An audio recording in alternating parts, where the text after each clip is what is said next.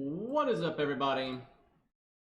Have not played this account in a while, mainly because I was just more into the newbie account, right? But we've kind of finished that one, and I figured it's about time to get back to this one. So the real problem we are at right now on this account, and this is a huge fucking problem, is the boss fight that we're on. Because for those, some people probably have never seen me play this account, but I have gone through the entire fucking game with only 1 to 3 stars, 1 to 3 star CEs. The support has to follow the same rules, and we've made it up to Lostbelt 3, and right now we're on Li.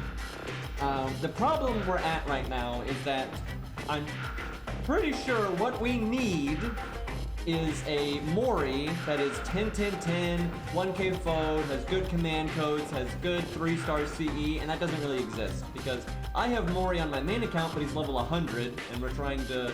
At some point, we're probably going to use Grails in this account. We never actually banned them, but I'm like, I don't want to use them until I know it's like necessary, and because obviously 3-star CEs make things pretty shit. But we're not at that point yet, I don't think. I'm quite sure that this boss would be beatable with a proper like level 70 Mori. The issue is every Mori I ever find is either grailed, like mine, or is scuffed, right? And they don't level him, and he's not 10-10-10, or they don't have any 3-star CEs worth of fuck, and that kind of thing. So the only other option I can think of is like on my ult account, with Gilgamesh and Achilles and all that, I could level up that account's Mori and get him to 10-10-10 and not grail him and all these things. Because I'm quite sure we would murder the boss if we used the grailed Mori. Because when we tried it a while ago, we had a moderate level 70 Mori, and we were getting so close to winning. Like, we were getting so close to winning. If we just had like a proper one, I think it would work. You need to get lucky. I have to say that. That's just welcome to 3-star craft essences with, you know, no grailed 3 stars. You have to get very lucky sometimes, and this fight is an RNG shitfest anyway. That's just the way this fight is. And then with how close you're cutting it with like the value here, Mori has to get a really good opening hand, basically. If you used a Grail one, though, you wouldn't need nearly as much luck, which that's why I said we might end up using Grailed Mori, not because I think you need to, just because I can't fucking find, like, a Mori worth a damn that's level 70. The only other option I can think of is maybe going Babbage, because Babbage is so good now. Maybe double Babbage might actually get the job done.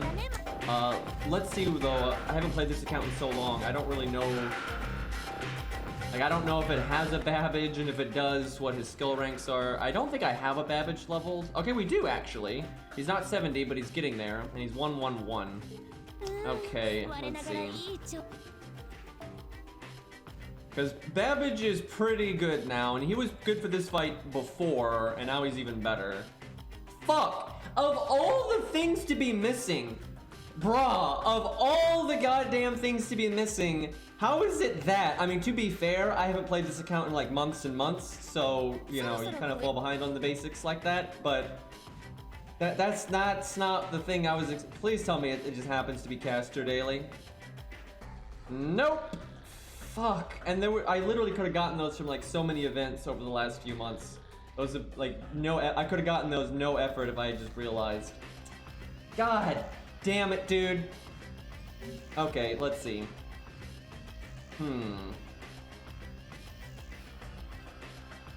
Because that's why I haven't been playing this account, is there's really no way for this account to make progress until I either find someone that has a proper level 70 Mori, or I level my own like 70 Mori on a different account, or I get Babbage up, and we clearly don't have the means to do that. That's why I was kind of wanting to just use a Grailed Mori, because then I don't have to worry about it anymore, and I know this account could do it with that.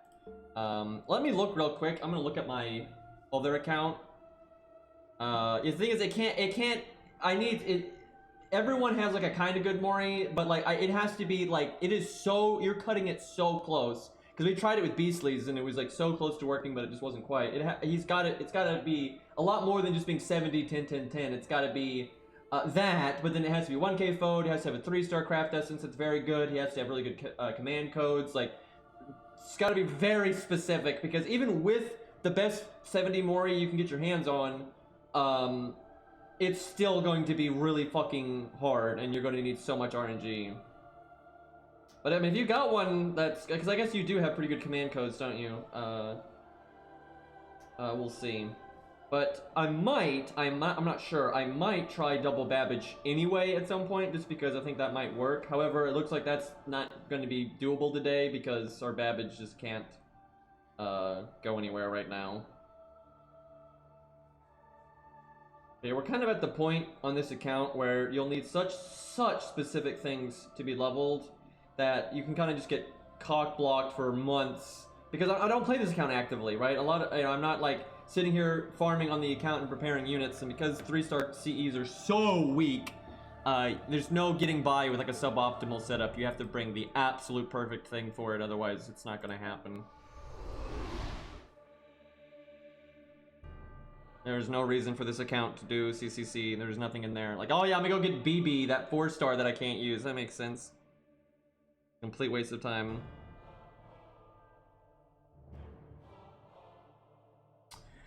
Okay, let's see. Well, I have to summon something because this game makes you do that. I'm trying to think what to do. I'm gonna look at my ult account here and see if I can. Okay, my ult account does not have Mori leveled. It has Mori, but he's not leveled, so that's a no-go. Really annoying when I play this account because a lot of the 3-stars that I would need are like all grailed for me. Like Ku is grailed, Billy is grailed, Mori is grailed, right? That's a big part of why at some point I'm gonna cut the no grail rule. I just don't want to do it until we get to harder stuff, because I know for a fact I can beat this boss without having grailed stuff. I just need access to, like, it kind of sucks. Like right now, Babbage, my only 10-10-10 Babbage on any of my accounts is grailed, and the other Babbage I have is like 888, and I have the mats to make him 10-10-10. I just don't want to use them because it's Void Dust, and you know that's how it goes.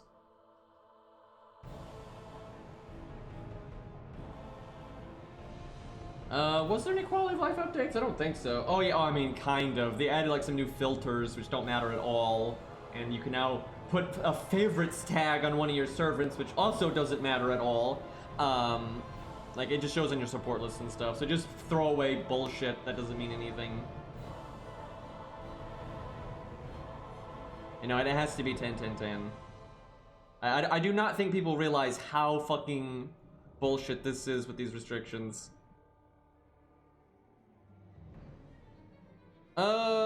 Yeah, the only Mori I got is that one, which will work, but yeah, it's grailed, so I'd rather not.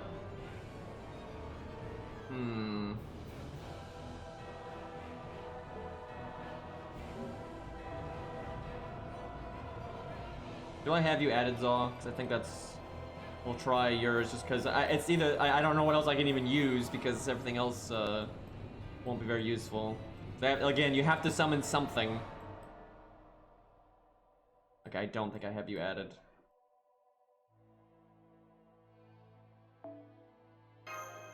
Gotta be very picky about who I add on this account. Those Bad Talks hasn't been on in a year.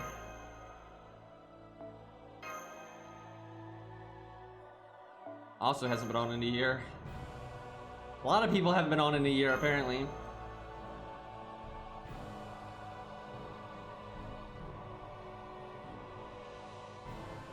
Okay, that's literally my brother. If I need to add him, I can always do that anytime. I'm just trying to make it as small as possible. That way it's easy to summon people. Oh, well, there's easy enough. So I think what we need, Zaw, would be... definitely crit damage on Buster. Probably crit damage on one art card. And probably crit damage on the quick card. Pretty much crit damage on everything, I would think. And then maybe pierced invulnerability on something. Maybe the other art card or something.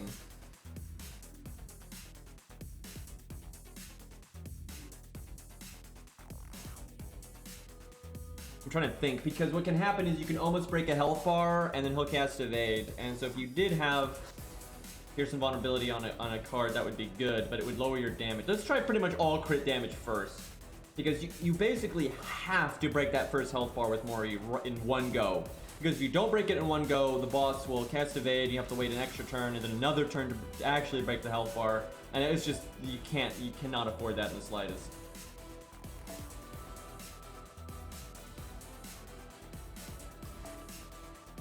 Did I add the right one?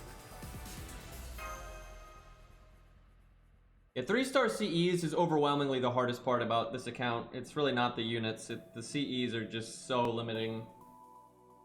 Because there is no way with 1 to 3-star CEs that you can ever get a quick NP and do good damage. It's one or the other. You either bring starting NP and have no bonus damage, or you get some degree of bonus damage but no starting NP. And that is such a limiting factor, and it makes... And then just in general, your damage output is so much lower with 3-star CEs. It is so fucking low. Preferably, it's either going to be red-black key or ley line, but we'll try ley line. Yeah, this is why it doesn't really work, and I have to level it myself, because it has to be, I need control over everything, and it has to, like, he doesn't just need a 3-star CE, he needs a 3-star CE that's like max level, right? Like, you need every little thing, because you're cutting it that close on the damage. Speaking of which, I haven't played this account in so long.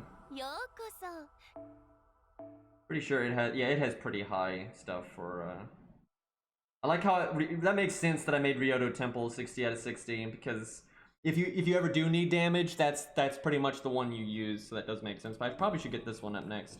But I'm trying to remember if this account has its own Mori, because if it does, I could always just work on leveling Mori on this account. And that way I have to stop dealing with all the nonsense. Oh, this account does have its own Mori. I did not realize that. Let's see. I'm guessing because I literally don't play this account at all, I haven't touched it in months and months, it probably doesn't have the skill ranks, and I'm assuming that's why I haven't been using my own. The fact that he's not on this list here tells me I don't have any of the mats required to level his skills, so... yeah, that would explain that. Yep, don't have the bones. Yeah, see, and I just missed an event that gave out a bunch of bones too.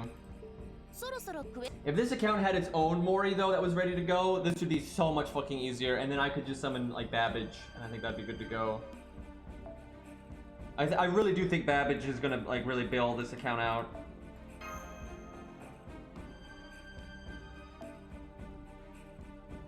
Okay.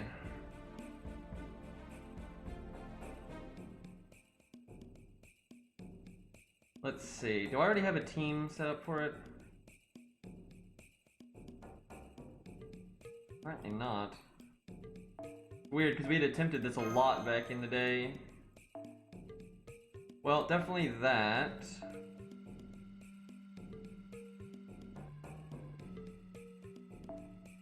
Yeah, Babbage in the back I think is going to be a huge help. I think George? No, Leonidas.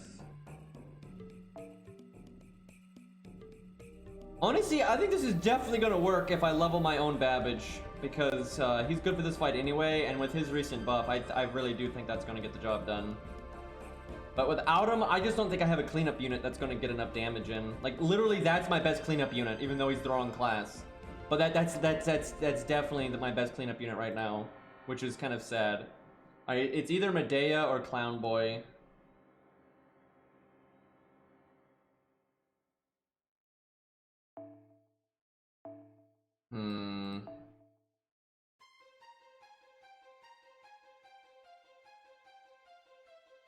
Clown Boy, if you get lucky, is so good. I mean, he's so good if you get lucky. But if you don't, he basically does nothing. But if you get like lucky with the timing, he can buff block Pierce and Vulnerability, and then that's so big.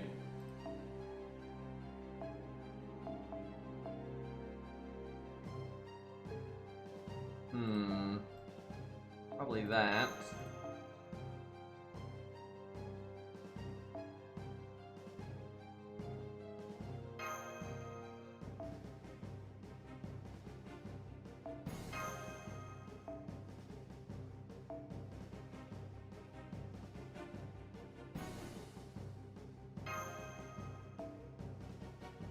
I don't know about Clown Boy.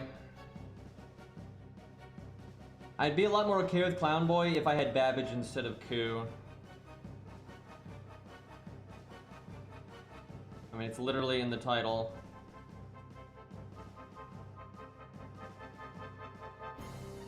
I'm just really worried Clown Boy will show up on a turn where you're not gonna block the Pearson vulnerability, and then it's like, why did I even bother?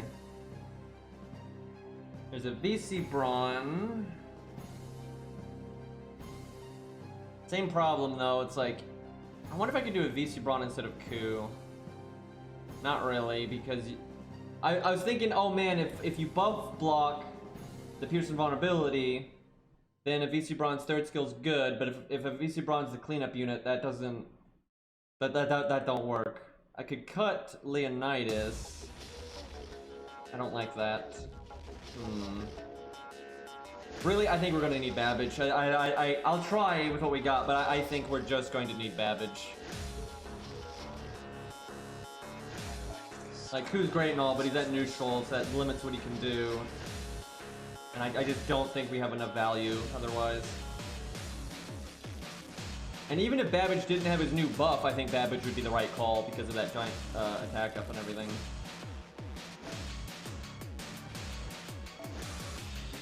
I may really regret what I'm doing right now. There's more damage.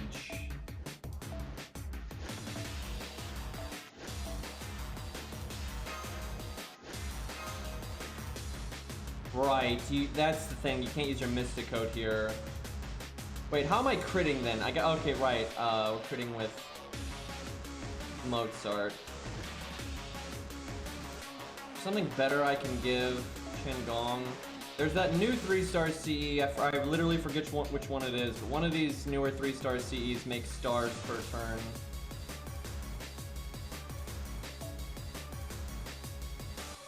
I forgot which one it is though. I remember I rolled on it specifically because it did that. I think it might be this one. I'm not sure it's worth it though, just an extra, I mean 2 stars sometimes is enough, but MP on death. I don't know who would even benefit from that.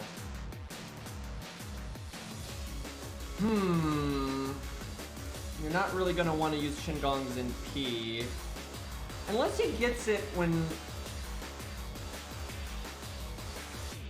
Leonidas has his guts up.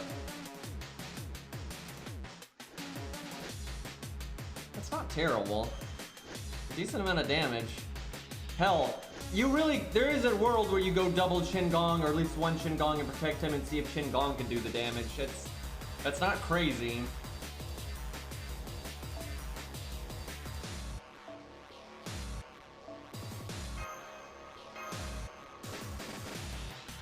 Alright, well, I need to get my feet wet because I haven't done this fight in a long time and I'm not going to remember some of the little things, so I need to get in there and see what the problems are.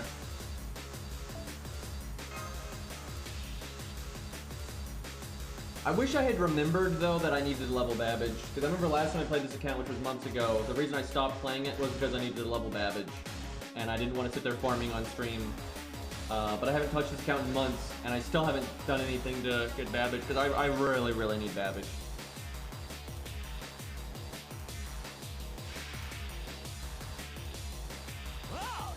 Because, like, again, even before his buff, he is definitely the best cleanup unit for this.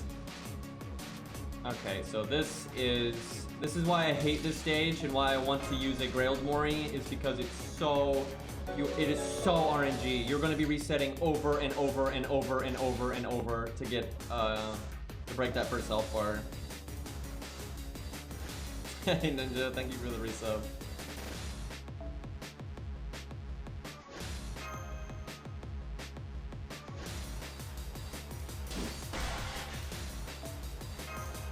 $16 months, dude.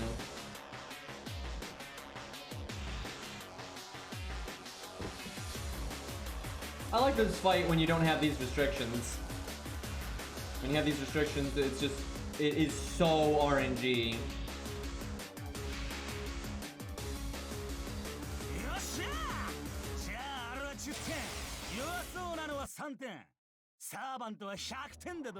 I doubt that opening hand works. Even though that's one of the better opening hands, I think you would need someone else to have a Buster card. If Chin had a Buster card or Mozart had a Buster card, this hand would probably work. We'll check, but I don't think this works. It would work if we used a Grailed Mori though, and that's why I want to use Grailed Mori, because you just don't have to reset as many fucking times. いい鍵盤には女神のさてどのバッハがお好みかな I guess you do that.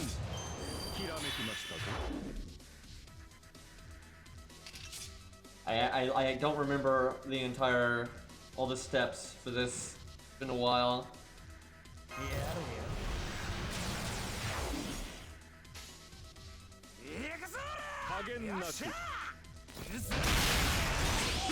Yeah, you need more damage in this turn. That's not that far off though, so you need to either get like another Mori card and maybe just someone else with a Buster card. Oh, that's right, Mori. That's the one nice thing about Mori here is he can't be taunted. His first skill makes it fail because he gets 100% debuff resistance, and the taunt is considered a debuff.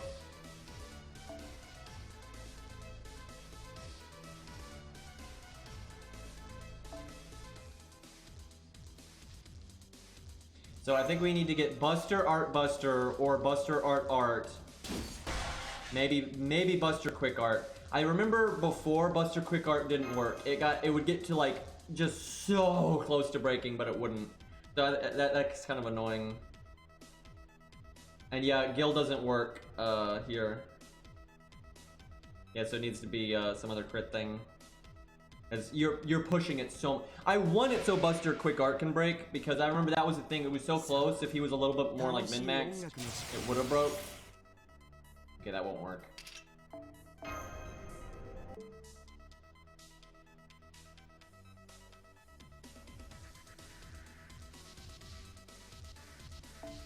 It sucks though because you can't even. This is why I hate this fight and like on this account, and why I haven't been playing this account because it's not fun. Because you have to reset a million times, and I can't. This is what I hate: is you can't test your back row to see if it's like, well, what's better, Clown Boy or Medea or Caster Coup or regular Coup. You can't test what's better until you reset 1,000 fucking times to get good RNG at the beginning. And it's annoying because you can, after a million attempts, you'll finally get good RNG at the start, and then you'll realize your back row is bad and you need to change it. And it's like, oh great.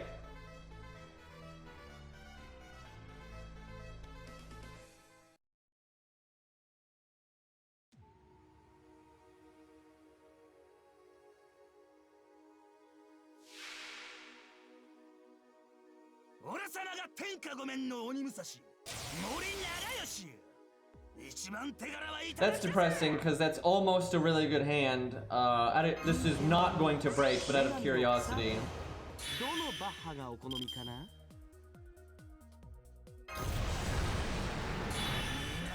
I guess you use this just to see, because you would have the crit buff.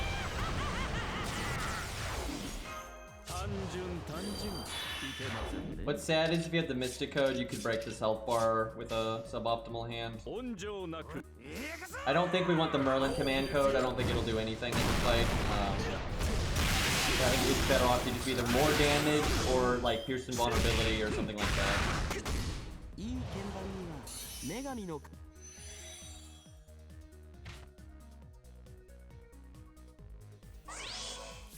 Well, I could NP and break it now, but what you want to do is you want to break that health bar right there, which you can do, and then you want to NP the next health bar, I'm pretty sure. And what's sad is, like, this on the second turn, you don't really have much damage. Because you don't crit. And what will happen here is, we'll almost break, but not, and then he'll just cast evade, and then you're not going anywhere anytime soon. Yeah, there's no way around it. You must break on turn 1.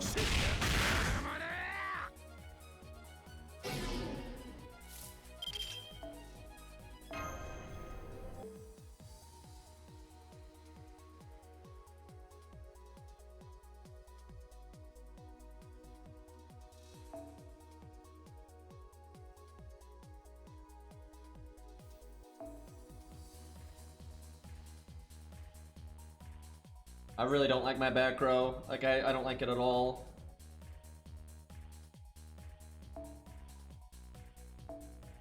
I really wish this was Babbage. I almost want to use Babbage even though he's only level 60, but I don't think that's right, because he's 111 level 60. That's pretty crap.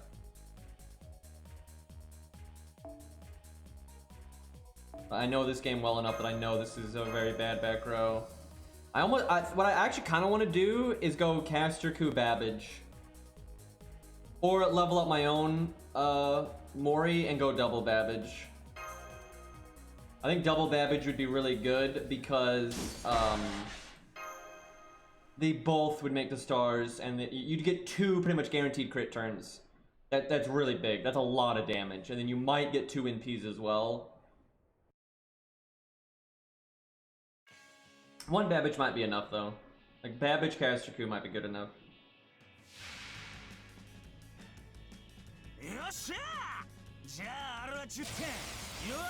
I really do hate this stage though. It's on this account anyway. It's pretty frustrating.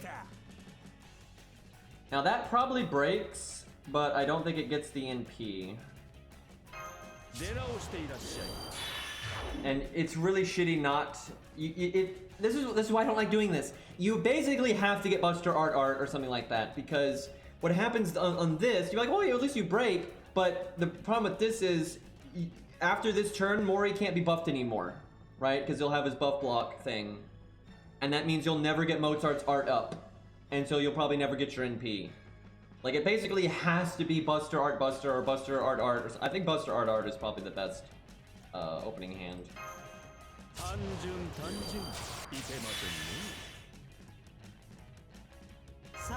This would be like a good opening hand if you didn't need to use Mori's first skill. If you could like save it for later, but I'm pretty sure you have to use Mori's first skill here.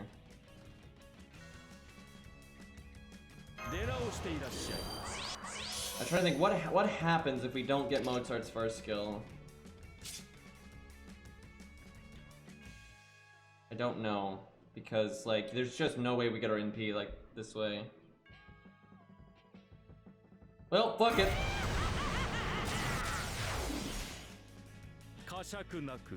I love how they made it so Mori you can't remove his debuff.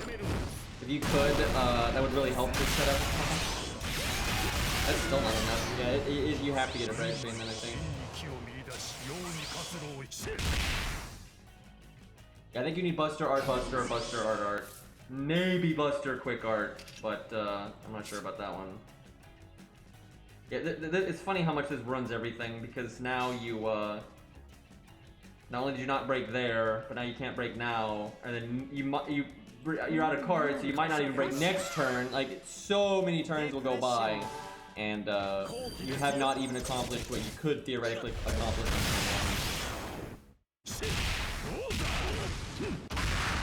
I had a triple attack there.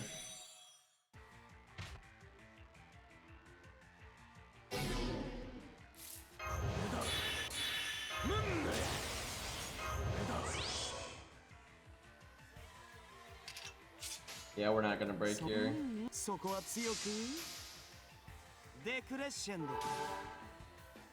Yeah, I don't like the Master Skill cooldown either. It's just dumb. It's a really arbitrary way to try to make something harder, and it's not fun, and it limits your team comp options. That's like the worst way to do difficulty, in my opinion. Like, if you want to make something harder, that's fine, but give the enemies better gimmicks, give the enemies more health, make the enemies hit harder or whatever. Basically making the Mystic Code shit is just boring. It's like, wow, great, now I just have less team options. That's fun, right? Like, no, that's not fun at all, right? Like, that's just, you know, I'd rather this might be even harder, but I have more team comp options, right? I would prefer that than the fight being easier and having less team comp options.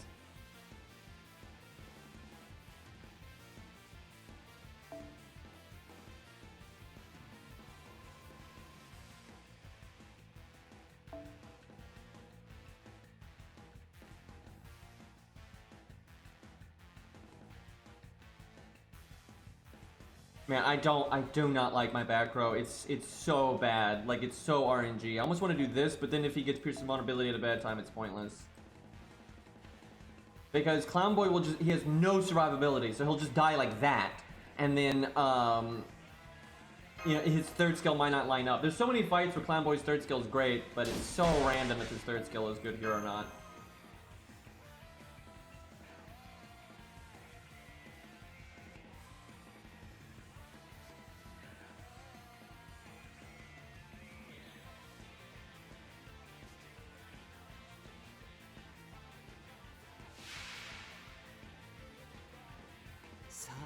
iframing the whale is really fun in that fight. That doesn't work either. Yay! I'm seriously about to just use 100 Mori because this is dumb and not fun at all. Like, I know that it's beatable, but I mean, here's the thing. This is why I don't want to use 100 Mori, because I don't think the team is even good right now. I think it needs to have things like Babbage and Casterku and stuff. And so, I don't really want to move on until I actually bring the right team for it, because there's no way this is right.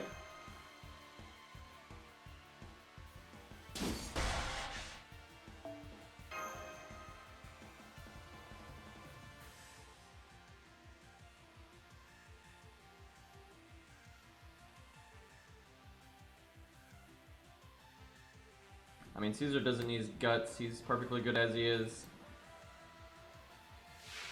One of the hardest hitting NPs in the game, for God's sakes.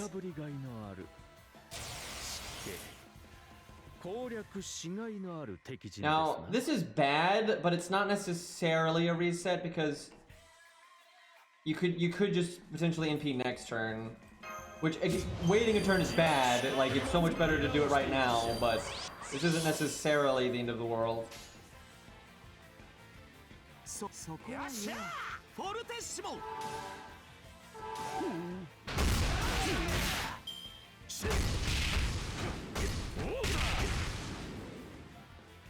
What's really bad though is Mori. I was about to say, if Mori gets taunted, you lose, because normally if Mori gets taunted, it gets guarded because you have his first skill up. But if you don't use his, okay, no, this doesn't work. Wait. Our next hand is Buster Art, which does break, but we're waiting a million turns. Also, Mozart is probably going to be dead. I might as well try, but waiting this long is really shit. Also, if Mozart, this doesn't work, because if Mozart lives, we get to break. But if he lives, then Mori can be NP'd next turn, because Leonidas won't be out. So I'm pretty sure this is a loss. And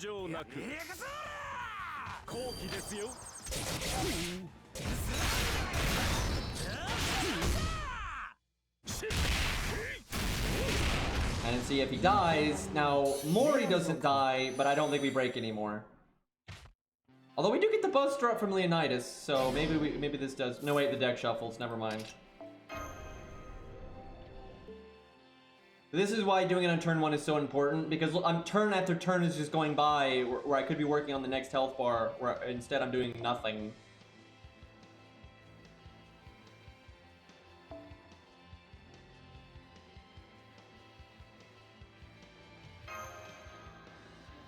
Yeah, Leonidas has got it. Just throw his helmet at him, you know, knock him out.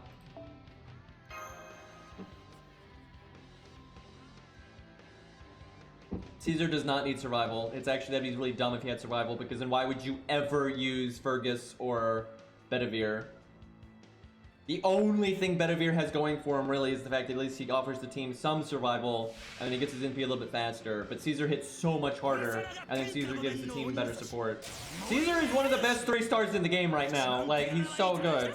Like, he's not good for everything. There are certain times that he's not right, because sometimes the boss doesn't the boss isn't tanky enough that you need to hit that hard, and so you'd rather get your NP quicker and things like that. That's the point. You don't want Caesar to be always the best answer, right? But he's really fucking good right now.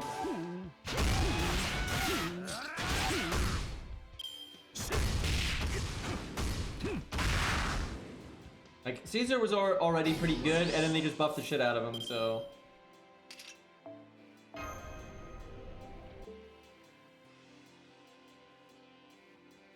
Right now, I think Bedivere and Caesar are almost perfectly balanced against each other. Like, they're both useful quite often, but they are still kind of apples and oranges. But they both work for general use, so I really like the way they're balanced right now.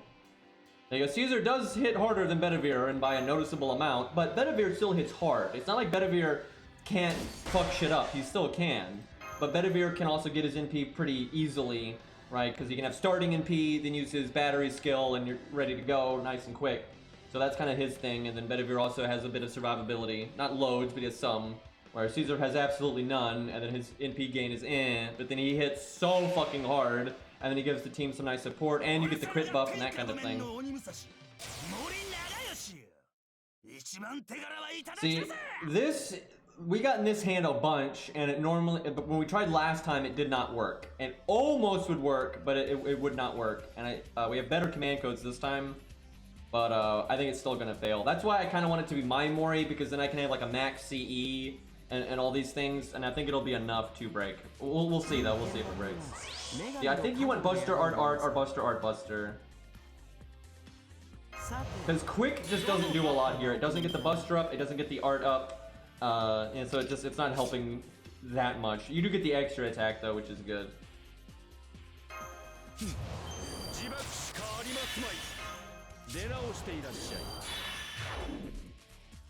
I don't know if you want... I guess because you're going off on turn 1, you want Mozart to die, so then you don't use Shingon's second skill.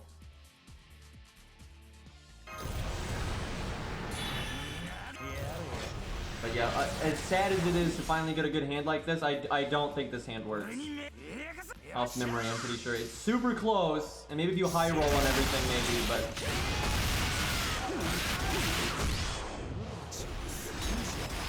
Yeah, that's what I remember. That's what I remember. Then he evades, and now a million turns go by, and it doesn't work at all.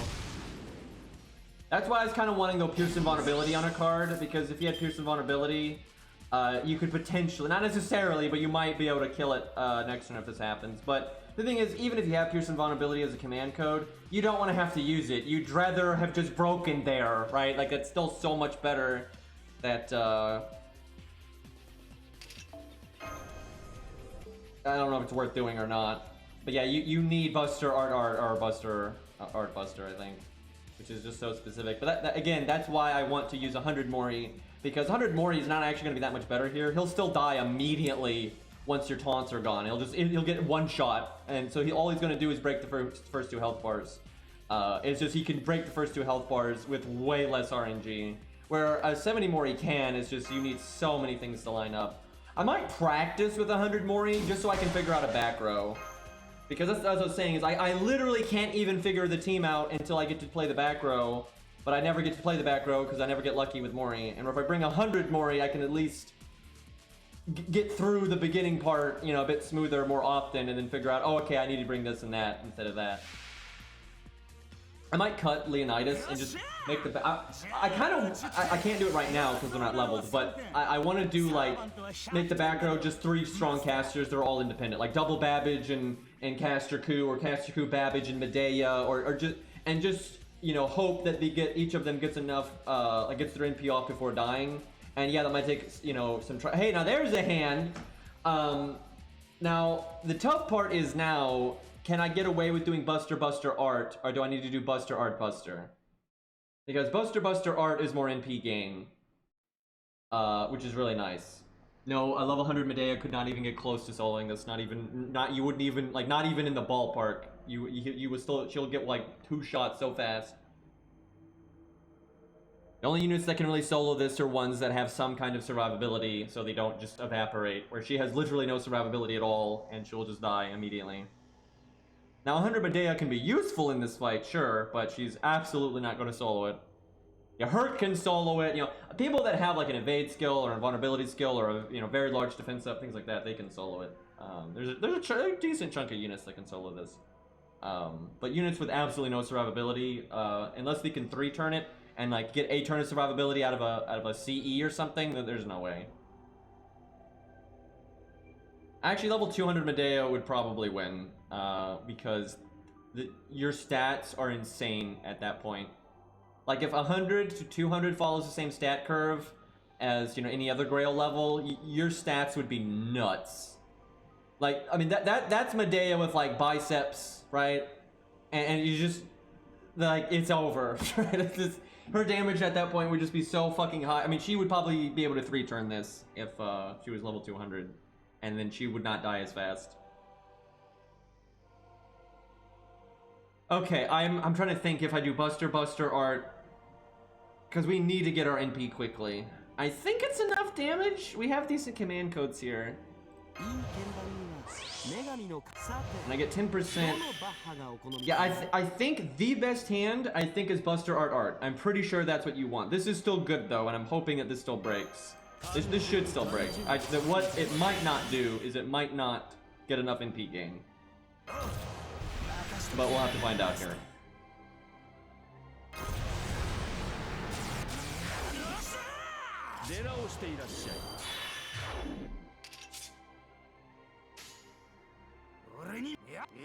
I'm hoping that because of the command codes, this is enough damage. Oh yeah, this should be fine. Oh yeah, we don't even need the extra attack, okay. That's good to know, just for future reference, right? You know, things may not work out on this run, but just knowing that I can get away with that is useful. Oh right, we gave him MP on death. That's right, and then we've got Qingong's thing. So there wasn't really much RNG in getting our NP there. Okay, that's awkward.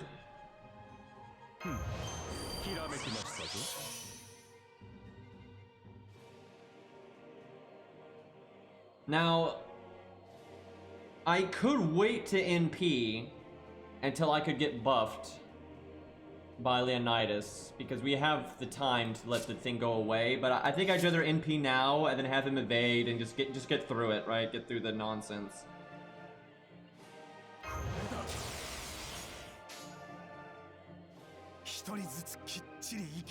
I think I should do Leonidas' art card though. I want to make sure in case he survives later that he can get his NP. Maybe I should have had him taunt that turn then. Yeah, I love Mori's voice actor, he's great.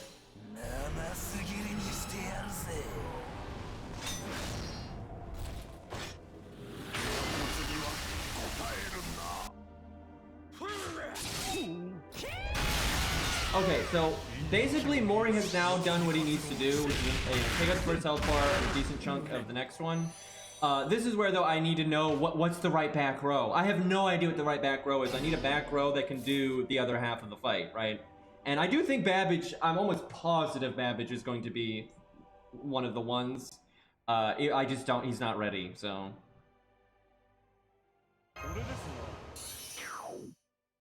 Also, I need to level Clown Boy's skills. Like, having the drain be more consistent and things like that will really matter. So I need, if I'm going to bring Clown Boy, I don't know if I will. Like, right now I kind of have to, but if I do have Babbage, I don't think I have to. But we'll see.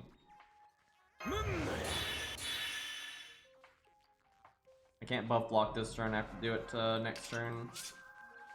Which is really unfortunate, because I think this might be the turn where he casts Piercing Vulnerability, but I guess that doesn't matter too much here.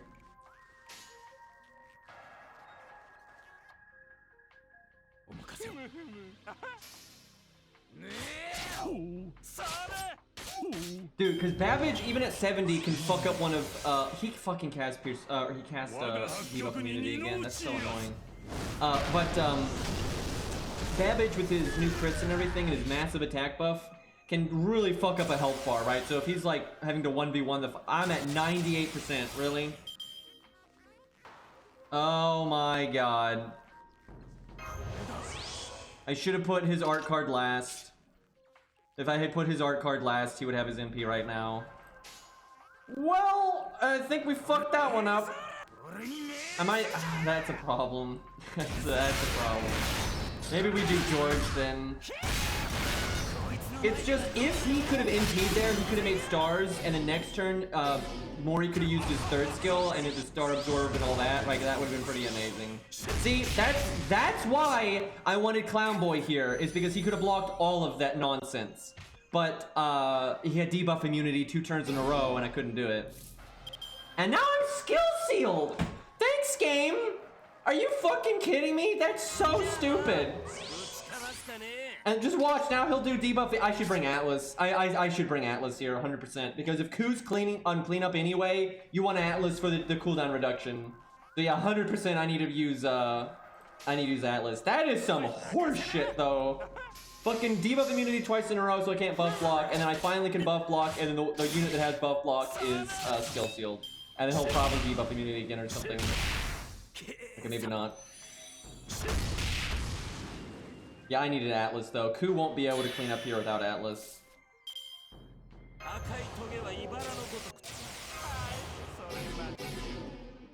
There's no point in NP draining.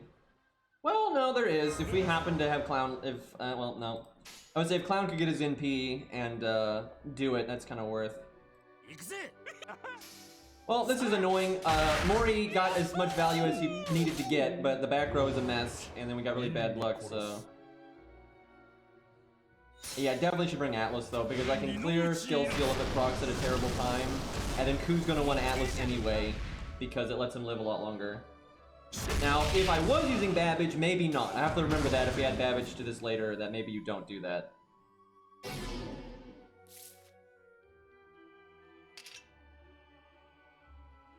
We need to have broken this health bar by about now, because Ku can do 1 health bar, but by the time Ku goes to fight that health bar, Ku's going to be down on value a good bit. I guess I heal him and see if he can live another turn. I really want the clown to get his NP, because it's one of the only ways I'm going to get through this health bar smooth.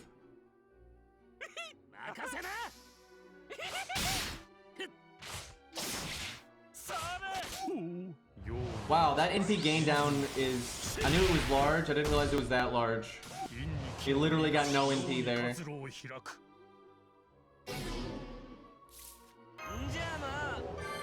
Well, no NP for Clown Boy, it looks like.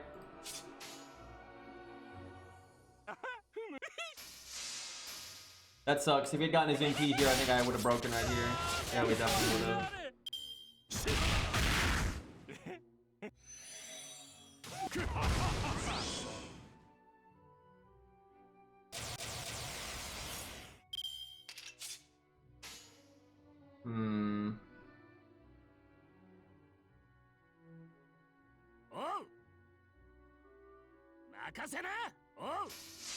Yeah, if we could have gotten a bit more done, this might have been a win.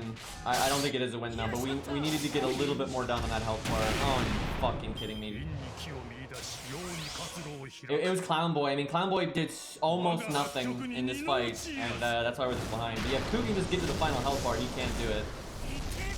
That is so dumb that I didn't break right there. Because see, now I could get my really big attack buff coming up with low HP and blah, blah, blah, blah, but, you know, I'm having to wait a million years now. Because I needed to have NP'd right now and then crit next turn. Where now I'm having to NP next turn, and then, you know, that's just too slow. That's disappointing. Ku's fine here. He's not amazing, but he's fine. I do think Babbage will be better, though.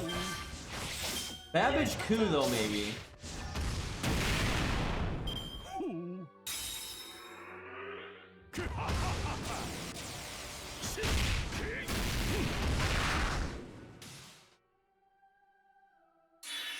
Very disappointed with Clown Boy there, but he could have done well. He didn't, but he could have done well. Man, I'm 1 turn off from getting my 50% attack buff. I guess because if I NP now, then you use the attack buff for the crit turn. I think he's going to Pierce Invulnerability and kill me. But my only chance of winning is to do this attack buff with the other attack buff and hope that kills, which I don't think it will, but I think we've just lost. I guess you hope he doesn't Pierce Invulnerability here, and you somehow NP and crit next turn with the double attack buff.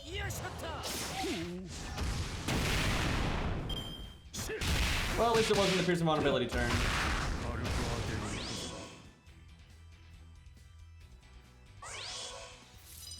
Like how we guarded the taunt, but that doesn't matter.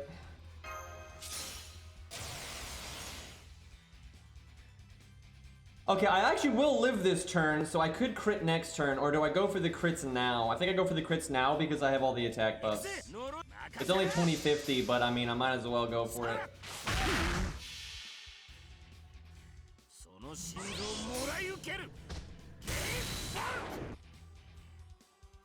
Not bad.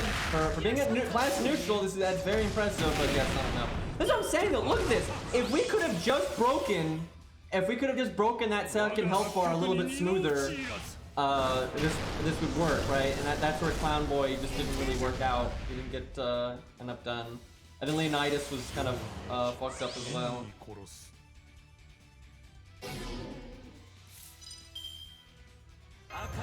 Close though, that's close. I shouldn't have healed, we'll do less damage.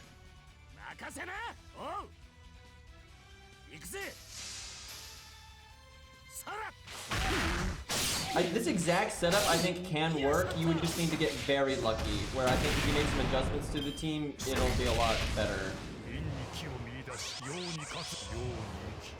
I like how we actually didn't die there, and if I actually had like rushed my NP, we could have sure hit it through the evade, but we don't got that. Okay, well, I guess there's a miracle turn where he somehow doesn't kill us here, but he's got the triple attack buff now, so this is the turn where he like one-shots you really easy mode, so.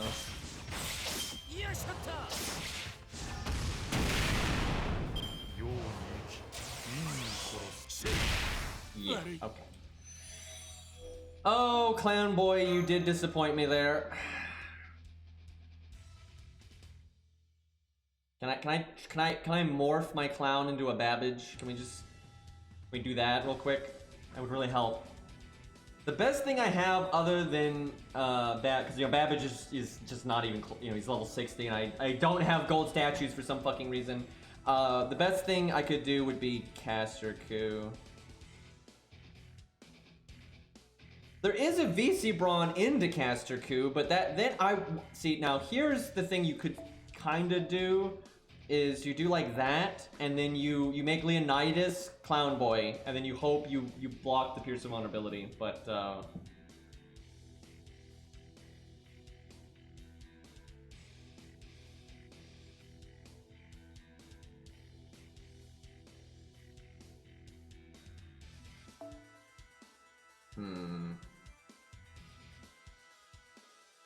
Caster Coup is in pretty good shape, to be honest. He's not amazing for this fight, but it's not because he's bad. It's because he's an AoE caster, and this is single target.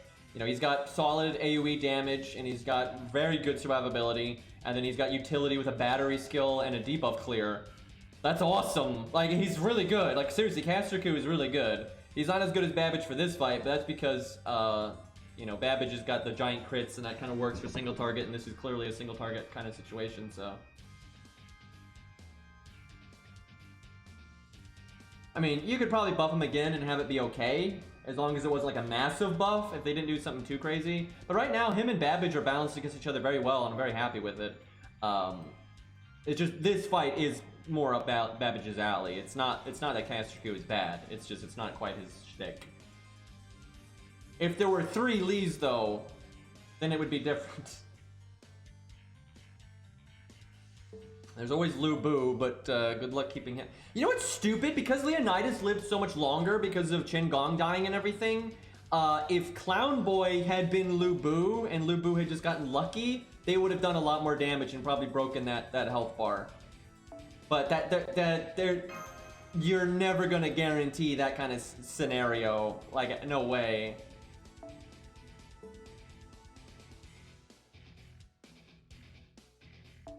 So, a VC Brawn would legitimately do more damage than Clown Boy, even though his third skill won't really work. Medea will do more damage than Clown Boy. Medea's okay. It kind of depends. Do you want to try to set up, your last man standing for success, or do you want your middle unit there to just do as much as possible?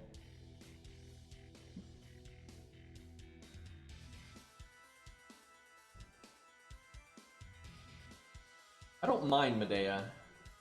She would need to NP twice to be worth it, though. It's possible, but I could give her starting NP, and then have her NP, and then use her skill and NP again. But she could definitely die before that happened.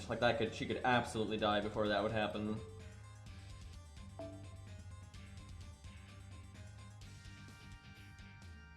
The other option is you just do that and you only NP the one time, but that one NP hits a bit harder. That's more reliable, but my god, I don't think it's enough oomph.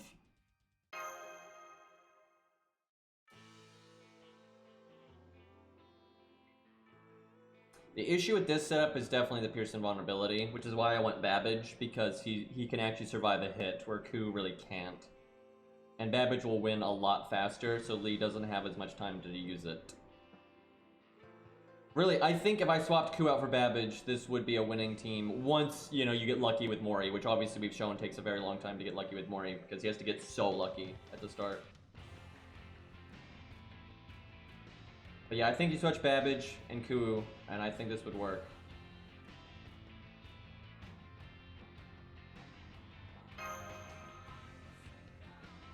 Well, we'll give it a few tries, but we're at the point now where, you know, each time you want to try something new, you have to wait until Mori gets lucky, which is just the worst.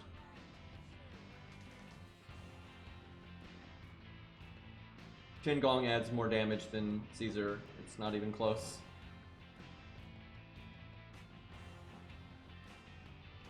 Because Mori is a berserker. If Mori wasn't a berserker, then Caesar would add more damage. But because Mori is a berserker, Qingong adds a significant amount of extra damage. I wish this hand could break, because this hand is very common.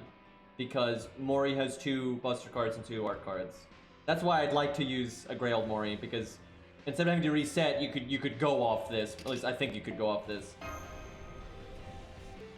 Hey Heel, what's up, man? It's been a while. 2 years. Jesus, man.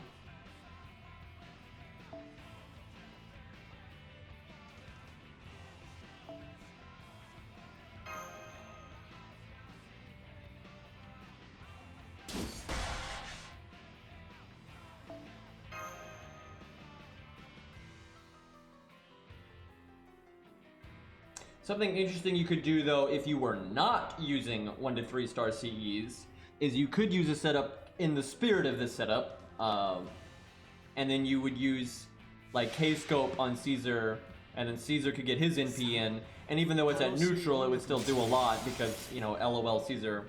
But with 3 stars Craft Essences, that would be a catastrophe.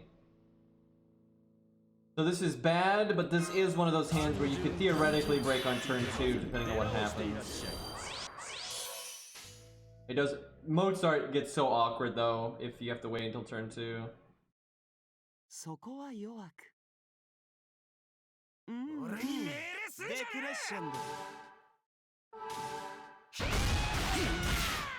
The next hand would need to be Buster Art or Buster Art. Which is kind of likely to happen. Well, no. What's sad is our last hand is Buster Art. That is the last hand. But having to wait this long, I think, fucks everything up. I guess I'll try it just because, but I'm pretty sure this is a no-go.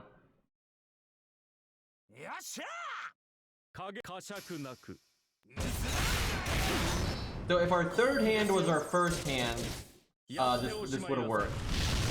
But RNG was like, nah, brah. Okay, then now he's dead and the deck resets. Now, even though we were guaranteed to get Buster Art there, now we're at, not only is it not guaranteed anymore, but Qingong can't buff you anymore, so. Yeah, it's almost, it doesn't have to be on turn 1, but it almost has to be on turn 1, because the odds of it working out drop dramatically if it's on hand 2 or 3, because a lot of times you don't make it to turn 3. Someone normally dies by then. Part of me does want to switch to George. Like that last run, Leonidas would have been amazing if he had gotten his NP, but I think a lot of times he won't. I tell you though, if he does NP, and then Mori's first skill wears off, so you get the Buster up, and then he makes all those stars, and then you use Mori's Star Absorb skill, I mean, that is, like, that's huge value. That is, like, that last attempt where we just lost there, we would have won, I think, if we could get that kind of value in. However, there's a chance where Leonidas barely does anything, you don't get his NP off, Mori's first skill doesn't wear off, and you don't get the Buster up, and like, then it's like, why did you even bring him, right? Then, because then, George is a lot better at that point. George is more consistent, but his peak value here would be a lot lower. But I think we need peak value because, this is fucked. This account is actually a scam to get people FP. That's actually what this account is for.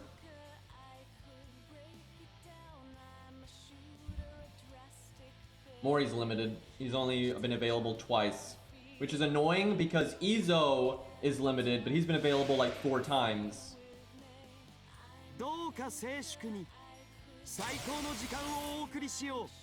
Man, that's the hand that it's like you see it all the time and it almost works, but it doesn't. It's so fucking annoying. This is where, like, and I'm telling you, if you do all the little things, you get the Craft Essence up, got the right C's and all that stuff, it will break. But that's why I wish I could like have a, you know, like take the grails off my Mori for like 5 seconds, because I'm pretty sure mine could do it. But yeah, you need the craft essence must be leveled and all kinds of stuff. I do wonder though, you could probably break with this if you use like that attack up CE or the buster up one, but then you'd have so much harder time getting your NP, and so I'm not sure that's worth it. That's always the problem with 3-star CEs, is you have to pick between actually getting your NP literally ever versus doing any kind of damage. So yeah, it's painful, man. Like with any normal CE, Mori would break here. Like just with, you know, whatever CE, you know, some typical 5-star CE, you know, some freebie from an event or whatever, you would break here. Cause just watch, it's gonna be super close, but it's not gonna fucking work.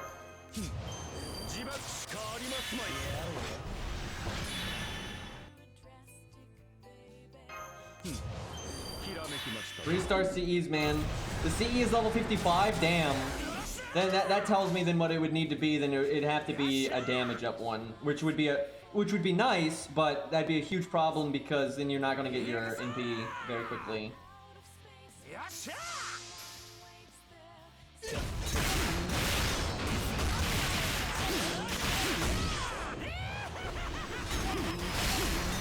Not quite as close as last time, but still very, very close. But yeah, but these turns are why I was thinking about going Pierce and Vulnerability on a card. It's just you want to just avoid this turn. You don't want the whole, you know, almost breaking but not thing. I think it's just a loss every time. Like, it's just so super bad.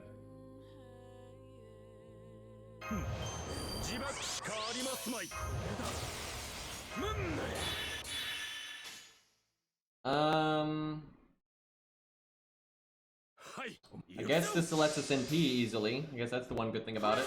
The problem is, literally, if we had broken there, we could have just NP'd right there. We could have just NP'd the next health bar, right? And then this turn we're giving ourselves right now, we could just be working even, you know, more towards breaking that health bar, or you know, that kind of thing. We're not. All this time we're using right now, we're just making up for our failure to do what we wanted to do, right? Instead of, you know, actually giving us value, right? We're making up for lost value. We're not, you know, getting, this is not gonna help our back row win. Oh my god. Yeah, you have to break on that turn, man. You just, because look at, I mean, look, Leonidas is buying us time, and that's great. It's just, you need this time for the next health bar, not for the fucking first one that you could have theoretically already broken. And look at this. Look at this. Look at this. Look at this shit. I could click this button and then get guaranteed crits again, right? And then you do this thing, and then you could just fuck up the next health bar, right? Just punch him in the mouth. But nope, didn't break, so you don't get to do that.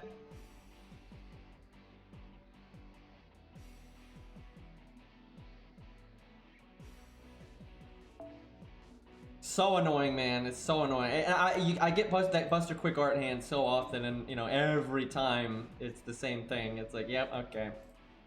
It's gotta be Buster Art or Buster Art. It's the only two hands that work for him. I think with 100 Mori, you still need a decent hand, but 100 Mori would work with Buster Quick Art, because obviously going from 70 to 100 makes up for that like 20-30k. And you might be able to break with Buster Art if one of the other units gets a Buster card. So you get the first card Buster bonus, and then you do Mori's Art and Buster at 100. That might break. I'm not sure, but it might. Hey, look! It's that hand again! That fucking... Just switch the Quick card out for an Art or a Buster card and we're good, right? But nope. It's always this hand. I think this hand might be able to break if you high roll on every crit. But the odds of that are terrible. And I'm not sure that, I'm not even sure that would work, but it might work.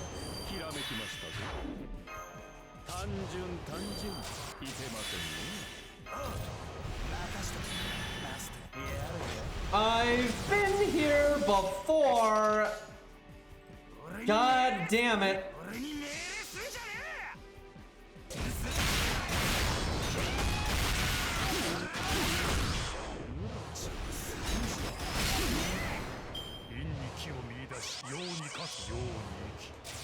That was that was the worst. That was the worst. That's what I'm talking about, though. If you just can min-max every little thing, you might be able to make that one break. But God, dude.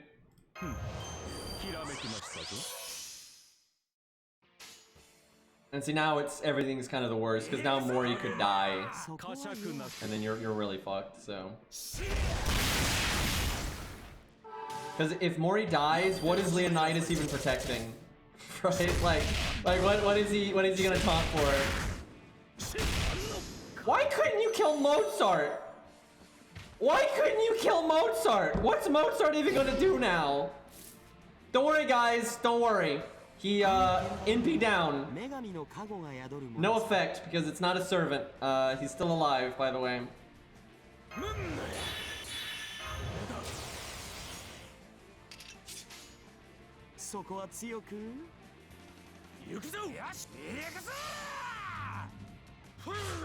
I did that because I'm trying to make sure we get the NP on Leonidas there.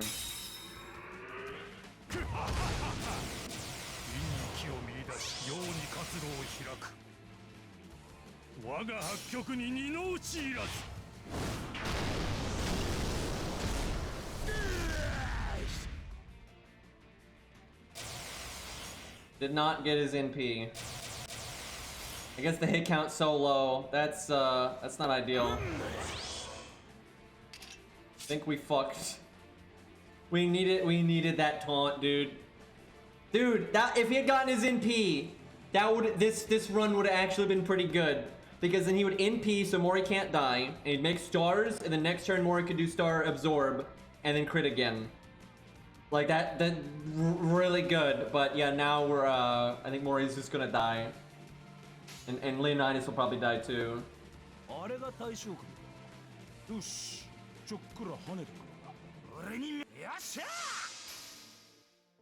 Very sad. Much sad. Man, I don't like Mori's NP and speed mode nearly as much. That's why I put it in slow-mo. But when you use the support, he doesn't work.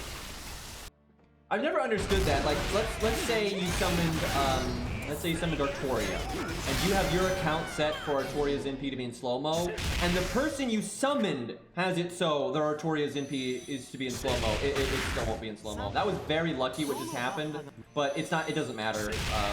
Because one, he'd still kill us anyway. But even if Mori had lived there, because Leonidas didn't live, it's look how behind we are compared to some of our other attempts, right? Like, we're really behind here, so.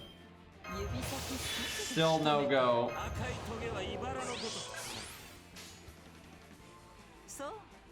Don't worry, guys. Medea does so much damage. Guys, she's single target, guys.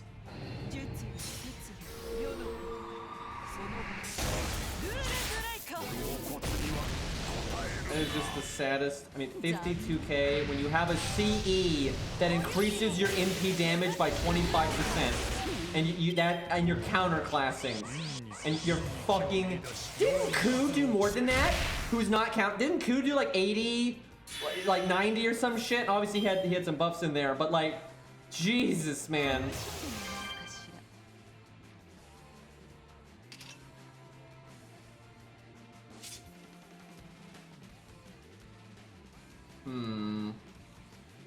And seriously, her CE adds a lot of damage. Like, well, for a 3-star CE anyway. I don't know if a lot of damage is the right way to put that, but.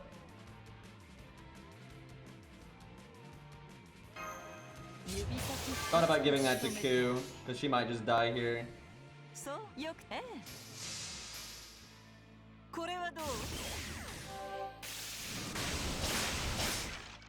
So I think this exact setup can work, but you need to get so lucky at the start. And then decent luck at the end, but I should have cast Guts. It's so hard to keep track of which turn is the Piercing Ability turn.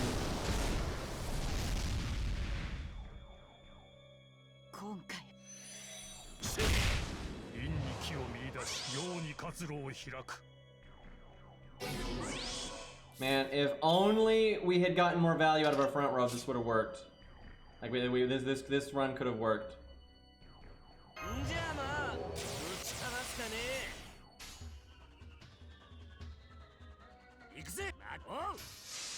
Like if Ku just gets in like this and you're on the last health bar, you're going to win. But we just, you know, shit going wrong here. Or if Ku is like Babbage, because I'm telling you, Babbage can rip Lee's face off, man. He can do some damage.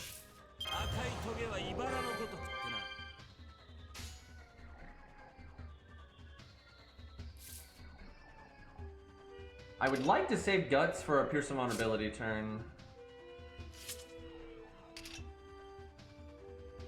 I think I do this.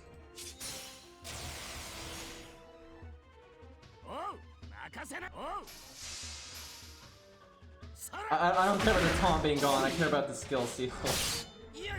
But seriously, if this health bar was already broken, which we could have done fairly easily if things had gone a little bit differently, I think Ku would have this, but unfortunately, that is not the world we're living in right now. Shit, this time he's gonna work out bad. I need to not die this turn and then cast Evade. But this he'll take Guts from me here. Do I do this on this protection from arrows? I don't know. I don't think so. I think if I don't, I lose, and if I do, I lose. I think it's just for different reasons.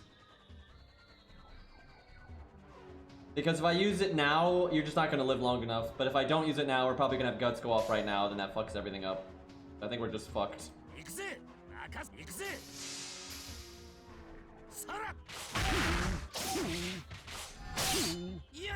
Yeah, I literally don't have the gold statues for Babbage of all things.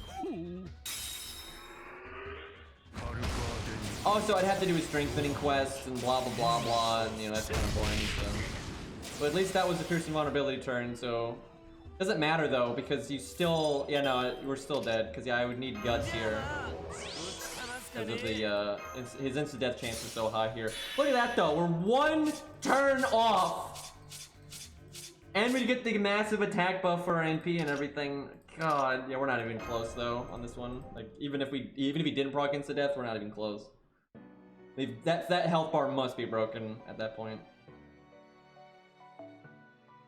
Because even if instant death doesn't go off, we have such a long road to actually get enough damage in. I hate this though because I need so much RNG at the start, and then I seriously just need Babbage. Like I just need Babbage, but I don't want to fucking farm on this account.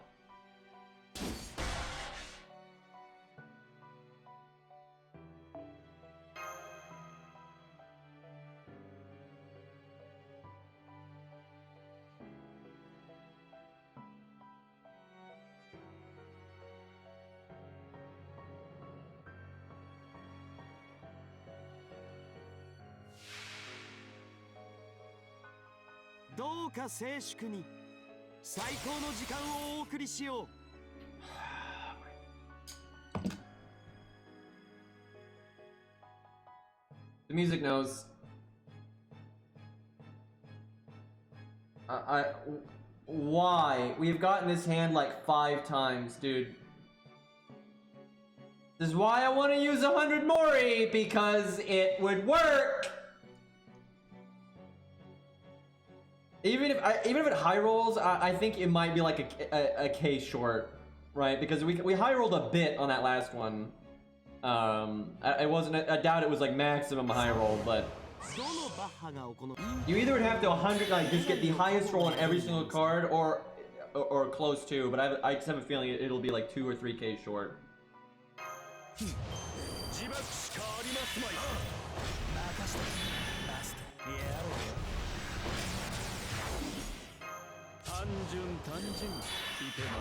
Why can't I just have a goddamn Buster art or Buster art like, but we get instead of this hand over and and over again. This one's a lot less.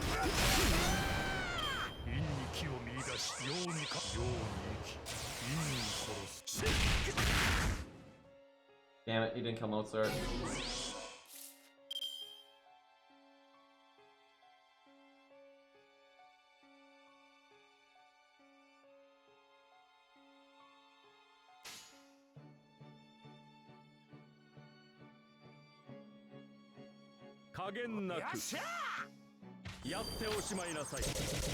Like, it is just so crazy the value difference between breaking right there versus not. Because he is scripted to cast evade, it's just... you lose so much value.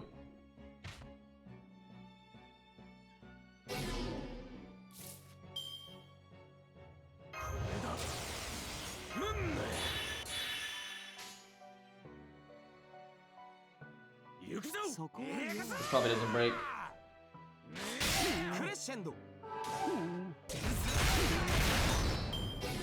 Oh my god. I think he's skill sealed me so I couldn't bust her up next turn. I think I need to switch to George. It's depressing because Leonidas has the potential to get a lot more value than George, but I think we kind of just need guaranteed value. I don't know though. Because George is only going to buy like 2 turns because he's a rider. But he can guarantee he'll get it every single time. Where sometimes Leonidas will only give us 1 turn, which is pretty bad. That's where I kind of have thought about not even bringing Leonidas at all. And you just bring another DPS that is like somewhat self-reliant. Like Babbage! You know, yeah, it's like if anything gets replaced on this team, Babbage is what you want.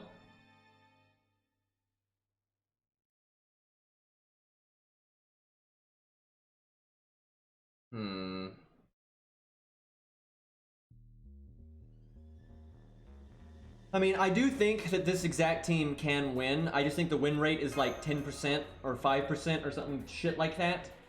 Where if I could make some minor adjustments to it, like having Babbage, I think the win rate would be way higher. And so I don't know if it's worth doing right now. I kind of want to just come back when I just, it sucks that I haven't played this account in so long and I forgot that all it needed for Babbage was those golden statues. If I had remembered that, I would have gotten them because, I mean, they've been available in event after an event and it takes no effort to get them. I haven't even logged in this account in ages. Now, Caster Ku's not nearly as good as Babbage here. He's almost tied with regular Ku. Like, he might be better than Leonidas, but it's not going to be that good. Babbage is so much better here. Now, Babbage is not necessarily so much better than Caster Ku in general, but in this fight, he's a million times better. Because this fight's single target and it's burst. That's not what Caster Ku is at all. He's neither of those things, or Babbage is both of those things. Where lots of fights aren't those. A lot of fights are more longevity, or they're AoE, or there's a much bigger debuff element and things like that. So there's all kinds of times that Caster Ku is better, but this is not it in the slightest. Caster Ku might be better than Medea, but that's going to be a very minor difference, right? Like, if Caster Ku is a bit better than Medea, it'll make like maybe a 5-10% difference on the performance of this team. Where like Babbage instead of Ku is a huge performance difference. Or, Mori getting a good hand is a really big performance difference. I am so close to just switching to 100 Mori because I think anyone with a brain can see that what I'm talking about, where 70 Mori works, it's just the amount of hands that work are a lot smaller, so you have to reset a lot more times. And I hate 70 Mori here because I can't test my back row. There's 1,000,001 things I need to test with the back row, and I can't because it takes 40 fucking attempts for Mori to get a hand.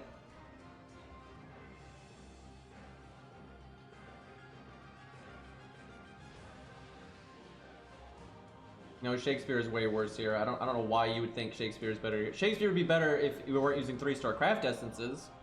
Because you could use Poster Girl, and this account has Poster Girl, by the way. But a lot of times, Shakespeare instead of Leonidas is awful. Like, it's fucking awful. Because one, the battery doesn't do anything. All you're getting is a Buster Up on a turn that Mori cannot be buffed. and Shin-Gong must use his taunt on Mozart, or this entire team falls apart. So like that, it's abysmal. Like that's absolutely awful. Like Shakespeare basically does nothing on this team. Basically nothing. Like you can't buff, you can battery, but there's no one to battery, and you won't have Shin-Gong's taunt available. And if you save Shin-Gong's taunt, that is awful. Like it is so bad if you don't use Shin-Gong's taunt.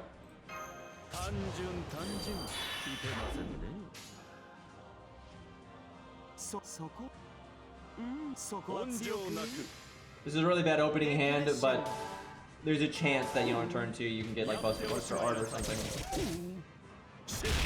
We know Buster Art works, and it actually has a lot of wiggle room, but I want to know is if Buster Art works, which, oh hey look, we can test that. Because although the I'm really not sure this hand will work. I will see. And you might say, well, it's, you know, you get the art up now on the 2 cards, and that's good, but it's not as good as the Buster up on 2 cards. So I'm not 100% sure this will work.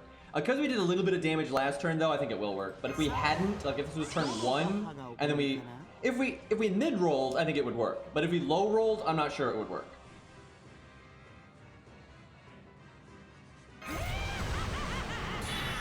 I know it can work because Buster, Quick Art can get so close to breaking. It's just if you look at the Buster Quick Art turn, if it lows rolls, he still has like 30 to 40k health left. So I'm not sure you're going to see that kind of damage increase just from the art card, right? That's a chunk of damage. Now, if it doesn't low roll, then I'm sure it's fine. But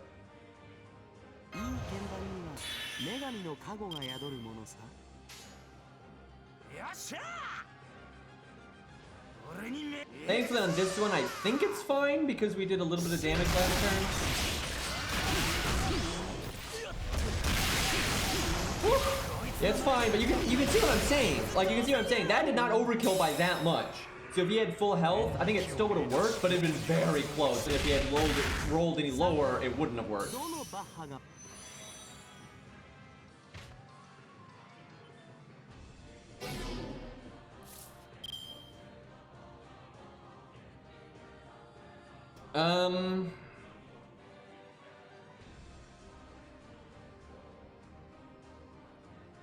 As weird as this is, I don't think you can wait. Besides, you want to use the attack buff while you've got it. I really don't like, though, that Leonidas did not get a art or a quick card. That's gonna be nasty.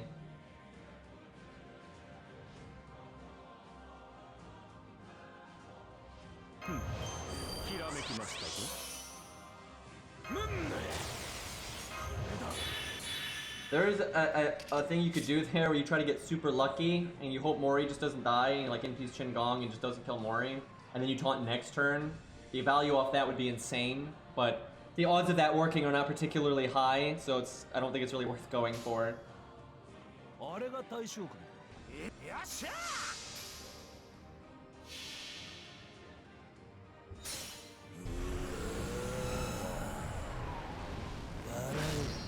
I don't think this is going to be the run, and I think the problem is going to be Leonidas. I don't think we're going to get enough out of Leonidas. I might cut Leonidas, I don't know. Because if Leonidas was a DPS, like, even Casterku, if Casterku got NP'd here, he would live. If Mori gets NP'd, Mori's already done his NP, so you don't care too much. Leonidas just isn't contributing much here. He does contribute a lot if he can NP, right, and get his Buster off. Then he's contributing plenty. But if he doesn't do that, which he's not right now, he's really not helping, right? Because again, if that was Casterku, he would have survived the NP, and if Mori got NP'd, you don't care too much. It's not ideal, but it's not that bad. Because you're not protecting anything really valuable with the taunt. And you're also not doing damage. That's the thing, Leonidas is not doing damage. If it was Babbage, or if it was Casterku, or even Clown Boy, for God's sakes, if they can get their NP off and do a chunk of damage, that's just way better. Leonidas is only worth it if Leonidas gets his NP off. And then that results in crits on Mori. right? Because Mori's guaranteed to live longer if you get the NP off. So then, because that's valuable, right? If Mori lives longer, that's valuable. But he's not living longer right now. So yeah, I'm thinking we're gonna have to cut Leonidas. I guess you do Leonidas's chain in case he just happens to not die here.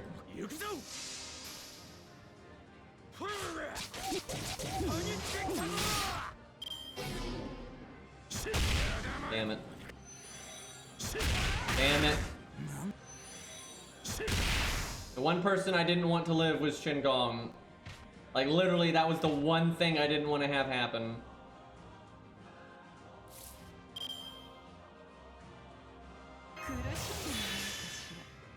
Chat, is it bad that I want to Qingong Medea because she can overcharge Qingong and then they'll probably break? I don't know if that's worth it or not though, and the reason I'm not sure it's worth it is because the NP is about to happen. And having less targets on the field is bad at that point. I really wish Leonidas had been a different unit. If Leonidas had been like Castraku, because he could have starting NP and then use his first skill, and he would have gotten his NP off, I think this might have been a win. I'm not sure though. If you don't bring Leonidas, you need Mori to get maybe a card or two when he NPs just to do more damage.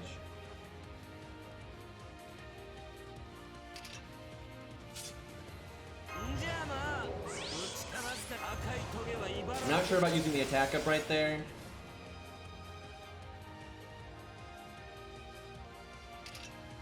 Man, I don't like killing Medea here. I really don't, because she could face tank a good chunk of damage because she's counterclassing, she's got the heal. There's just a lot that she could do here that if I Qingong her, she's absolutely not going to do, and you're guaranteeing less, you know, the other units are going to take more damage and whatnot. But breaking right now is really good. And you get to Art Chain. I guess we do it! I have no idea if this is the right play or not. I can tell you one thing, if it doesn't break, it's the wrong play. I can say that very firmly. If this does not break, this is the wrong fucking play.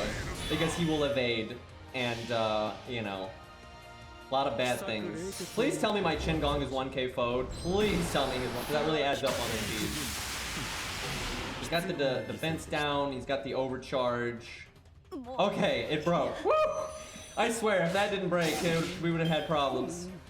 I mean, we're still probably gonna have problems, but I don't think this is gonna work. I don't think so. Yeah, that's exactly why. It's because Ku has already taken so much off his protection arrows there, and then he could get insta killed here, and like that. I don't think that's right.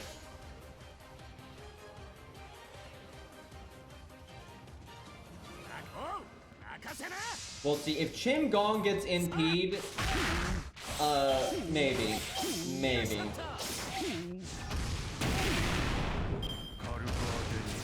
The ideal situation would have been if Qingong had gotten punched last turn but didn't die instead of, no, it's over. I love losing 50-50s. Yeah, that's super over. And Shin didn't even die.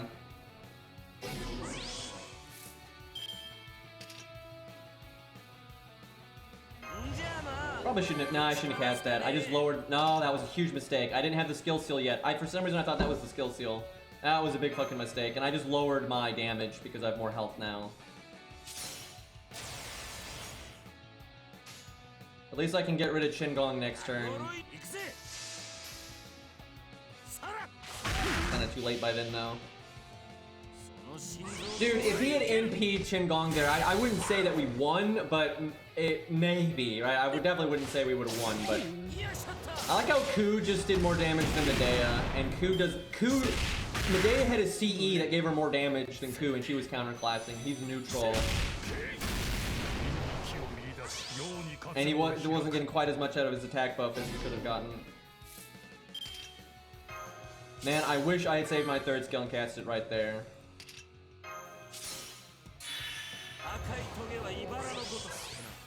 I need to get my NP pretty quick, and I didn't make stars last turn because Chin. Wait, what happened? Did he have debuff immunity? What just happened? Did I taunt Chin, or did he just die somehow? Because I thought Ku had taunt. I wasn't paying attention last turn. What the fuck just happened? Because we don't have crit down on the boss, and I thought Mori was supposed to die this turn, or did I just lose track of time?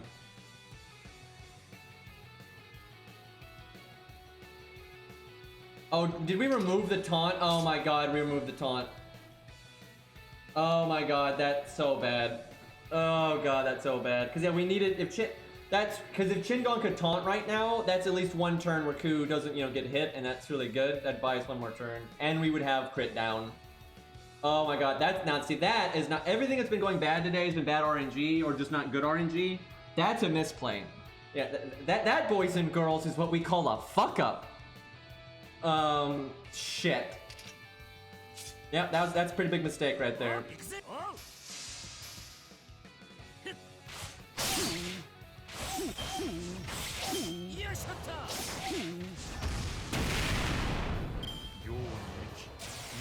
Yep, we died because of that. We literally, we might have won there if I didn't make that mistake. It had been close, but because so the fuck, that's depressing. The Pierce of Vulnerability turn would have hit Chin-Gong, right? So we would not have, that wouldn't have been a thing.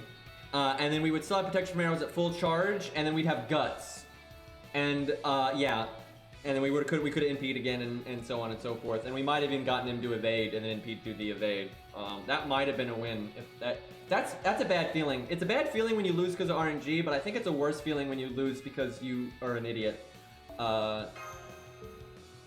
Yeah, that was a big mistake. I should have just taunt. I should have just invulnerability Ku when he had taunt, let that go, and then have Chin-Gong taunt himself.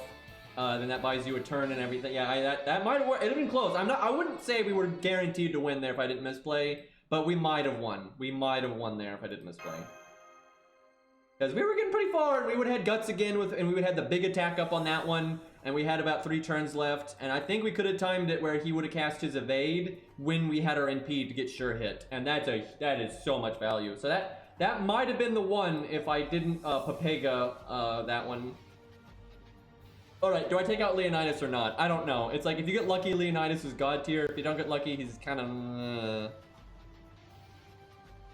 The one thing that sucks is if you switch Leonidas out for a VC Brawn or for Caster Ku or something, is if they get insta-deathed by the NP, then you are just... The negative value is pretty extreme. Like, that hurts, right? That's like soul-crushing if that happens.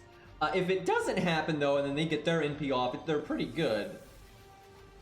And a VC Brawn ain't half bad, though, because a VC Brawn can show up and just NP, just wham bam, and that's really nice. Although I might need to upgrade his skill some. Because you'd want him to NP without this CE. You'd want, like, Ryoto Temple.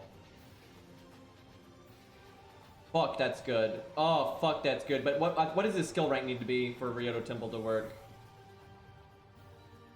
Because it's, what, 30% starting NP? Let me see. He can do it at rank 10, but I don't know where he gets it before that.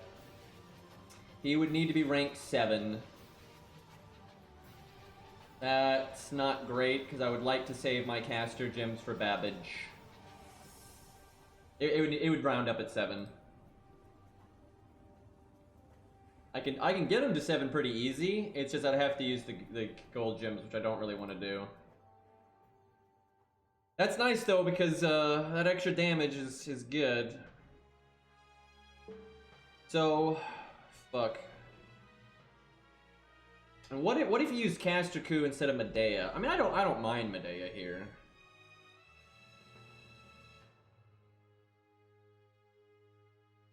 I don't know, man. This is a really tough call. Because Leonidas, there is a chance, you have the opportunity of something really lucky happening and you getting really paid for it, like really paid for it. But a lot of times it won't happen. But then like this is like some guaranteed damage, but then Mori is definitely going to die sooner, but he'll probably get his NP off still, because you NP like the first turn that they arrive. And then like a VC Brawn's third skill is going to be so random if it gets value or not, because of the Pierce and Vulnerability thing. This is where you could make Medea Clown Boy. Although he'd probably die before that would show up. Man, I wish we had Babbage ready to go, dude. I think that would make this so much easier. Like, dude, his crits are so big now.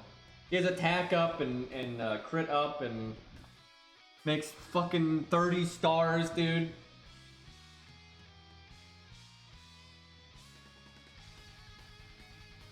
Let's try a VC Brawn. Let's give it a try or two.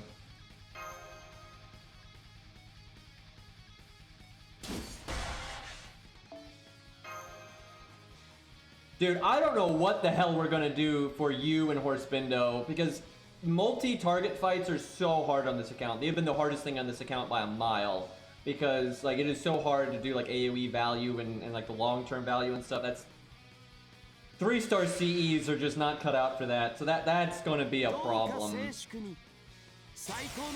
I have no idea what the plan is for those two. Okay, that's a hand that works at least. I'll take that.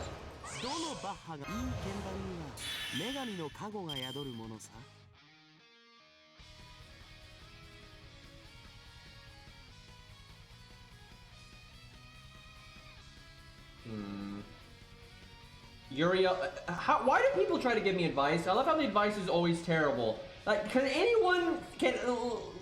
the quiz, chat. What's wrong with Robin and Uriel here? Can anyone tell me what they think the problem with those is? Because there's a couple of really big fucking problems with those here. There's a reason why I'm using Medea right now. Can anybody tell me what they think it is? I'm really curious if anyone in chat is in the know here for the 1 to 3 star meta stuff. What's especially Uriel? What's wrong with Uriel? Nope, it's not Piercing Vulnerability. No, it's not the debuff immune, although that's not, you're not necessarily happy about that. That's not the battery. There you go. How the fuck is Uriel gonna get her NP? Yeah, guys, let me just whip out my 3-star K-scope. That'll work. Fucking Uriel's gonna show up, wave at Lee, get her head blown off, and then die, and then have never used her NP at any point. Like, she will get one shot by anything, right? Because she's not counterclassing, and you can get one shot if you are counterclassing, by the way, but she's really gonna get one shot. She doesn't have an evade, she doesn't have a guts, she doesn't have a defense up, she doesn't have invulnerability, there's no way she is getting her NP on a fucking 1 to 3 star setup before she dies. There's absolutely no fucking chance. And then the fact that the boss has debuff immunity sometimes, it doesn't help, but that's not really the problem. You're absolutely not getting your NP. Now, Robin might get his NP. Now, it's not that likely either, because although Robin does have an evade skill, the boss can sometimes do Piercing Vulnerability, so on and so forth, and Robin, although he does have Golden Rule, and he can make stars, and maybe you get an art crit, you're still not going to get your NP that quickly, right? And then the damage difference between like Robin and Medea is not that big, because Robin is not counterclassing. Now, if this was a Saber or a Berserker, then at that point Robin would probably be right, because more times than not, Robin, because of his evade skill, could probably get his NP, certainly if you reset enough. And then Robin will do very good damage and you're good to go. Of course you wouldn't use Medea if it was a Berserker or something, but Jesus Christ, man. Why do I swear, if you're not in the trenches, it's like, just don't, right? Because people always give this advice and they think they're 5-heading and they never are. And it's like, besides, I want to figure this out myself anyway. But I always love people that try to, you know, like, act like they know better when they have no fucking idea. Thank you, Donut, for the resub for 7 months. By the way, this is a good example, though, of why Robin a lot of times is better than Uriel, especially on budget teams, just because he is a lot more reliable to at least get his goddamn NP off. However, there are times where Uriel is amazing. Now, if you're also, Uriel can be very good if you're using, you know, stronger shit, right? Because you could have like Waver, right? And then so then you're going to be getting more NPs off, and then maybe you get lucky with the charms and stuff.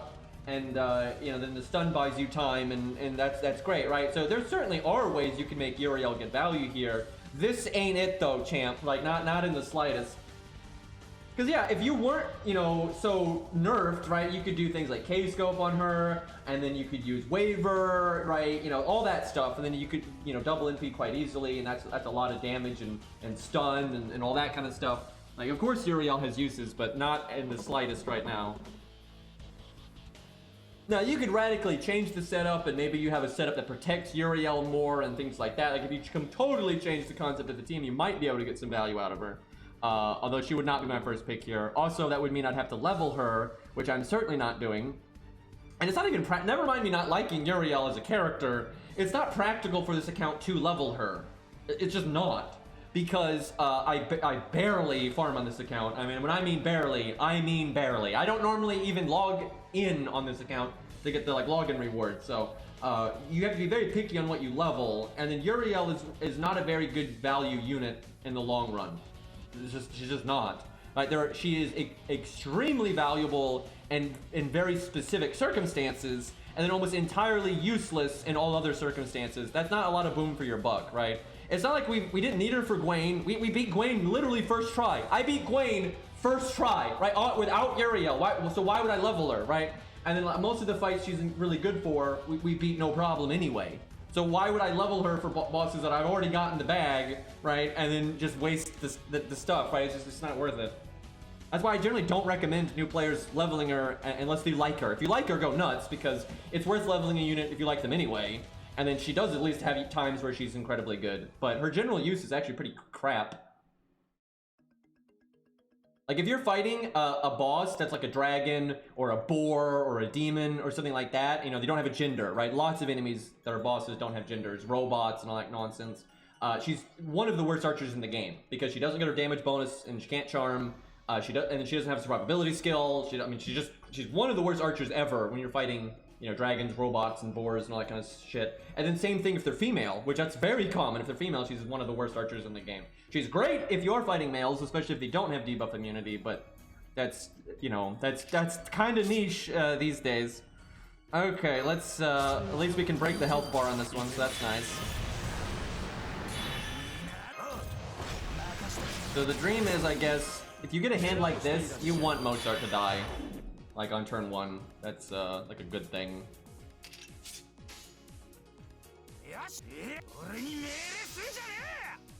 Billy is pretty uncomparable to Uriel because their jobs are just so, they're both archers, but that's like the only thing they have in common. You know, Billy is way more about like getting an NP out of nowhere without needing any help, and then at least having some clutch survivability at the last second, cleanup and things like that. But you know, he's not like your big strong nuker. Like so he doesn't really work that way. Like and overall, Billy is worse than Robin. So oh boy, so he tried to taunt Mori, but it failed because Mori's got the debuff thing. But that kind of sucks. I would have been happy if he had. Oh right, I don't need to get a VC Bronze skill as high because of Qin Gong's second skill. So maybe I could get away with giving him Ryoto Temple. Let me see. So I would have 20% less starting NP right now. Yep, I could have done it. I could give him Ryoto Temple because I'm going over by 22%. So I could just do 15% more damage here if I had done that. Well, that's worth remembering.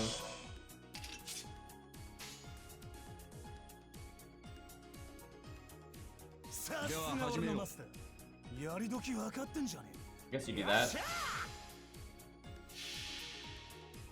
You actually might be right. Mori Brave Chain might have been better because it's set damage there. You do more in the long run. You could do more damage. I'm just kind of worried that if VC Braun dies, you could get close to crit or something.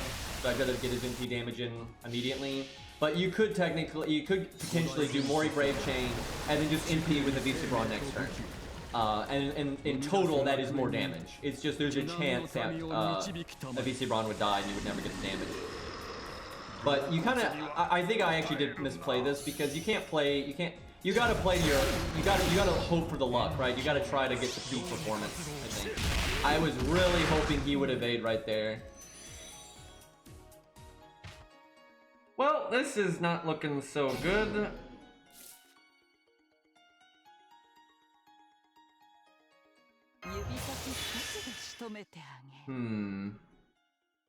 This is where Caster Ku, though, could be definitely be better than a VC Brawn, because Caster Ku can survive. If he happens to be NP'd. We really want Mori to get NP'd here.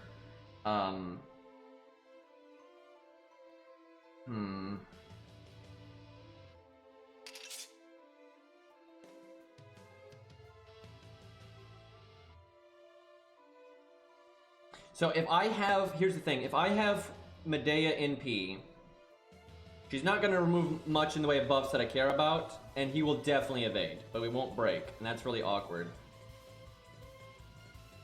He might, if I just do a chunk of damage though, he might evade. I'd love to be able to like do enough damage to get through, so his health threshold is never in the evade range, but I'm not sure I can do that.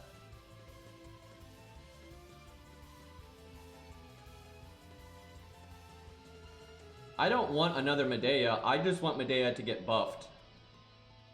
I just want Medea to be really good, because I super like Medea as she is. I think she's one of the more interesting Fates of the Night characters. She has very realistic and relatable flaws, but then you know, a lot of good sides too. And so I think she's just a really interesting character.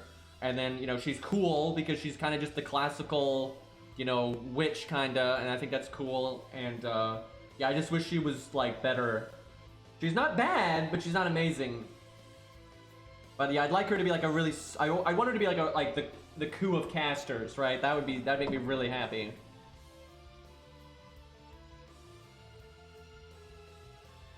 And not the Ku of casters in terms of what Ku does. Obviously, Ku's like, you know, very good last man standing, very good nuking, and you know, she doesn't have to have similar gameplay. I just mean like, you know, Ku is like the go-to budget lancer. I wish she was one of the absolute go-to budget casters, where she's only that if you need buff removal, which is kind of, I really think she deserves better than that. So I'm trying to think if I want to use Medea's third skill on anybody. I guess not. I guess I am Medea NP then. He is absolutely going to evade though. The thing is, Caster Ku and Babbage are both better for Shinosa. She's fine, and the ideal thing would be have both, very much so.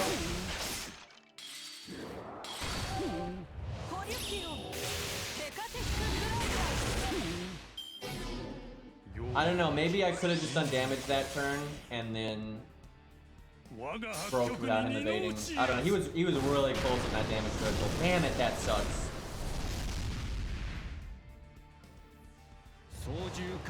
Because he can't give it to Mori, so that's really not that good. Damn, that sucks. God, that is weird that he didn't evade. I guess it's because he's scripted to cast that other skill, and then he has to NP. So I guess that just messed it up. I have a feeling if I don't break right now, though, he'll probably cast it. So it's kind of now or never. This is where I wish Medea had gotten the cards instead of Ku. I don't think I can break here. Unless I get lucky and I crit. I don't think we're going to break here. Damn it, that sucks. If he evades now, we're... You know what? I should have art chained. Because if he evades here, I could still break. Damn it, dude. Fucking damn it. And then he fucking pierced the vulnerabilities. Jesus. Just shitting on a VC Brawn's grave, by the way.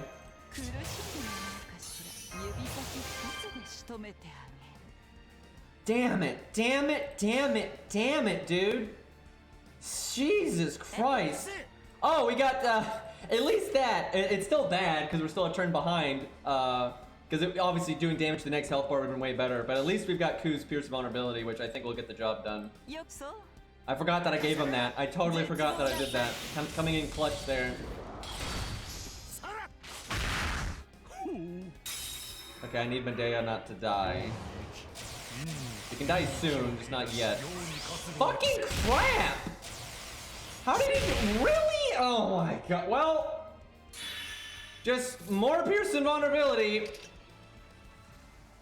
Well, I think we're dead now. That was pretty devastating. We are very behind on value now because we lost. Ku has already lost his guts, like behind protection for arrows. So, pretty sure that's death.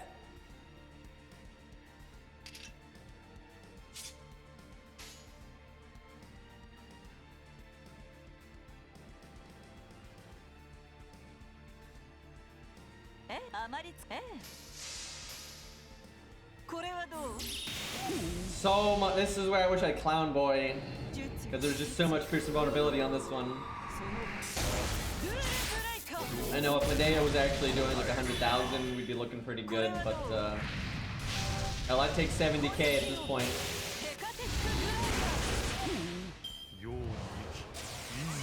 Really?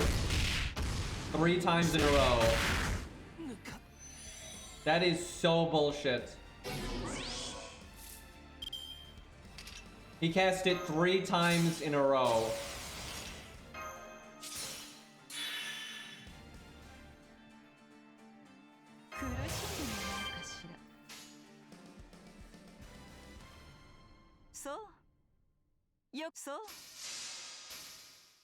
We're just gonna get instant death. You know what's sad is if we did get instant death, she'd have a chance because she could NP next turn, and if she somehow didn't die again and then did her first skill, she would NP again, and then I think she would be dead. But we're probably just gonna, and we got Pearson vulnerability 4 turns in a row. And that was the scripted one. So he did scripted Pearson vulnerability into RNG and Pearson vulnerability into RNG Pearson vulnerability into scripted Pearson vulnerability. That is pretty shit. I don't know about a VC Braun. Like, he can get value, but he's not guaranteed to get it by any means.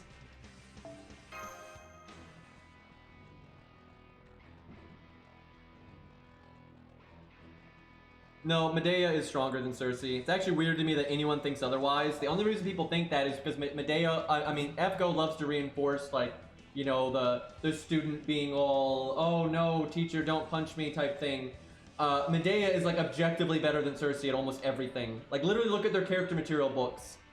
Medea literally surpasses Cersei at almost everything. They have, like, a lot of the same skills and stuff, like, you know, personal skills and stuff, because Medea learned them from Cersei, and Medea has them at a higher rank than Cersei does, and it's a good thing. She just surpassed Cersei.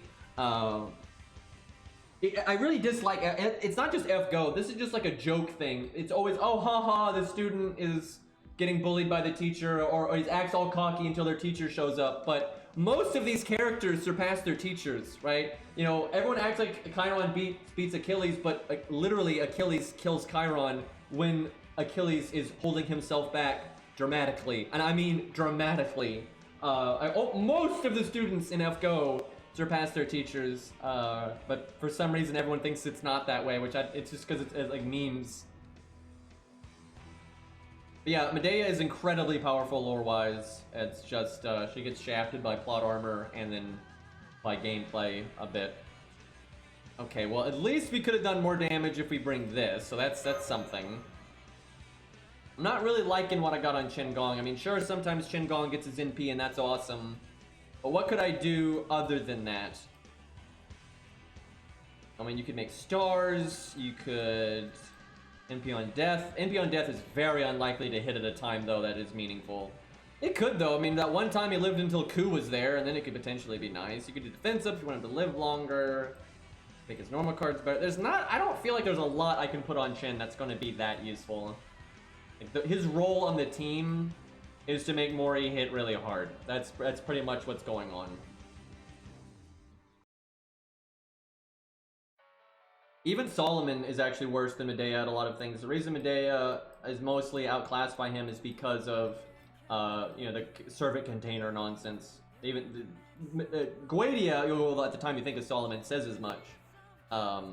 And it's weird to me that people so oftentimes think Solomon is better than her when she is objectively ahead of him. Now, he is ahead of her in a few things. He definitely has like more variety. He's basically mastered every type of magecraft. The thing is, Medea is ahead of magecraft.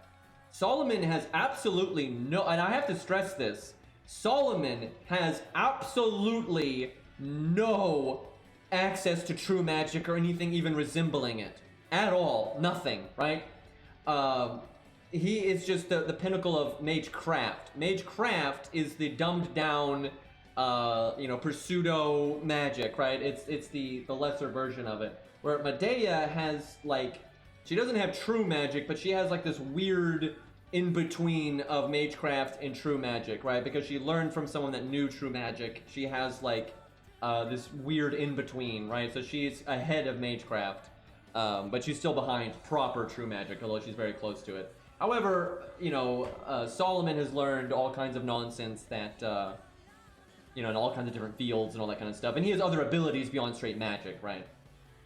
But the reason he's so much stronger, or it's really really FGO made this very confusing because everyone thinks it's Solomon as a Grand Caster, but it's actually not that at all. It's Guadia possessing the corpse of Solomon, and all the demon pillars and stuff, you know, are very powerful and blah blah blah blah. So yeah, but anyway, the Grand Caster and they straight up say this in exposition that you can be a worse Magus but be stronger than a better Magus than you just because your servant container is greater. But I don't want to explain how Grands work for the trillionth time.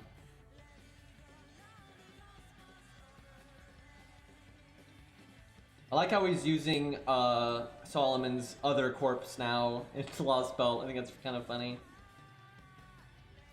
The disrespect never ends. Although I actually don't think he's trying to disrespect him. I think it's the opposite, but we'll see. I cannot decide what to do with Qingong. Nothing really seems that good. Anything that I can think of that would be good is not a 3-star craft essence. It's things that are, you know, 4 and 5. Well, I mean, this could sometimes be really good if you get lucky, but I'd say a lot of times it's not. Now, what about Caster Coup? How can we...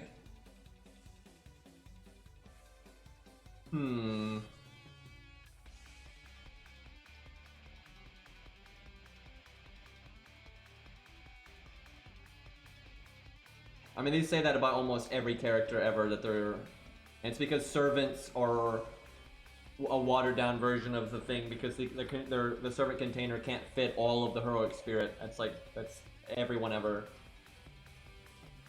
With a few exceptions. Uriel and Stheno are an exception. They're actually weaker than their class container, but their class container actually makes them stronger than they were.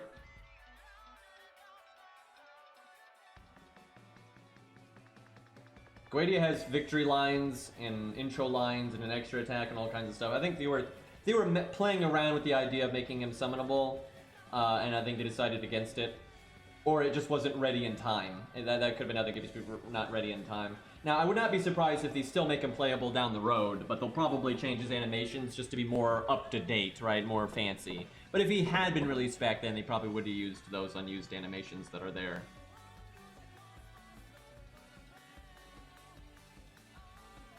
I wonder if we could do Caster Coup instead of Medea. Either that or instead of Coup. Coup did fucking nothing last time, but that's not how it's always gonna be. Let me think. Caster Coup is more normal card damage here. He doesn't have guts, that's the thing I don't like. Let's try this again. We'll stick with what we got for now and see what comes of it. Leveling Medea's CE could definitely help.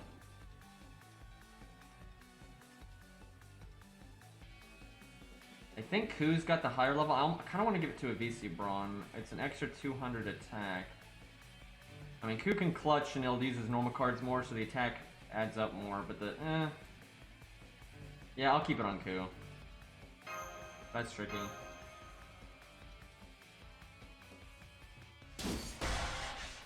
Yeah, I know, the team cost is always so low on this account. And back when MASH was a 3-star, it could be even lower.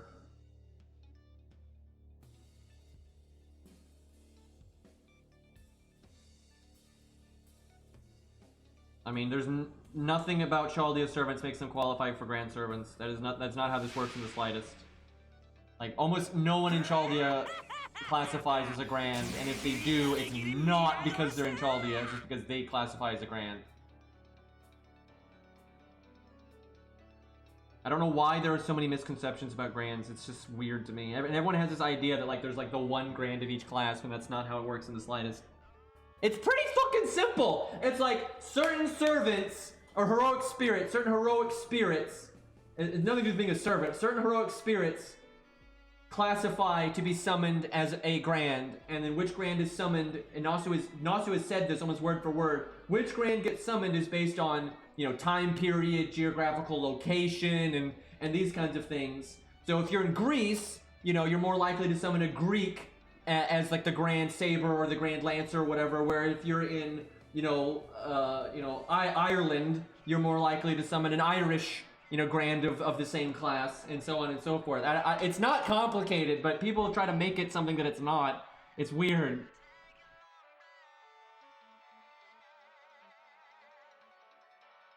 I mean, we literally cannot summon a grand. Why do I have to explain this every stream? It's like, how the fuck are we gonna summon a grand, right? The Chaldea system couldn't do that. The world summons grands, right? This is the problem. Everybody thinks grand, and it's because they want this, because they want their favorite waifu to be like the badass or something. People think and want grands to be like this inherent thing that a certain person is. They want Gramps to be the grand assassin, and he's just no matter where he is, he's just the grand. It doesn't work that way. If you summon Gramps in a Grail War, he is just going to be a regular assassin. If Chaldea summons him, he's just going to be a regular assassin. If you summon Romulus into a Grail War, he's just going to be a Lancer. If you summon Merlin into a Grail War, which you can't really do, but if you could, he would just be a caster. None of these things are ever a grand, ever, unless the world summons them, right? Nobody is a grand. Nobody. Like, that's the thing. Literally, no one's a grand. Everyone is just a fucking heroic spirit. And then when they get summoned, you know, what class container they get is completely based on, are they being summoned by the Moon Cell? Are they being summoned by the Grail War? Are they being summoned by the planet? Are they being a counter guardian? Like, that's what dictates what, you know, what they get to be. And in different heroic spirits, can be summoned by those different things, you know, yes or no, depending on the character. But for some reason, everybody thinks people are like, you know, running around like inherently as a grand. It's so dumb, and it's weird too because at no point has Fate ever even implied such a thing. Ever. They have never implied that in any of their works.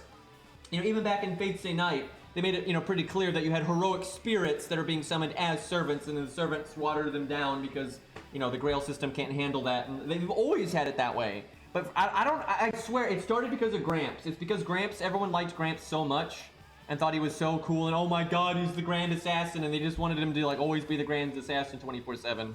But it just doesn't fucking work that way. Also, we got the fucking hand that we've gotten like 7 times now. We've gotten this hand more than any other, which is weird because getting 3 Mori cards is rare to begin with, and we've been getting it like candy. But it's always this hand, and it never works, and it's always very depressing.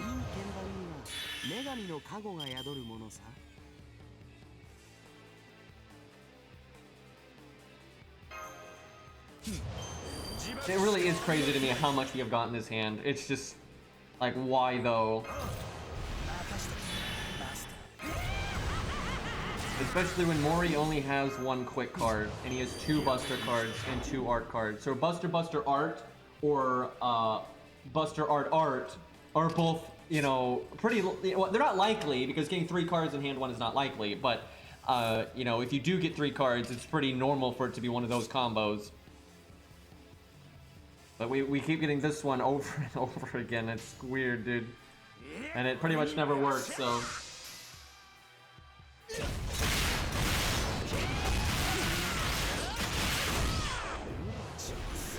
Like, we don't get to summon Grands, the Grail doesn't get to summon Grands, the Moon Cell doesn't get to summon Grands, the fucking planet gets to summon Grands, and that's it.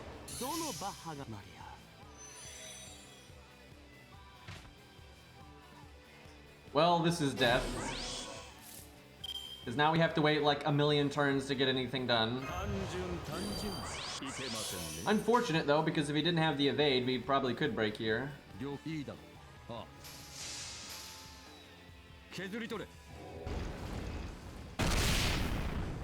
Nasu said that, yeah, Gramps is a unique case where he's the only one that qualifies for Grand Assassin right now. Now, the way he words it, they're really begging the question of, you know, well, who's gonna get it later then, right? Like, it's kind of obvious they're gonna do that, but, they're never gonna tell us all the qualifications for any of the Grands, and the reason they're not gonna tell us is so they can bullshit whatever they want, right? They can just randomly be like,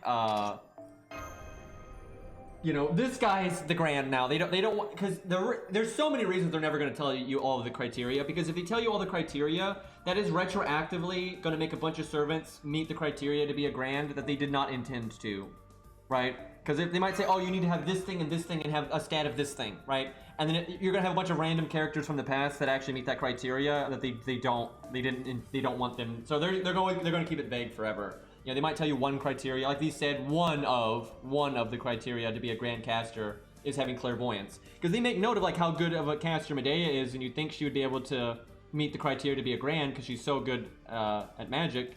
But she doesn't meet the criteria simply because she doesn't have clairvoyance, right? But they're never going to tell you the other criteria, and they're just not going to. But anyway, all the other classes have a bunch of different people that can be grands, because a bunch of people meet the criteria. I think the reason they said that for Gramps was because they wanted to explain why the Grail system can only summon Hassans normally. Because that's always been a thing, and the Grail system is basically a watered down...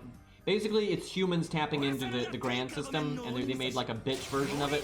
You know, it's a counterfeit, right? The Grail system, the Grail Wars, is a counterfeit version of what the Grand summoning system is.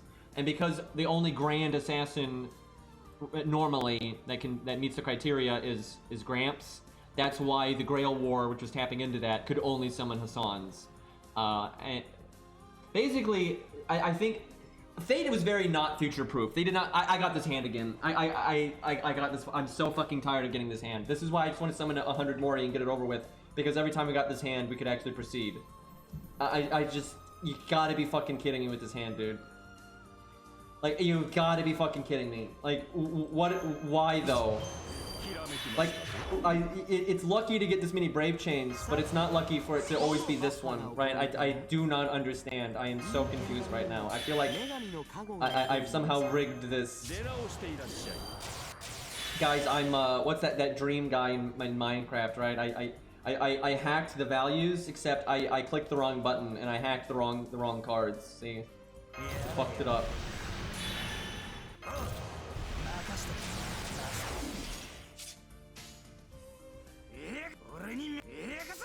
How could you? I know, right? How to get banned by DW, by the way. And for those, you know, for legal reasons, I will now say I obviously did not do that, and that is what we call a joke. There's like no winning if this happens. It is so night and day if you break there or don't. It is just crazy how night and day it is. It's kind of just annoying though, because it's like it's so close to breaking with that hand, right? But I see this one. Look at this. Look at this. We get this extra attack stat here, right? And so you'll actually break, for God's sakes.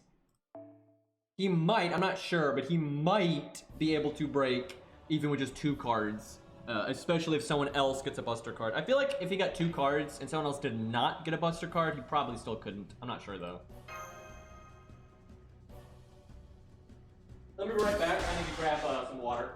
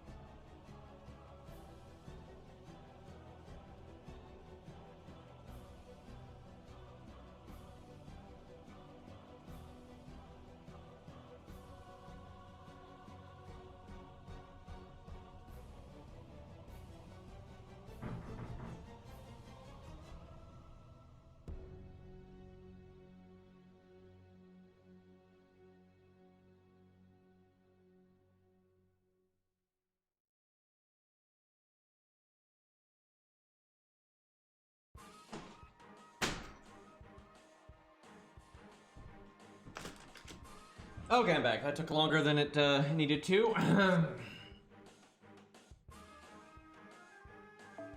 But I really wish they never made the grand system. They pulled it out of their ass. It makes no sense, and it makes so many problems retroactively for the universe.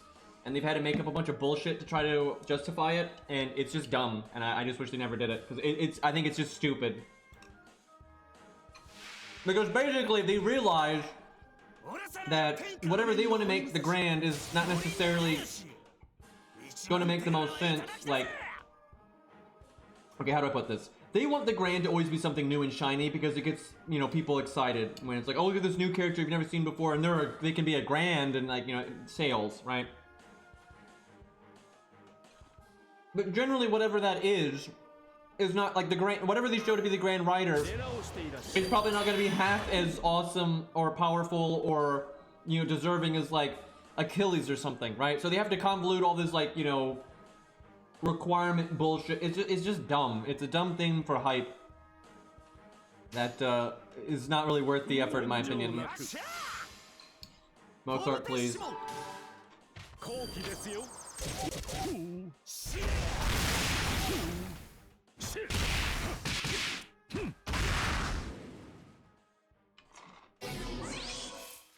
Well, that's GG right there. Normally we would guard that, but we can't guard it because we didn't get to crit last turn, so... Dude, I am so close to just use... This would be so much easier with the Grailed Mori. Or actually, really, all you would need is a 5-star CE. Because then you would do the damage, but...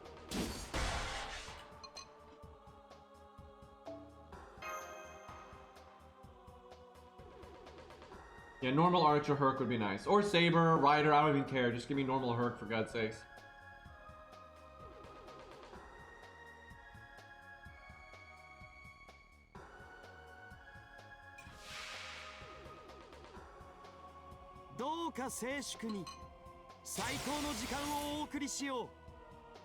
I'm surprised they didn't. So, that's not gonna work. I'm surprised they haven't done Antoinette Alter yet. I think they will someday, though.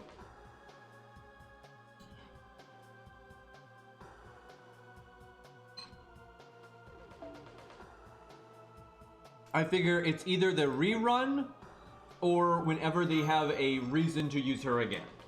One or the other.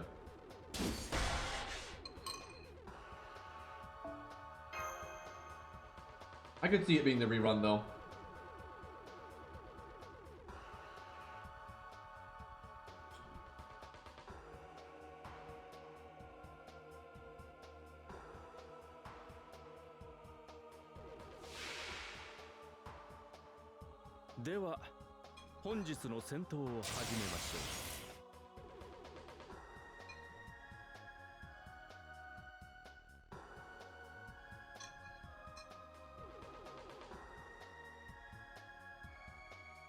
Chat. How many times? I just don't understand. I do not understand. How do we get this hand so often? I just, why though?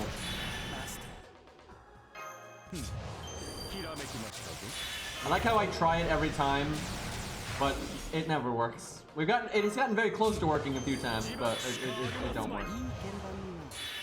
I mean, and it wouldn't even be that bad if it wasn't for the evade thing, right? If the boss does not always evade after this, and you could just break it next turn, it wouldn't be ideal, but it would. You could get by, right? You could get by, but no, always fucking evades, and then it's all terrible.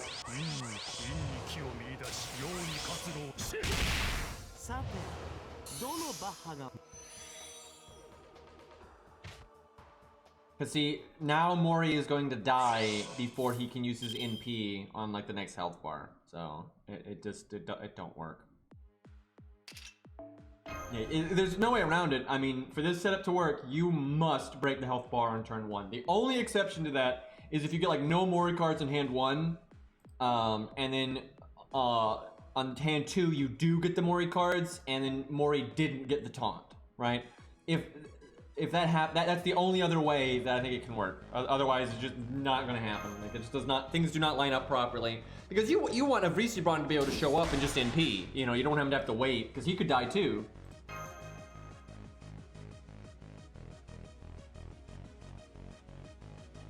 Yeah, I've always said the most reasonable thing to break in the rules would be to use 5-star CEs randomly, especially the unlimited ones. But if I ever need to, I'll probably use Grails over that because Grails were never technically against the rules for this account. It's just we were like, well, why use them until we have to? So. Hey, look, we can actually break this time.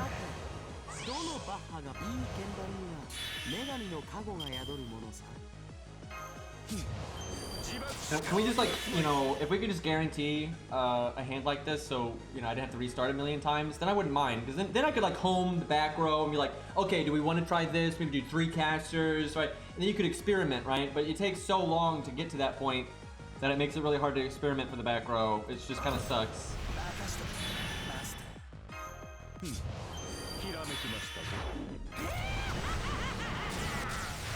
By the way, what you would do here, if you were not being a moron, if you were being a smart person, is you would use 4 and 5-star CEs, and you would bring Star Bomb. And then that way you could crit twice. That makes this so much easier. Like, that's how you're supposed to use Mori, right? Is you get 2 crits out of him generally, especially because you have the Star Absorb, and you could do that for the Star Bombs, and then use Mozart's 3rd skill, and if you've got the debuff block, it doesn't matter, because the 50 stars are just 50 stars, they're not a buff, and, you know, no problem, right? But, yeah, when you do 1 to 3-star CEs, you can't do that, so... Let me make sure I'm not forgetting something. Okay, I'm not. Low roll Mori, you don't want that. You think you want that, but you don't. We're Blizzard, by the way.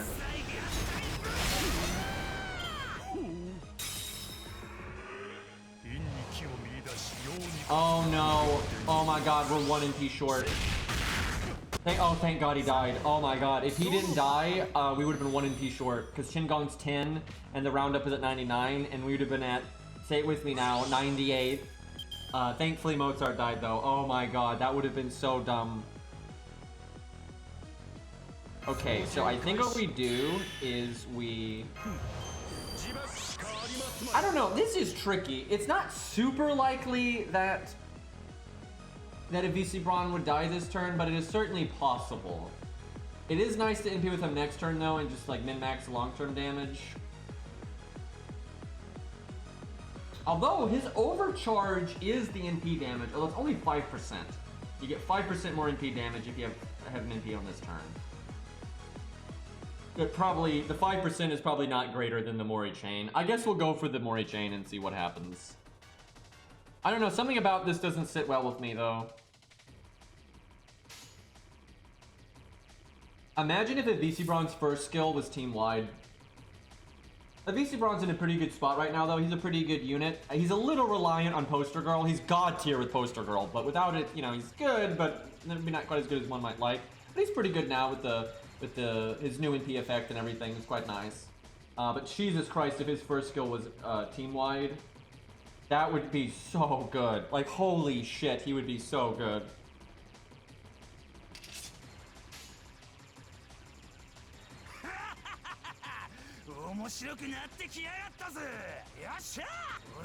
Putting the lower crit in the back because of the command code.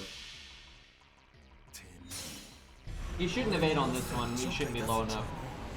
The only way he might evade here was if we crit, if we like double crit, then he might. But that's very unlikely. Unless the threshold is 50%. If the threshold's 50%, he might. The last time we got him to 50%, he had that weird turn when he was like scripted to do something and then he had to NP and everything, so his AI got a little weird. Okay, I think it's, I bet you it's 25 or something like that. Because we know it's something, because literally every single time we've got, you know, we almost break but don't, without fail, 100% of the time he always evades. So he's definitely scripted to do it. I'm just not quite sure what the health threshold is.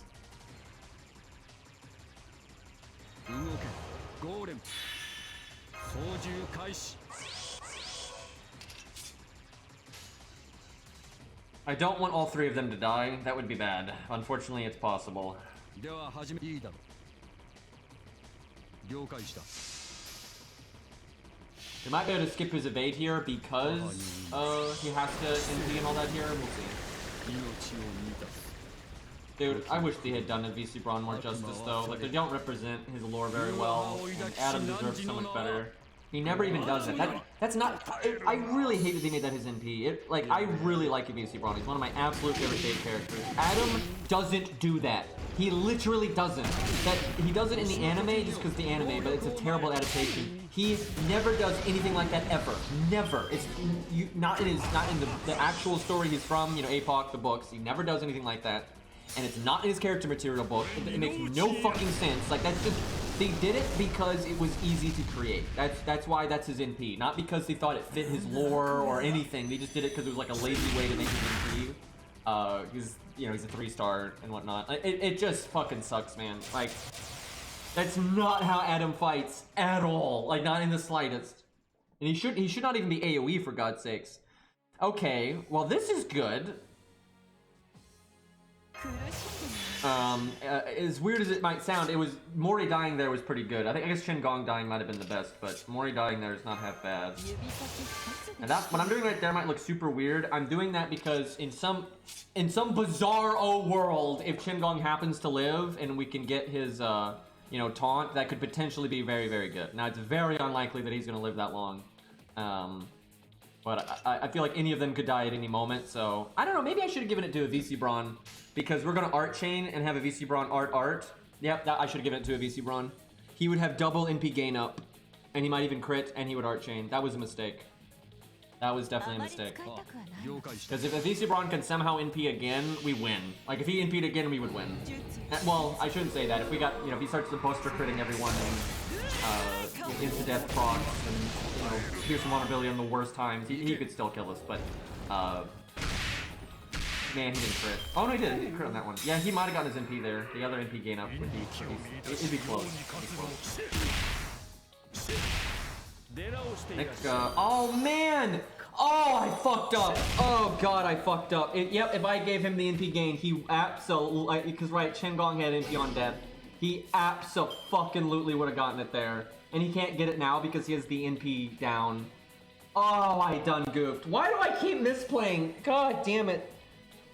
Oh my! I didn't look at my deck for some reason. I didn't realize I had an art chain. I should have assumed that though. I had 9 art cards, and then Medea's guaranteed NP, so I had 10 art cards. I had 10 art cards, and I'm like, I'm not even gonna look to see if I got an art chain. So yeah, throwing again. I could get his NP by removing his debuff right here, but then he'd have to not die again. Maybe his art up allows him to muscle through the debuff? I don't know.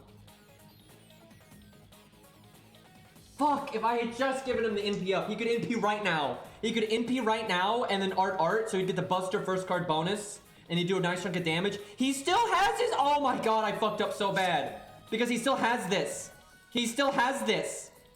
So his NP would get the 30% Buster up. But now if he gets it next turn, he won't have it anymore. Why do I have to be so bad? Dude, oh, I done fucked up. Oh, that would have, that's a nice big juicy chunk of damage that we absolutely need. Fuck, man. Oh my god. Why though? Okay, let me think.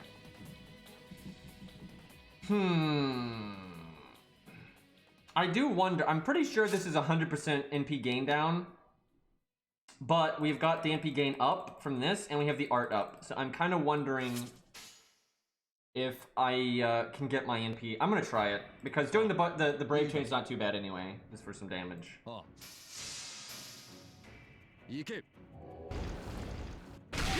What is that fucking debuff, dude? Is it like 200% NP gain down? What the fuck? After all those hits, what sucks is we're so close to the roundup. Like we're so close to the roundup. Because there's clearly decibels at play here. Because like it takes multiple hits to get one. So there's decibels at play here. So he's not even he's probably not even 0.5% away from his NP because of the roundup. That is that sucks. That sucks.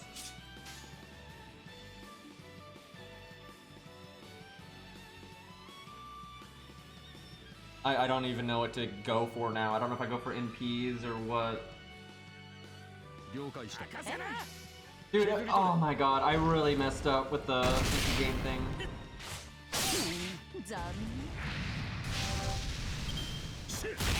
Yeah, now he's dead.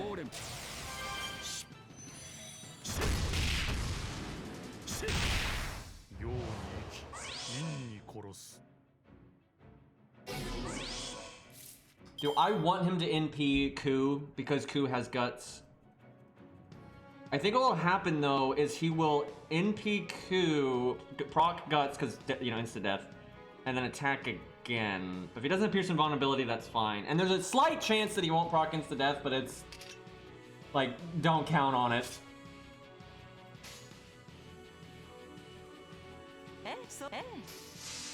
I guess we'll see. I could, you know, obviously could have removed it and then you could maybe NP Medea, but I guess I want Medea to live. I don't know. No, maybe I don't want Medea to live because I feel like if we just got Medea out of here, Ku could do 200k if I play right. But where if we get, oh my god.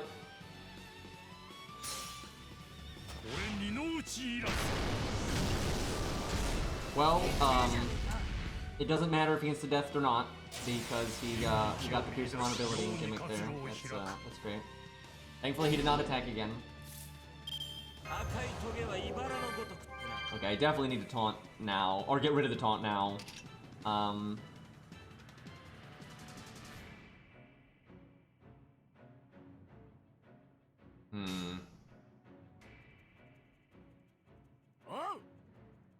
I wish Medea could NP right now because I could get rid of his double art up, and you might be like, oh, who cares about double art up? If he does an art card, it's really gonna fucking hurt, especially if he gets pierce invulnerability. Getting rid of it would be nice.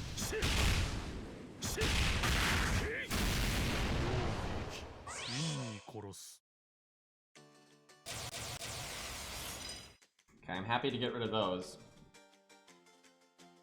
Do I... So if I Atlas... If Medea lives, so... Okay, if I save Atlas, Medea can NP again next turn. And he's probably gonna... He might evade next turn, and that would be really good. But that means Ku might die this turn. You get unlucky. Where if I Atlas Ku here, Ku would not die. Because I'd have Guts again. I could invulnerability Ku. I think I'm... Wait. Do I care if Ku dies? If I have Ku NP and Medea NP, and then I can have Medea use her first skill again, do we win? So Medea does... Between those two NPs, Medea will do about 100,000. Ku does not... Wait. If I give Ku his Guts right now, he gets the attack buff. Without the attack buff, I think Ku's gonna do like 40k. Oh, this is gonna be close, dude. There's okay. I gotta think because we can win here. I gotta think. So I could do Medea NP art on Medea or Buster NP art, and then have Ku NP next turn, and that's why you give Ku the invulnerability. But what if he casts Pierce invulnerability? I think we want to get the value out of Ku right now, in case he casts Pierce invulnerability. So we'll remove all his attack buffs and his art ups, but then Ku could still die, and then just at that point, fuck it. If we've used Ku's NP, it's not that bad if he dies. So I need to make sure Medea doesn't die, and I need to win in 2 turns. If she gets skill sealed, we can remove it.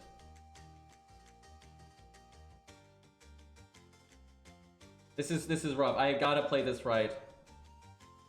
I think I have Ku NP and I have Medea NP, and then like Medea art card or whatever. And then if Ku dies, we use Atlas on Medea and we have her NP again. And the problem is if he has evade. That's why I almost want to save Ku, because she can remove the evade, but she won't do damage through it. Where Ku can do damage through it. So we could potentially like NP with Medea, then he might evade, and then you NP with Ku. I don't know. This is fucked. Yeah, I know. If I didn't mess up with the VC Brawn, I think we would have won for sure. If I had just... That's funny. That is such a small thing. Using Medea's third skill, you know, on that turn seemed like such a tiny thing. But it really wasn't, and for real, if Medea had used it on VC Braun, he'd be low enough now that I think we would win, because we would probably like win this turn, or have him so low that all Medea would need to do with her next rule breaker would be just to remove the evade. She wouldn't need the damage, and her normal attacks would win.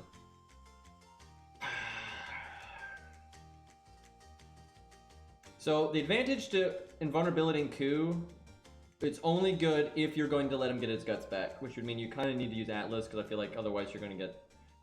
Dude, I don't know, this is fucked. This is one of those things, if I could play it a few times, I'm sure I could figure it out, but on first try, I'm really not sure. Thank God, though, Medea can remove all those attack buffs and the art ups. It's definitely a help. Another thing is, if you give Ku the guts, he gets the big juicy attack up. If only Medea, if only this was one turn shorter on cooldown, right? Because then she'd just get it next turn, like when she would need it. And then I could just give it to Ku when you get best of both worlds.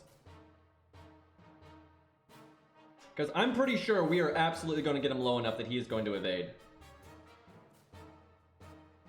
And then Medea can NP again and remove the evade, but if she can't kill him right there, we might be fucked. So let's think about this. If this is the worst case scenario where let's just pretend he's absolutely going to evade next turn and he has enough health left that Medea's normal cards won't kill him. If that's the case, is it better then to have Medea NP right now and like Art or Buster Art, and then have Ku NP next turn? And then maybe Medea NP one more time after that. That is a win for sure if that happens. The problem is then you have RNG, and is Ku gonna live that long, and is Medea gonna live that long? Like, that's a win. Like, that is a win.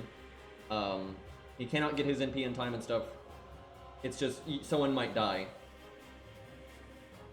Oh god, dude, this is fucked. This is really fucked because it's such different RNG that depending on the two routes. Because if I go what I just described, I should have Ku guts right now. And I should have just Medea NP. Because, yeah, if I have Ku guts right now, he cannot die. It's very unlikely that he would die next turn. And then he'll probably get to NP through the evade. The thing I don't like about that route is what might happen is Medea NPs, he's not low enough to evade. This is where I think you would, if you really wanted to just win, you would save Scum.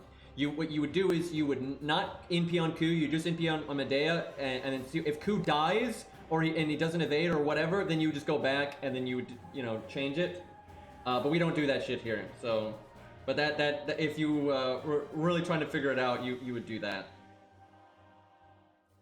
This is one of the most fucked up decisions I've ever had in this game, because there's a lot of bullshit here. I kind of want to invulnerability Medea. I don't think she's going to die this turn, though, so I guess not. Because if he loses all of his buffs, if he kept his buffs, I might need to get rid of it. I think... Oh god, I don't like any of my options. They're all scaring the hell out. I think we NP on Ku and then Medea. I just know he's going to evade then, though. And then I'm just going to NP to remove it. I just don't like that.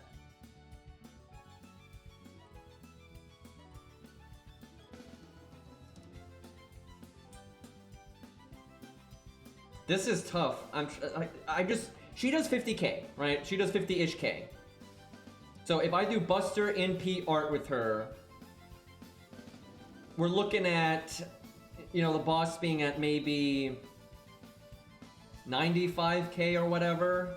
And then if he evades there, and if Ku's still alive, and then Ku NPs him, Ku's gonna get him to like maybe 50-ish k. And then if Medea's still alive, and then she NPs again, we win. Maybe I do it that way.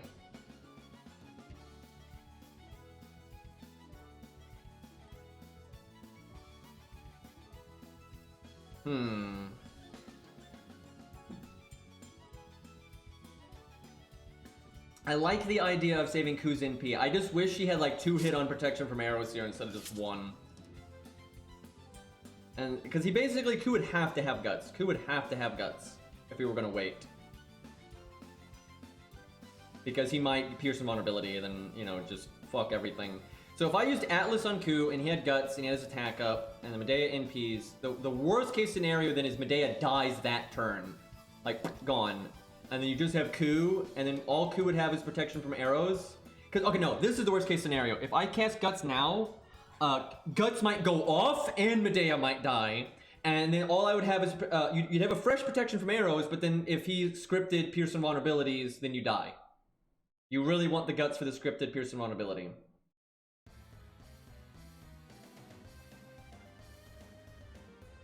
You know, I don't save scum like that.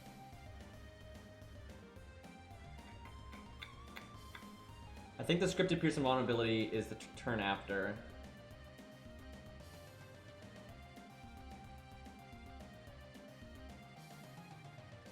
This is seriously like the hardest fucking decision I've ever had for a turn. This is so because it's not just because the weight of it is so big. It's because the options are massive. Like there's so many ways to play this.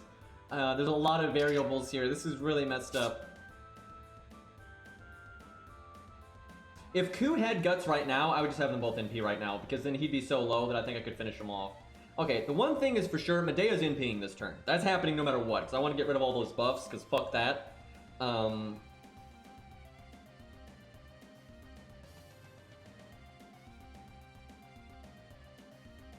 leaning towards Ku NPing just because I feel like I have to sacrifice too many resources to guarantee that Ku lives next turn. And so I kind of just want to use up his NP. I think I'm gonna go that way and just hope Medea has got the normal cards, the normal card damage to get the job done. We certainly don't use Atlas yet though. We wait just in case Medea dies and Ku somehow lives. I mean that could happen. You could like double buster crit Medea and then only attack Ku once and then the protection for arrows is still there. So like it's pretty 50-50 if Ku lives here or not.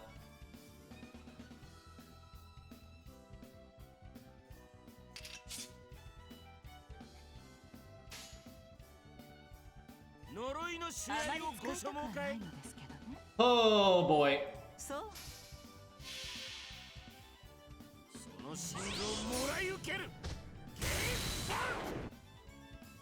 I really wish Ku had his attack buff there. If Ku had his attack buff there, I think we'd be looking alright. The dream is we don't quite hit the damage threshold to make him evade. That would that'd be pretty swell. Nope, there it is. Okay, that kind of sucks that it went that way, but okay, I'm definitely getting rid of that. Am I getting rid of that though? Because I can NP with my first skill. I think I do because it gets rid of this possible skill seal.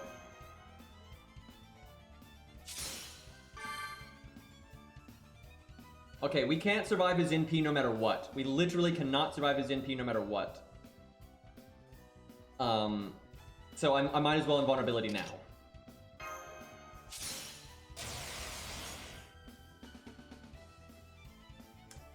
I think I evade. I mean, I think I heal then, even though it's barely going to heal me. Just because if he does pierce invulnerability, I want to maximize my chance of living.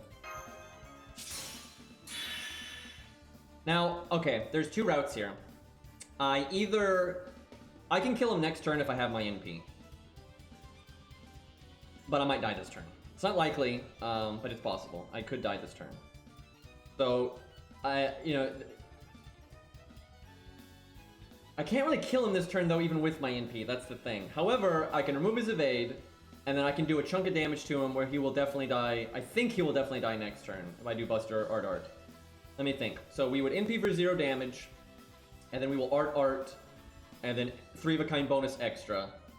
So I'm thinking he's going to be at 55k maybe. There's a chance we loop because I can do the NP. I can do NP gain on her, so she's going to get her refund back. I think we NP then because there really is there's a pretty decent chance we loop here because he's going to attack us at least once. And then we'll get NP gain back from that. We're gonna get our overcharge. Because, you know, Medea things. Yeah, I think we do NP here, and we hope we loop. That's best of both worlds.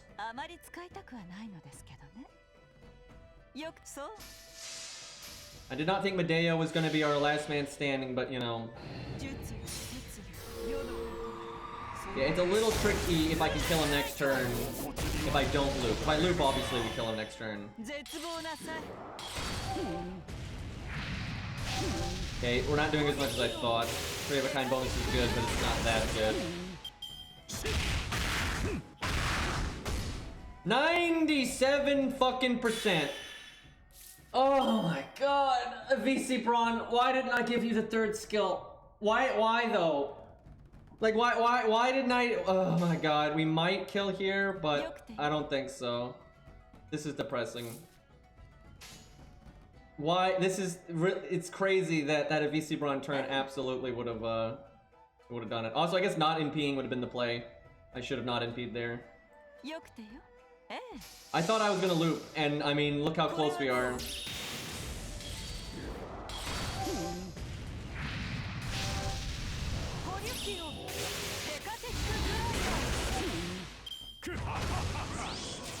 Oh, that's just depressing.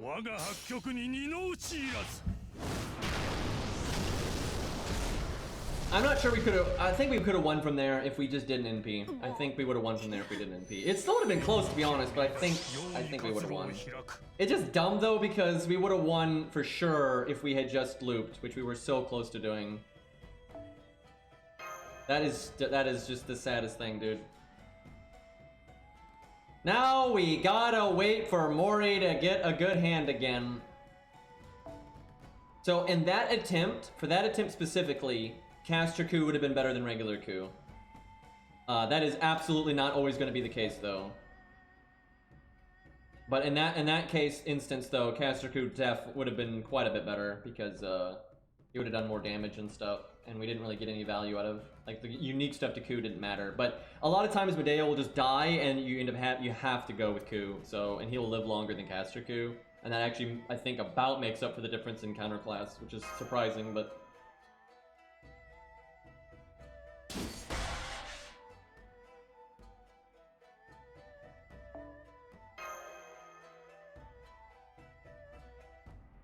Yeah, Medea would have looped if I had. I should probably upgrade her 3rd skill once or twice just to help that out a bit.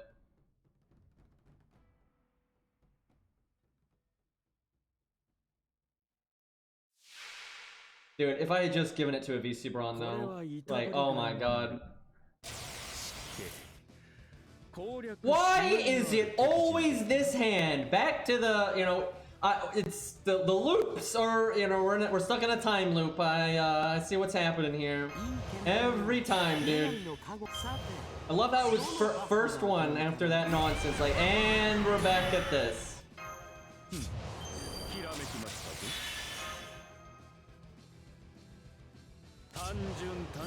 I like how I just always am like, yeah, maybe it breaks this time. It's not gonna break this time.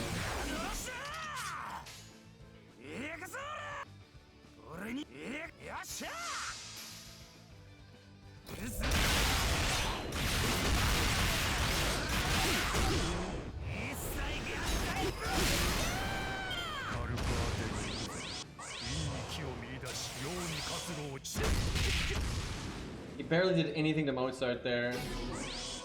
Is he taunting him again? But yeah, it's like if I could just hit him here, you know, it'd be great, but can't do that. Star Fox. I'm over here trying to make stars, like, yeah, maybe it'll work.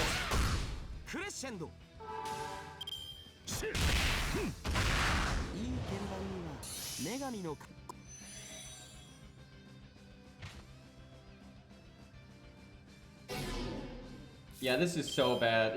The one turn is just such a big deal because now a VC Braun can't NP, so it's just like, is shit.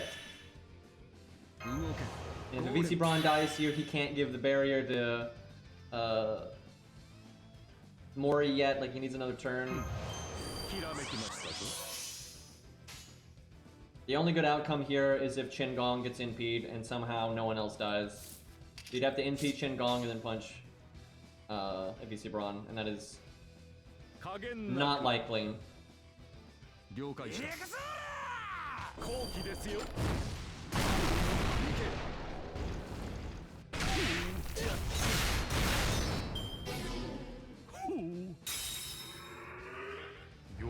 Yeah, if he NPs anyone but Shin Gong, we win. We miss out on a lot of damage, and it's because of Buster Quick Art. Otherwise, Mori would have NP'd this turn, and it wouldn't matter if Mori died. Also, VC Braun would have NP'd this turn.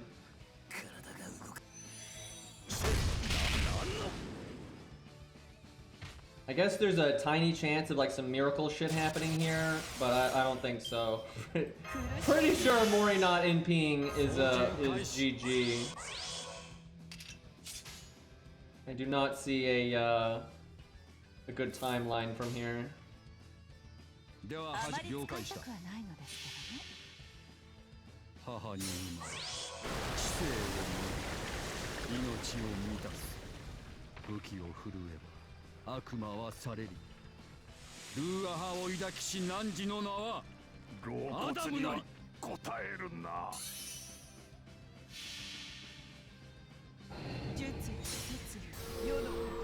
When a VC Braun does about the same damage as Medea, and Medea has a CE that gives her more bonus damage than a VC Braun does. Sad, sad times. Yeah, if they switch CEs, the VC Braun would do more damage than her.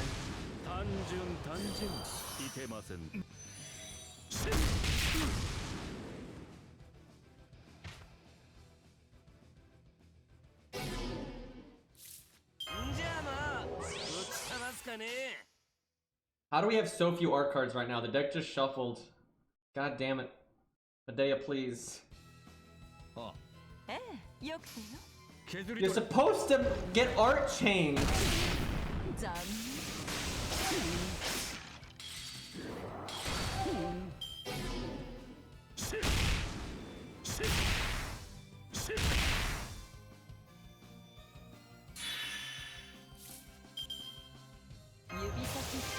This next NP is gonna be an RNG shit show.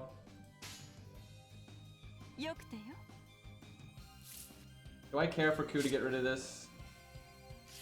Not really.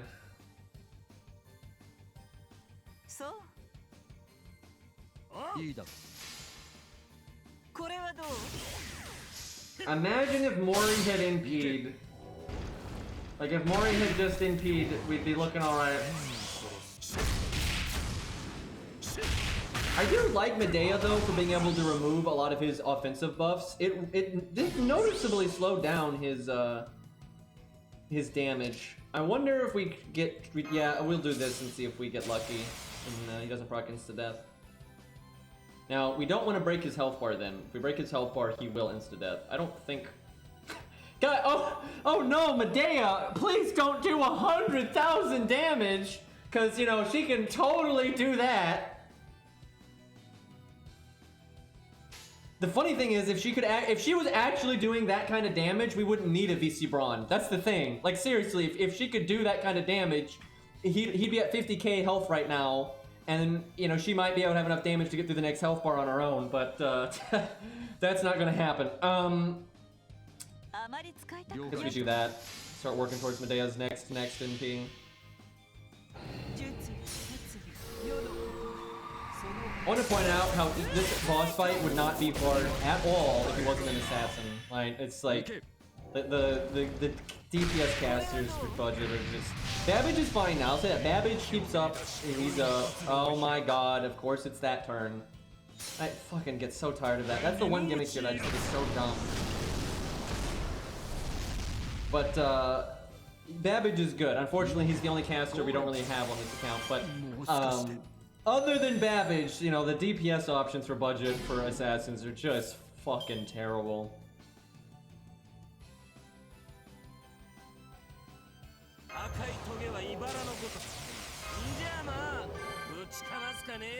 This is not looking good.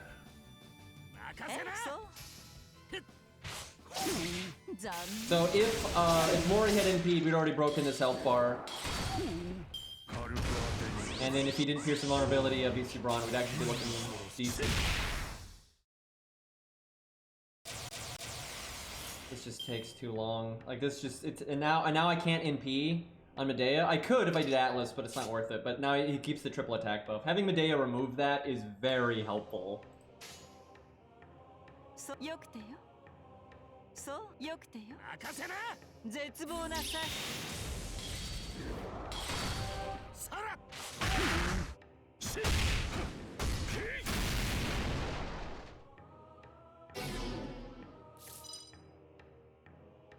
Hmm.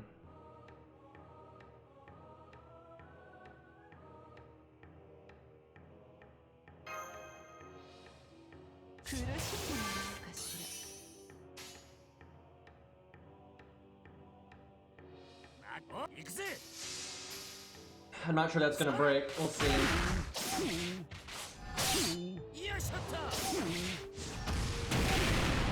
I hate this game sometimes, man. And then of course he pierces vulnerabilities and crits. And now I can't NP because my NP will go into nothing. And I'm gonna, no matter what I do, he'll get insta-death now. So if he NP's Ku dies because he'll get insta-death. And if he NP's Medea, she dies too, which is terrible because she has a bunch of value left. So I shouldn't have invulnerability VC Brawn. If I could give that to Medea, it'd be much better.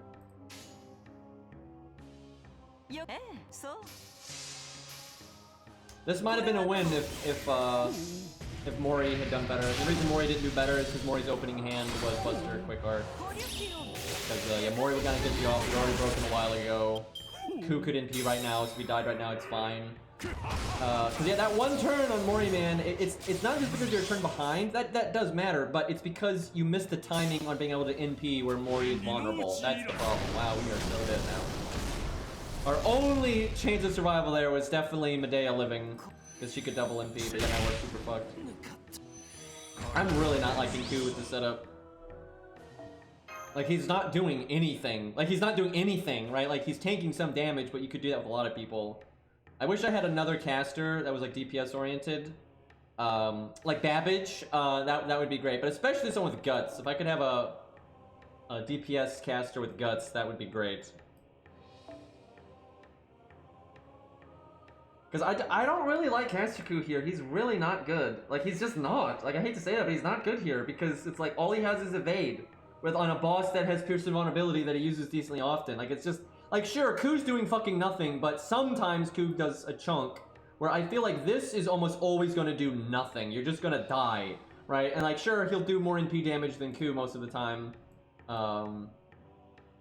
Let's see, what are our other options? You're still this, but I mean, I don't think that's that good with Medea being here. And he has no survivability, which that makes me really not like him, is him having no survivability. There's this, which would be way better if his skill ranks were, you know, leveled up, which, again, I don't farm on this account, so they're not. Because he gives Medea guts, which is kind of nice. I don't like that though, because again, 3-star CEs, he's not going to get his NP. There's this. Now, this is not actually too bad. He does no damage at all though. You're relying on Medea getting lucky. Medea will be able to live through like normal card damage with that, but I don't think that's good either. I really don't think another support is a good idea. Like, we need damage. Like, we need fucking damage. Like, you know, we need this with K-scope, right? Or some shit, right? That's what we need. I hate that Ku. The fact that Ku is even one of the best options I have here is just fucking stupid. The reason, it's not that Ku's bad, it's just that he's neutral. It just shows how fucking garbage most of the casters are for these kinds of things. I just wish I could do this. This would be so nice, but that's so much damage. But I don't have fucking caster statues for some reason.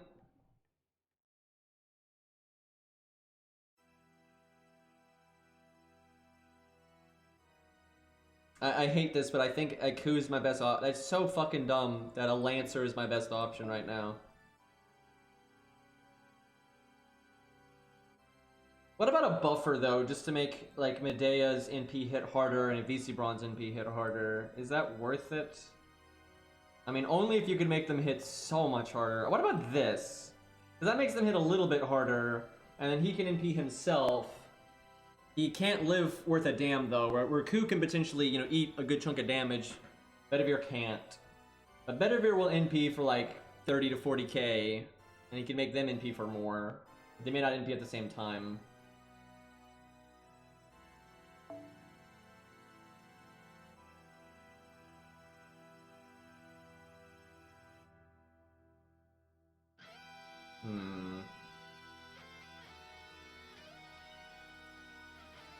I mean, there's no good option. That's everything is suboptimal. It's just who's the least suboptimal.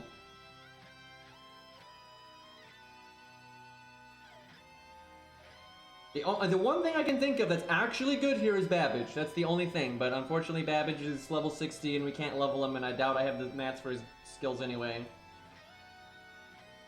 But there's no way Babbage at level 60, you know, 1-1-1, there's no way that's worth it. Like, there's no fucking way. And I'd have to do a strengthening quest, which will take like an hour and blah blah blah blah, so. What about a taunt at the end?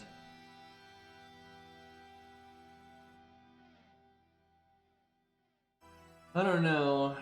I feel like they're not gonna buy, like, the turns that they're gonna protect, like, that's not worth it, because like, oh man, Medea's not taking normal card damage now when she could heal it back anyway, right? That doesn't seem to, I don't think that's any good.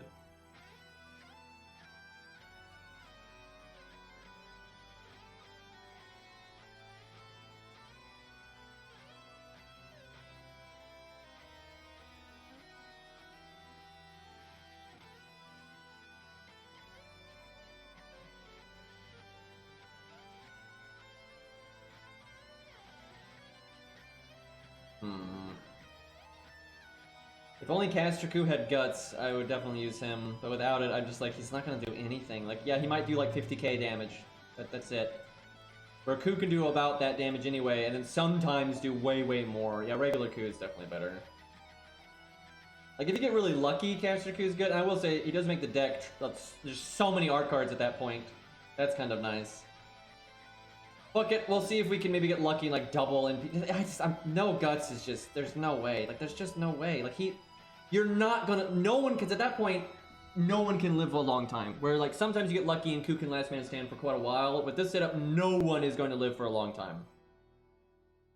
Because the only way Medea lives for a long time is if Ku face tanks, you know, like the NP with the guts and stuff. Like, that's the only way she lives a long time. So if you take him out, neither of them are gonna like live a long time.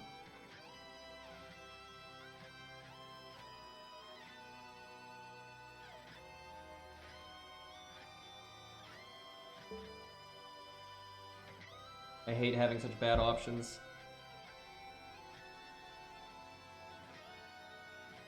What about default? It's better for Medea than Atlas. Nah, overall though, Atlas is more reliable in case it gets down to just Ku, and Atlas still does help Medea, and the debuff removal is actually pretty nice.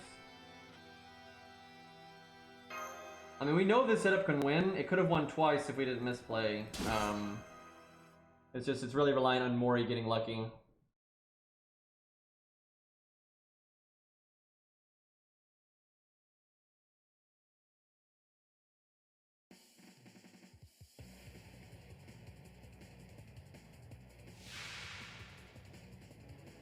Hohenheim's not good here at all because his guts doesn't last very long. You're probably not going to be able to cast it on the right person, and his NP does like 20k damage, so would not be great.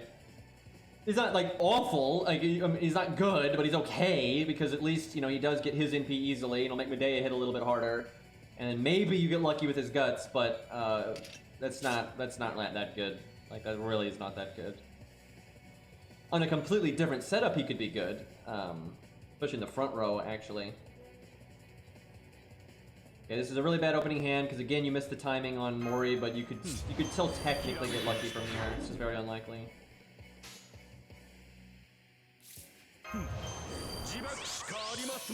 Oh yeah, if you do... No, you can't win from here if you do that, because I need to use his defense up to make sure, because now I need Mozart not to die, right? Where normally you want him to die. But if I do that, then now VC Braun can't NP, so that's just, nope.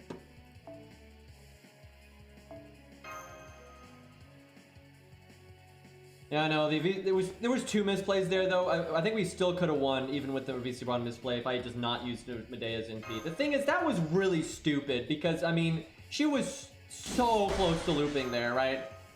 Like, that was just dumb.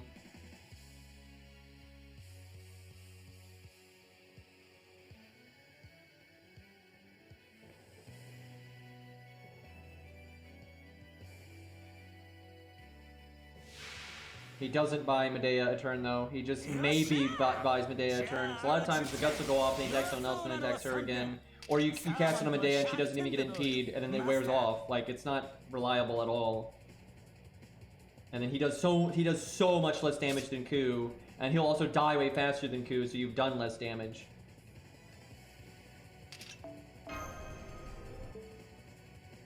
I honestly think they should let you shuffle one time per game, just because, like, otherwise you just do this. Like, I don't get the point. Like, there's just, it's not unique to Mori. There are just a million setups where getting a good opening hand is just so important, and, like, especially for challenge quests, because challenge quests cost 5 AP, right? But it's just a waste of time having to do this. Now, obviously, no normal player is going to be so scuffed on value where you would need to do this. But when some challenge quests when the game is harder, then you might. So I've always thought I wish they would just let you shuffle your at least your opening hand, just because you can theoretically shuffle it anyway. So, like, why waste everyone's time? But I've actually always liked the idea, never mind stuff like this, where just once per game you can shuffle your deck. And that way, if you're at that final turn, you're like, oh my god, if I just get a Buster card on my Berserker, oh, I didn't get a Buster card on my Berserker, now I lose, right? Just being able to, like, take those worst turns and turn them into, like, oh, okay, you save this for when you get those just absolutely terrible turns. And then it might be able to bail you out. And everyone always says, but then that would make the Mystic Code that can switch your deck bad. Newsflash, it's already bad. And second of all, it would actually make it better. And I don't know why no one sees this. What do you think is better, being able to shuffle your deck once or being able to shuffle your deck twice? Right? Like, of course, it would have no effect on that, like, at all. Like, so, people always say that, though. But having one shuffle, only one, like, having multiple would be stupid, but being able to do it one time, for when you get that fucking bullshit hand at the worst time, you can, you know, do something about it.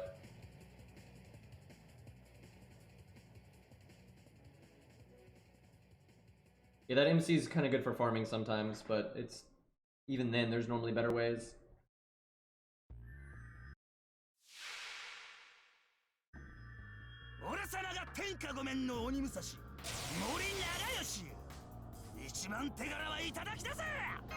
I guess the one way this works is if Mozart somehow lives and you don't use Shingong's skill.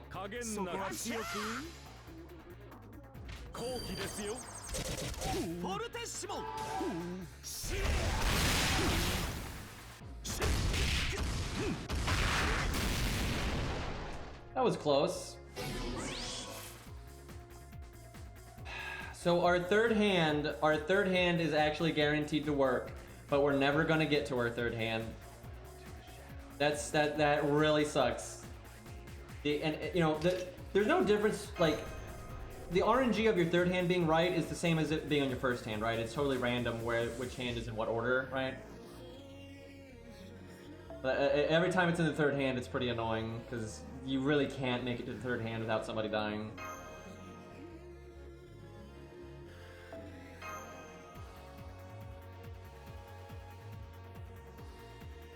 Almost every other game now makes it if you fail the stage or quit, you don't lose the AP. Almost every game ever does that. It's actually really stupid that FGO doesn't, but FGO's a fucking dinosaur. And they just refuse to actually add good quality of life updates to this game. They're always just doing stupid shit that doesn't mean anything. Oh man, I can put a favorites tab on my support list! Like, wow, who gives a fuck about that? Like, they just always do stuff like that. It's like lip service, man. It's just such a waste. At least we got a fucking hand here. But I really do get tired of them doing these joke quality of life updates, and then people act like, well, what else could they do? Like, how long do you have? Because, you know, we still have the whole game acting like NPs benefit from third place bonus and first card bonus and chain bonuses when they don't, you know, do that, right? Like, that's a pretty obvious quality of life update.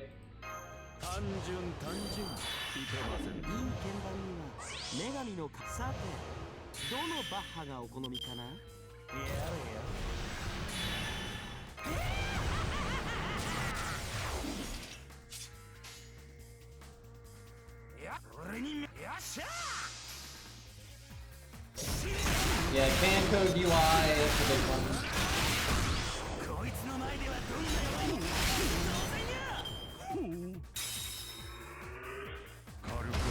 hate this though when you get that hand, because if Mozart doesn't die, you won't get your NP, and you're only off by like 0.5%, which is kind of annoying. But normally Mozart dies. But okay.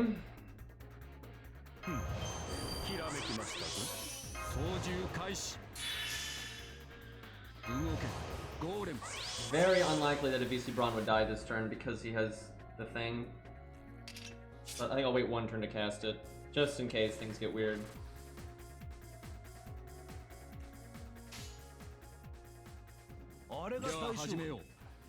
Shame we didn't get more Mori cards this time. He only needed one more. I really do like doing the chain for him there, because he only needs 2, so it's not too rare, and it is nice to do the 1 NP and then do the other NP the next turn. But the nice thing about this is we get more refund on a VC Braun. It's less damage, but...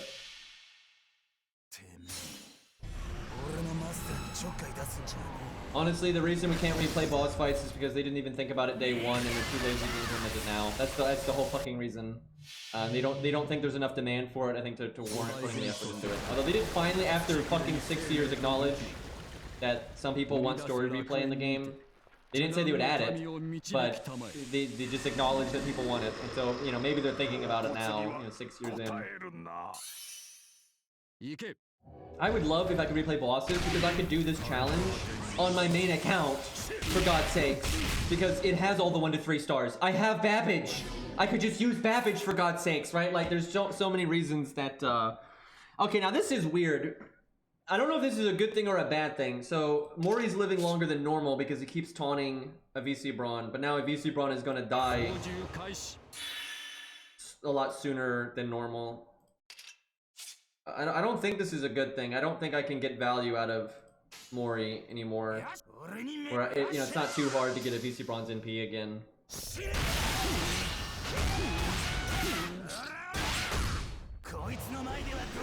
I don't know though. We'll see. That is so lame that his thing doesn't wear off yet, so he can't get. That sucks. So if his mental interference thing went away, he could get a VC Braun's invulnerability, where now only Chin gets it, and who the fuck cares about Chin at this point?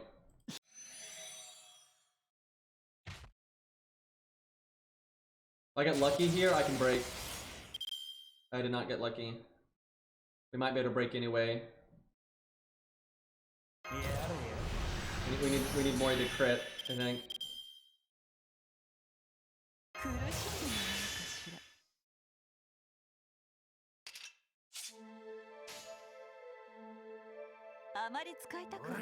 Mori plays 30-40. If he crits with either one, he'll, I think he'll break. Also, if she high rolls, that'll help a lot. That wasn't a low roll. I'm not sure it was a high roll, but that was not a low roll.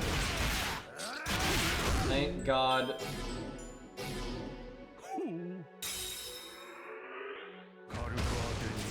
Dude, if Medea was just a normal single target caster, Assassin Boss would be a lot easier, and then she would just be a lot better, right? Like, she'd just be so much better of a unit.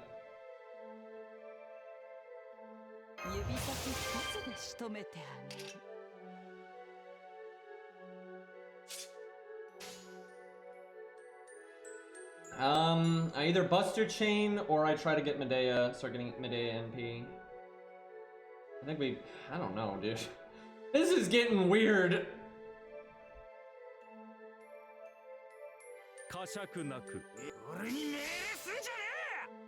It's a nice chunk of damage. It's not amazing. We have no buffs, right? There's no attack up or buster up or anything. Oh, I got a crit out of it. I'll take that.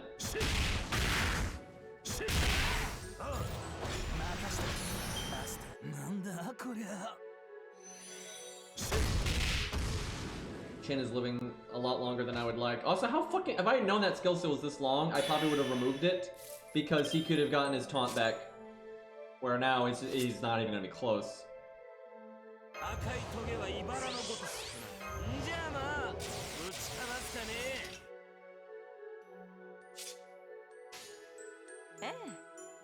I need Medea to do good things.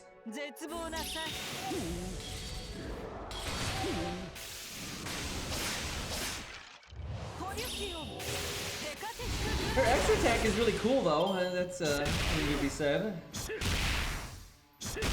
God, she's gonna die too soon. Chin is living way too long, dude. Like, oh my god. He's living so long and he's getting nothing done. Thank God he got taunted. Because he was skill sealed. If he wasn't skill sealed forever and he could taunt somebody and maybe use the bus trip and stuff, then he'd be alright, right? But yeah, none of those things. Do I want Medea to heal herself right now? I mean, I'm likely to want to use Atlas on her anyway because of her first skill, but if she dies, then I'm not. I'd way rather use it on Ku.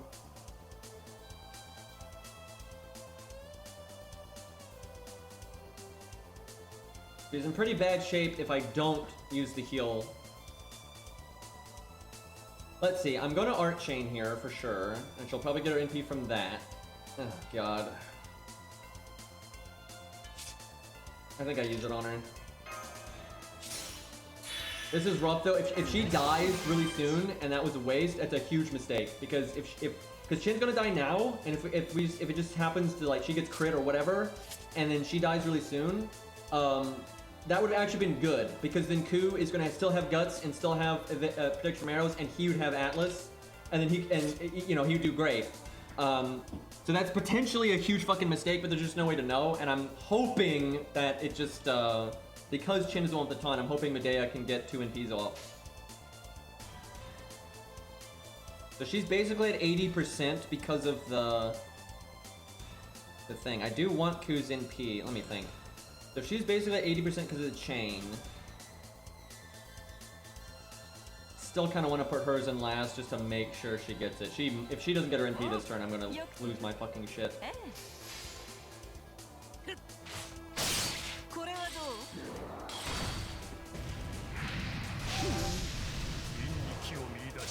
So I only went 1 NP over because round up 99, blah blah blah.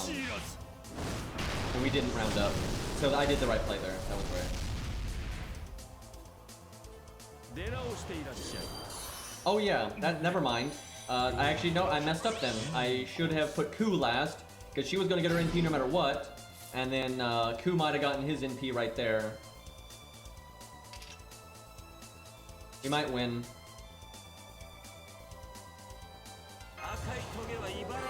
Because if he evades soon and then Ku can NP,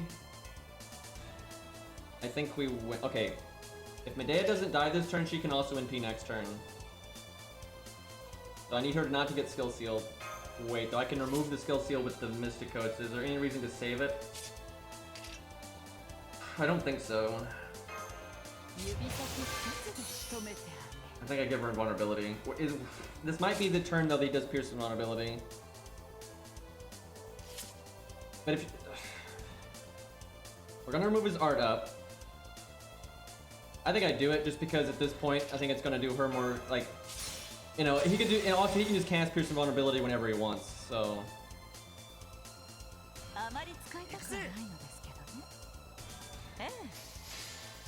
Like if she just lives this turn and Ku lives this turn, we win. I will say it's obvious that this team setup is better than our previous ones though, because it's way more reliably getting far in, right? I wouldn't say it's getting here super reliably, but it's more, Jesus. Fucking Pierce Invulnerability and crits. Well, this sucks. I'm not sure we win. We might. It's, so our sure hit doesn't matter because I need to have Medea NP first, I think. But does it matter which one NP's first? I mean, I guess overcharging her is good, but she's not gonna loop, and she's probably gonna die, so I don't think it matters. So no, I still have Ku NP first because of the defense down. Do I though? It's a bigger defense down if she goes first. I mean, she must NP no matter what because she needs to get rid of the attack ups. I think I Ku NP, have her NP, and then maybe her art card, and maybe she just luckily fucking crits or something. No, she doesn't have a crit chance. Because there's a slight chance that she lives. And she's getting, how much overcharge is she getting? Let me look. She's getting 300%. I think that's like 60. Yeah, she's getting 60% battery back. She'll get to 70% off her art card, roughly. She's not looping then. So if she NPs first, we get a slightly bigger defense down for like the turns to come, which that's probably better. So we probably Rule Breaker, Bolg, then what?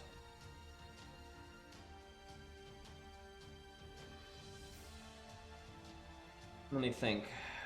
Medea is probably going to die, so I don't think going for another NP on her makes any sense. I could just do her Buster attack. I could do one of Ku's quick cards, maybe get lucky crit next turn. We're gonna make fuck all stars this turn though. I guess we do Medea's Buster card. I ain't gonna do jack shit, but man, if Ku had his attack buff, we'd be looking pretty swell right now. I think we're gonna lose again. It depends. It's very possible we're gonna lose again. 'Cause I think our guts is about to go off. He has 2 turns left. I don't know. This is gonna be close. We might win, but oh boy.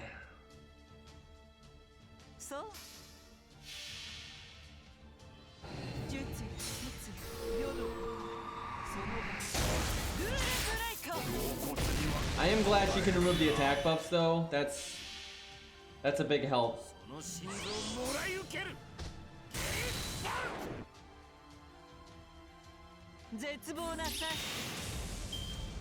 so much. That's so much. Like I don't think we got this. Oh my god, that's. Yeah, no, I think we're dead. The NP is gonna kill us. The only way we win is if I somehow NP next turn, but I don't think we can. It's a shame that Ku couldn't do NP quick. I don't think there's any way to win here. Because our guts wears off. Man, I don't think I should have Atlased Medea then. If I could just recast guts, we would win.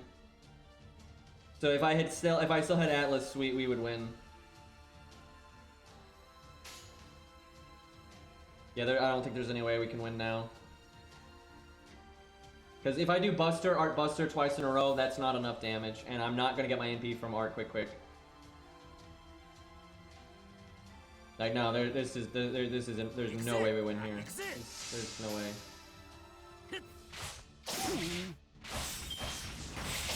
Because we're not even, yeah, it's just not even close. And Buster Art Busters wouldn't be close on damage either. Like there's no way. Because even if Guts didn't go off there, it wouldn't matter. Because it'd wear off. It was gonna wear off that turn. So I'm literally 1 turn away from winning with this. I would win with this.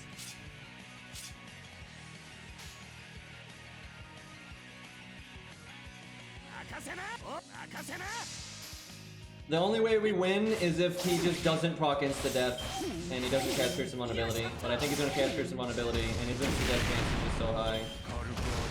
Yeah, we're dead. Oh, I'm so tired of this. I wouldn't be tired of this if I could just play. If I could just play the game, I'd be fine.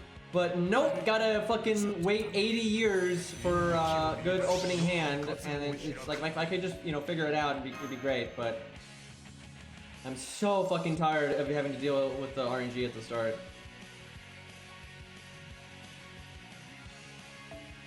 Also, it's just, there's so many variables, it's just like, it's infuriating because almost every loss we've had like this, I could have won if I just made a different play. But there's just no way to know, there's just way too many variables.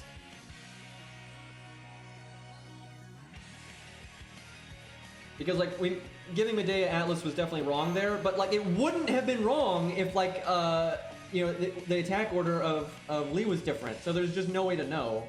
It's a coin flip.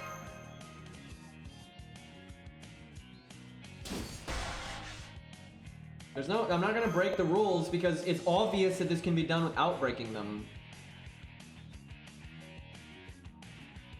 The only rule I might break is changing Mori to level 100 just so I can stop resetting over and over again. And you might think, oh, but that's so much stronger. It's not. Mori is still gonna die on like the exact same turn he would die on anyway because Lee always overkills him by like 90k, so who fucking cares? Like all he's gonna do is, you know, break the first health bar and I won't have to reset a quadrillion times. And he might do a little bit more to the next health bar, but it's not enough to make that big of a difference. I'm just so fucking tired of having to reset so much.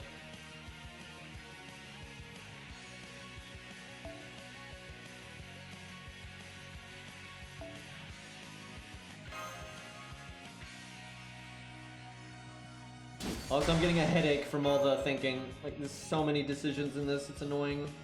Like, I don't really like decisions, but like, it's annoying we have to make this many decisions, but you keep losing, so you gotta do it over and over and over and over. You get this decision fatigue that way. Which is an actual thing, that's a real thing. Your brain can really only like handle so many decisions every day. I guess if this happens, instead of resetting, just you don't do anything and just see if you get lucky.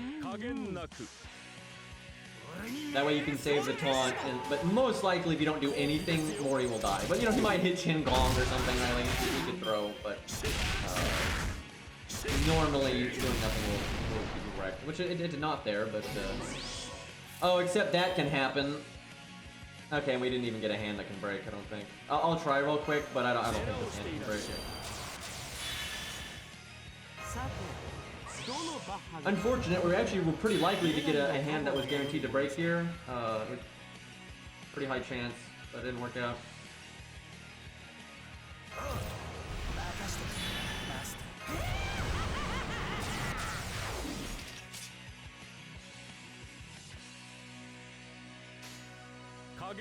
Yeah, we only have 2 cards, but at least you get the Buster card bonus from Shin or something, but I don't think. Put a little bit better than I thought it would, to be honest, but that's not gonna work. And then Shin dies.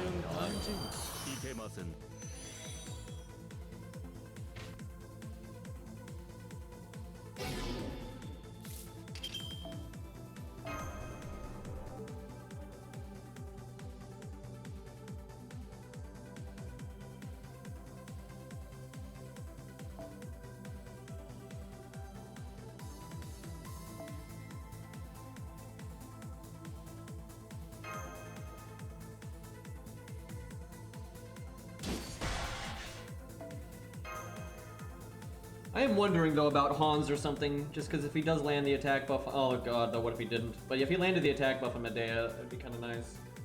Medea could potentially get 1 more NP in from the overcharge from Hans for 1, you know, more refund, and then just his battery skill. And if you sneak 1 more Medea NP in there, it'd be pretty nice. But you're losing a lot for not having 2.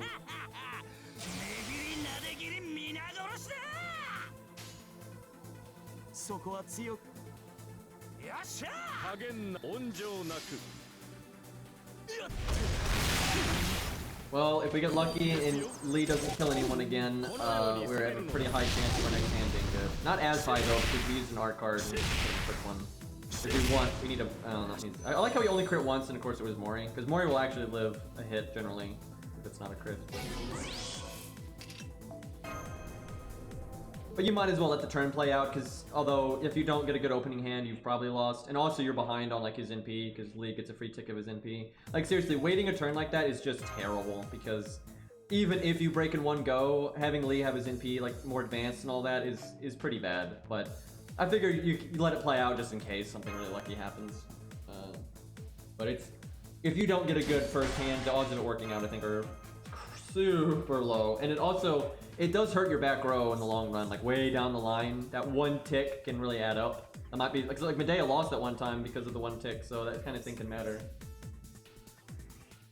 No reason to give yourself less chance if you can help it.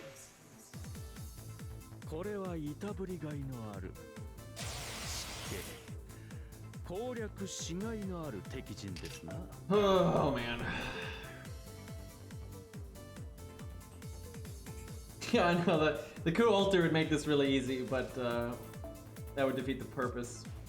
This is not too hard of a boss to do with a budget setup. I mean, I've done it like 90 times now on all my different accounts. point of this account is to just make everything so much harder, which it does. This is so much hard. This makes FGO just... This is like, oh my god, it is so dumb how much harder this makes the game. And it really is the CEs, it's not the units. Like 1 to 3 stars, no problem, but not having access to stronger CEs is just brutal, dude.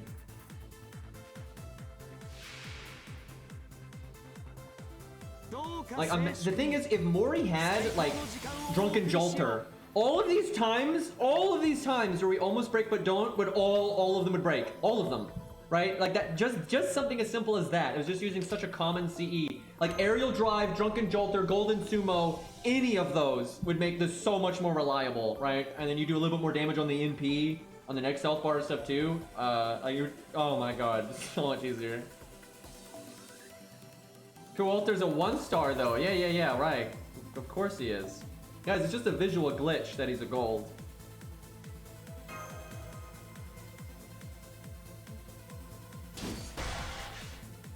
Yeah, hell, if you just added in 4-star CEs. Now, I will say, if you added in 4-star CEs, it would still be very hard. Because most of the CEs are like, oh, this is so helpful, it's a 5-star. It's normally free 5-star, but still 5-star. But you would get access to more utility and stuff. There are some nice CEs. But, like, you get, the biggest one would be getting the Sakura CE. What the fuck is it? Imaginary Element or whatever the fuck. That would be a really big help. And then you get like the debuff one and stuff like that. It wouldn't help that much though. Like there are some nice 4-star CEs, but there's nothing that good. Necromancy. Yeah, honestly, at this point, I probably would have put Necromancy on Medea by now because she probably would have, by now, she probably would have gotten lucky and had it proc like 3 times or something and then won, right? But, honestly, if I did 1 to 4 stars, CEs, I would probably use Necromancy sometimes. Not a lot, but I'd probably use it sometimes. But you the whole point of this is for the CEs to match the units. And if you did 1 to 4 star units, then it's like super easy, so. I always say, if I ever break the rules, it's gonna be Grails. Because everyone gets Grails. Everyone. No one doesn't get Grails, right? And it's also, everyone has the support list. Everyone has the support list, right? So I really don't mind using Grails, but I don't want to use them until I feel like I really need to. The thing is, I don't think you ever need to. I'm serious. I don't think you ever need to. The only reason I would need to is because I'm not farming. But no one's gonna see it that way, right? But like that really, the whole reason, like the only reason I need it now is because I don't have Babbage and shit like that. And my skill ranks are crap, right? So Grails would just be a way to like lighten the load on how much I would need to farm on this account, right? That's pretty much all it would do. Because I don't think there's anything in the main story where you would have it. Now there are, I will say Zeus with these, I'm not sure Zeus is possible with these restrictions. I'm really not. There's plenty of good 1 to 3 star units that are great. I've done Zeus multiple times as 1 to 3 stars. I've done it and it's fine, right? It's hard, but it's totally doable. It's more doable than this stage right now, to be honest. But not with 3-star CEs, and that is just gonna hurt you so much. Like that is gonna be such a fucking problem. I want to try it. I want to try it, but I think that's gonna be just terrible.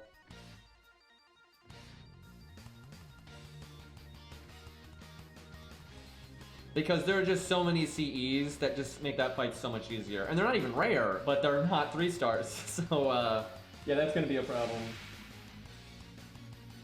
We'll find out, though. We'll give it but I could see Zeus being...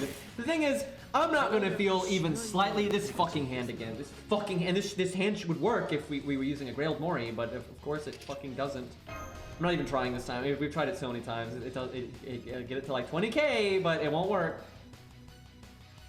Yeah, guys, it's actually the Tsukihime remake already. But yeah, I think if we make it to Zeus, I don't think anyone is... That is the wrong Mori. That's... I mean, it's the right Mori, but it's like, I want to summon that so bad. I want to summon that so fucking bad, but no. Like, when I know I can do it without breaking the rules, I'm not gonna break the rules. Like, y'all remember how long we were stuck on that fucking Horse Bindo Landling fight, right? And I didn't give up, so... Now that I see that I can see the light and I know it's possible, I'm like, I'm not gonna do it, so... I might though stop playing and go level Babbage and then come back. I don't know though. I don't. There's no way I can get caster gyms or caster statues anytime soon. Like I can't. Like I just missed the event. There's no event going. The next event might not have them. I'm certainly not going to play this account for hours and hours doing caster daily. So it's not happening anytime soon. I don't think this hand can break. And even if this hand can break, it might be able to break, but you won't get your NP. So this doesn't. I don't think this works. It has to be Buster Art or Buster Art. It's got to be one of those two. Thankfully, those two hands aren't too rare, but rare enough apparently. Why did I don't even know why I cast the art up. I mean, it won't do me any good later anyway, though. He'll have the buff block, so it doesn't matter. But...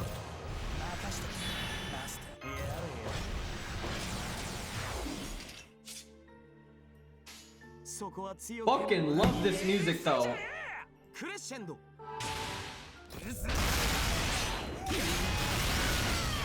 Nope, didn't break.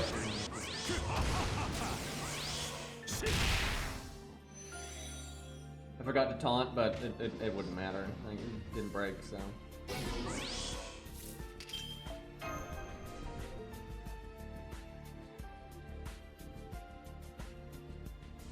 Statues are pretty easy to get from dailies, but getting 8 of them would still take a long time.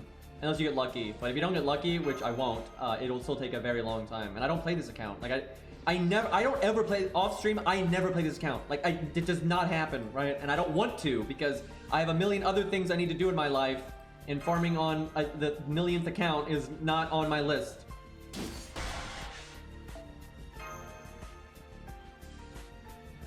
I mean, I don't care about the AP, that's beyond irrelevant.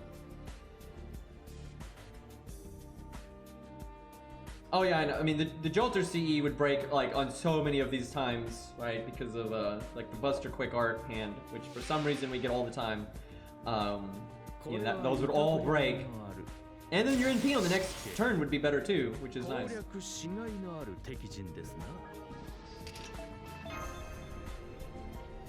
I know, if I'd be so happy if I could just do this on my main account. Oh my god, because I'd have Babbage, and my skill ranks would be higher. And I do the same restrictions, so I'm not gonna have an easier time. I just wouldn't have to farm. Like this would not be easier on my main account. We just have options. It's not like, oh, because your account's several years old, your Robin Hood gets bonus stats. It's like, no, he does not.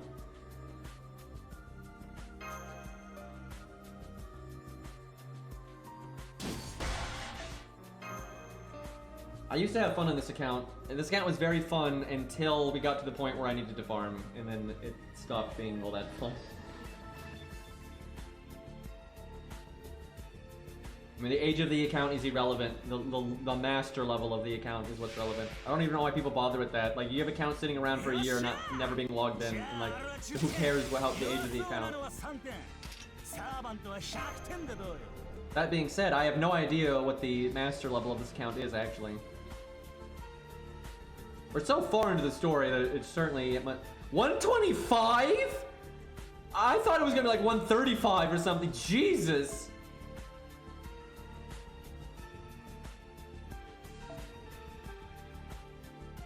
That's pretty low.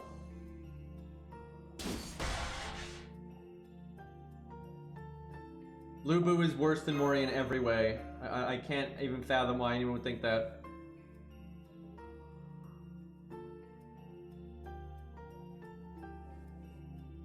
One of these things has 100% crit up, and one of these things doesn't. How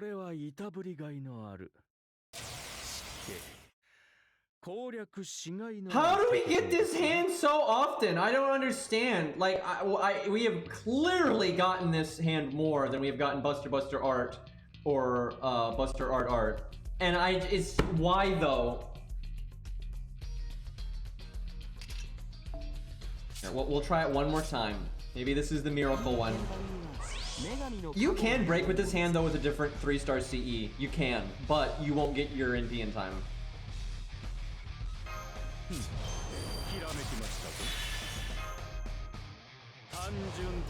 Which is kind of frustrating.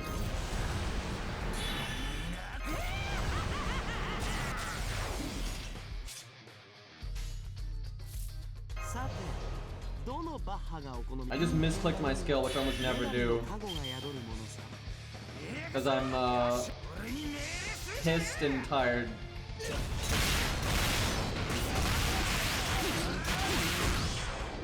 Wow, we did even less damage actually. That's way less than we normally do. It's actually, I think, the least damage we've seen the Buster Quick Art do. Yeah, Buster Quick Art, that's it. I think the lowest we got was like 17k or something, and then I think that's the highest we've seen.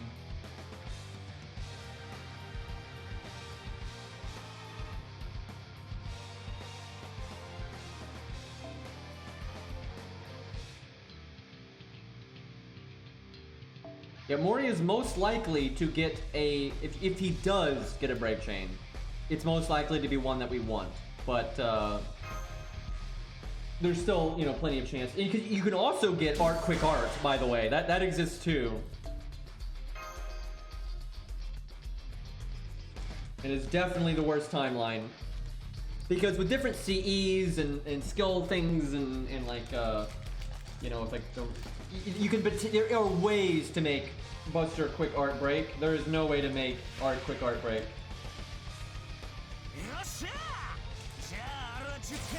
Oh fuck, we use, you know, real quick, we're not gonna do it, but real quick, I just want to show off. He gets the hand. I hate this game. The fuck. After all those attempts, I bring the wrong Mori, and the wrong Mori that doesn't need the hand gets the hand that will work. I fucking hate this game. Just, you gotta be fucking kidding. But look, I just want to show how much better this Mori is real quick. Hell, he might be able to break without using one of the buffs. If he wanted to save one of the buffs. I'm not sure, but potentially. If you could get away with not using your first skill on Mori, that would be really good. Like, that would be super fucking good.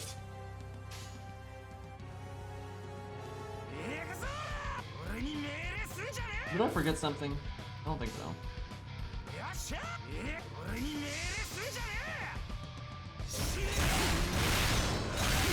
He already broke!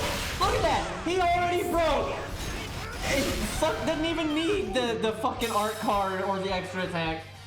God, it's not even a Buster Chain or anything. But see, and ultimately, it doesn't really make a difference. Like, it really doesn't, because he's still gonna die in like the same time, and you know, you just, some hand, like that hand would have worked on the 70 Mori. We've seen it a million times.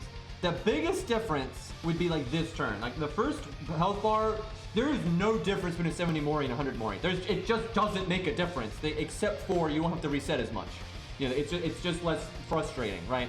But their peak performance is the same. They both can break the health bar, and they both can get their NP in time. So it's just a matter of which one needs less RNG than the other.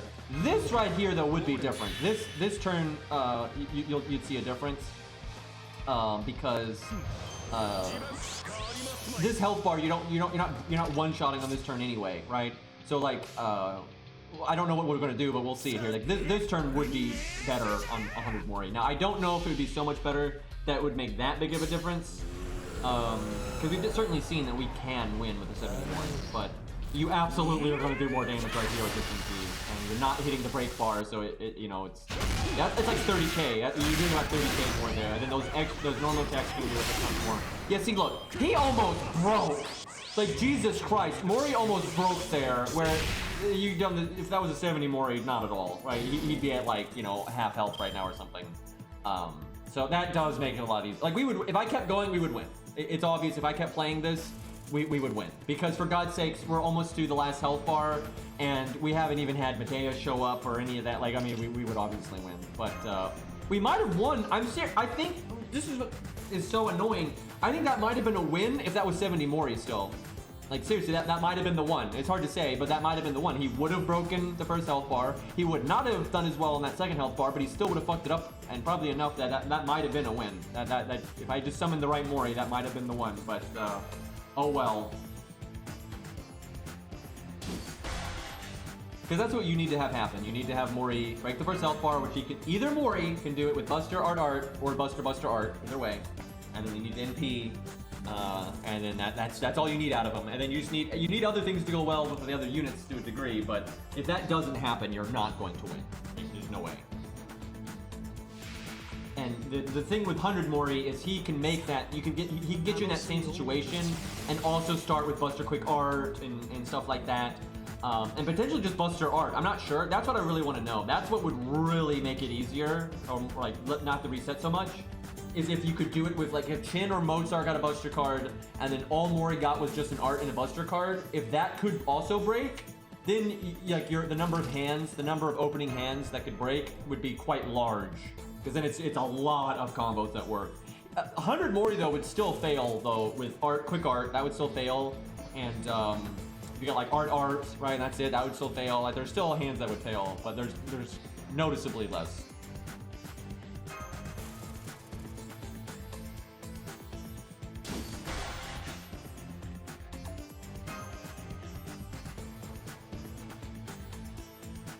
You know what's crazy is if you got lucky, 100 Mori could actually 2-turn the first 2 health bars. If he had gotten like Buster or something like that. And the follow-up unit could have been all kinds of units, right? You could make it, oh my god, you could make it Babbage. And Babbage Star Bomb. I need to level fucking Babbage, dude. I just realized how much better Babbage is than like a VC Brawn because he Star Bombs. And you know, he makes so many stores that Mori could very well crit on turn 2. Even though, you know, he won't have his Star Absorb skill up. That's disgusting. But yeah, if you did Babbage or another buffer or just someone to make stars or whatever, it is possible for 100 Mori to break on the first turn, and then NP and potentially break on the second turn, for God's sakes. You need to get lucky though. You need to get like his 2 Buster cards or something, right? You need at least 1 Buster card. You need something to happen, but it would be possible. The amount of value there would just be nuts.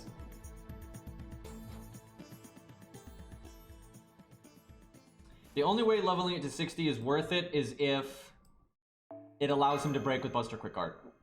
Which it's only 5 levels and it's split stat, so I don't think it would be. You know, it'd probably add, you know, a couple of K, but I feel like it still would only work if you high rolled with every single card and not just high rolled with a maximum high roll, so I don't think it would really matter.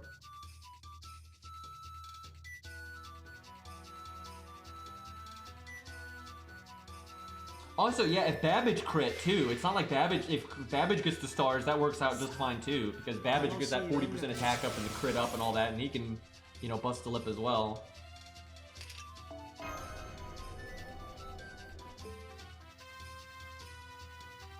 I wish this was like all the other stories in the game where the AP cost was way lower. It's still lower, they've lowered the AP cost in, you know, most of the Lost Belts now, but they're not as low as the other ones. Yeah, Babbage's buff was just crazy, dude. It was so strong. That's why I'm so salty that I don't have him ready to go. Especially because the only reason he's not ready to go is such a stupid fucking reason. Like that's what I'm talking about though. When they buff someone like Kid Gill and it's such a stupid buff that just doesn't, it kinda helps but not that much. It's annoying because then they buff Babbage and it's like just meaty ass massive buff that completely like redefines the unit, right?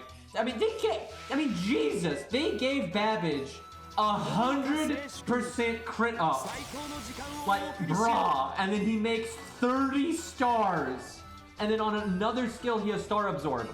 So if you want him to crit, he will always crit. And if you're like, oh wait, no, but I want to use that Star Bomb for Mori to crit, then you don't use the Star Absorb, right? So he has options. Like, dude, that Babbage buff was just crazy.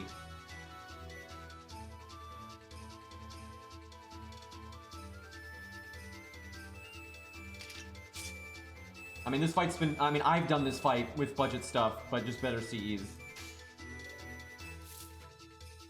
I really wish people understood, like, it's so obnoxious. Like, look at the, look at the Landling Horsebindo fight and all the budget clears of that, you know. It's not even that hard, right? But then when you the CEs are, like, I don't think people understand just how impactful CEs are. Like, there are so many CEs now that are so broken that they give you way more value than Grails do. They give you way more value than an NP rank does. They give you way more value than you know, just being, you know, having slightly higher stats and stuff. It's not even close. Like, the fucking Yang CE is over there giving you 40% attack up and pierce invulnerability forever, right? You do not get 40% attack up from being grailed for most units. Like, not even close, right? And then, like, Poster Girl, same thing. It's like 3-turn taunt on any unit you want. Like, Jesus Christ, there is just nothing that can, you know, meet that. Like, nothing.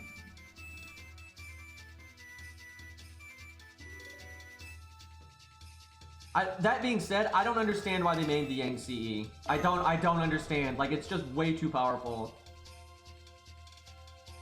Because, like, being 40% attack up against anything is already kind of nuts. But it's 40% attack up and permanent, unremovable Pierce Invulnerability.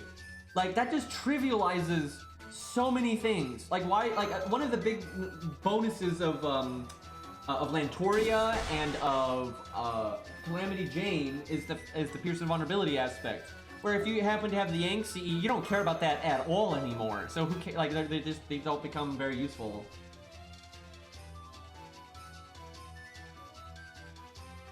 I mean, they literally added a burn command code when they put the CE. So you can't have the CE and not have the burn command code, right? And then there's 2 other burn command codes. So it's like, oh great. And there's a burn command code that's just good because it increases your crit damage. So you're not even sacrificing that much. And there's another one, Jesus, there's another burn command code that's Star Bomb. Star Bomb is one of the most meta command codes in the game, right?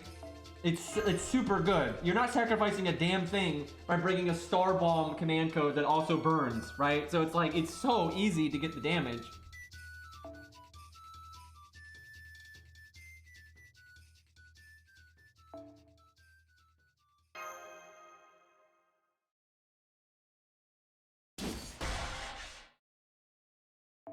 I mean, Ushi's normal cards have never sucked. Like, even day 1 they didn't suck, because Riders don't have the lower damage mod that everyone else has, and her attack stat is completely reasonable for, you know, the other cavalry classes have, excuse me. But her attack stat is completely reasonable for a 3-star, and she had an attack up buff. She objectively, day 1, had better normal card damage than a lot of other 1 to 3 stars. Not the best in the game, but, you know, totally fine. And then now it's, you know, they're even higher still.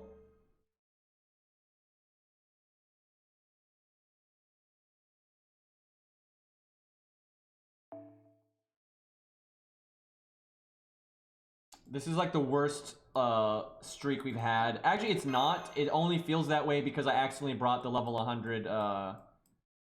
Why can I summon my main account that hasn't logged in 3 hours and I can't summon Zaw?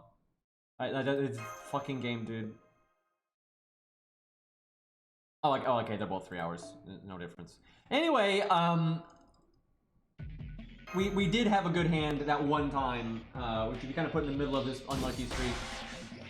It's not really that unlucky. It's just I happened to summon the wrong morning.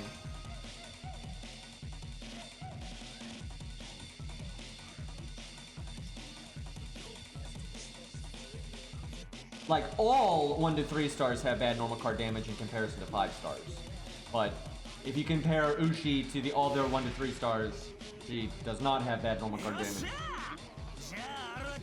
But that's a big negative to, finally, anyway, that's just a big negative to 1 to 3 stars, is although oftentimes for a normal player, they'll have higher NP damage than your 5 stars, because most people's 5 stars are NP 1.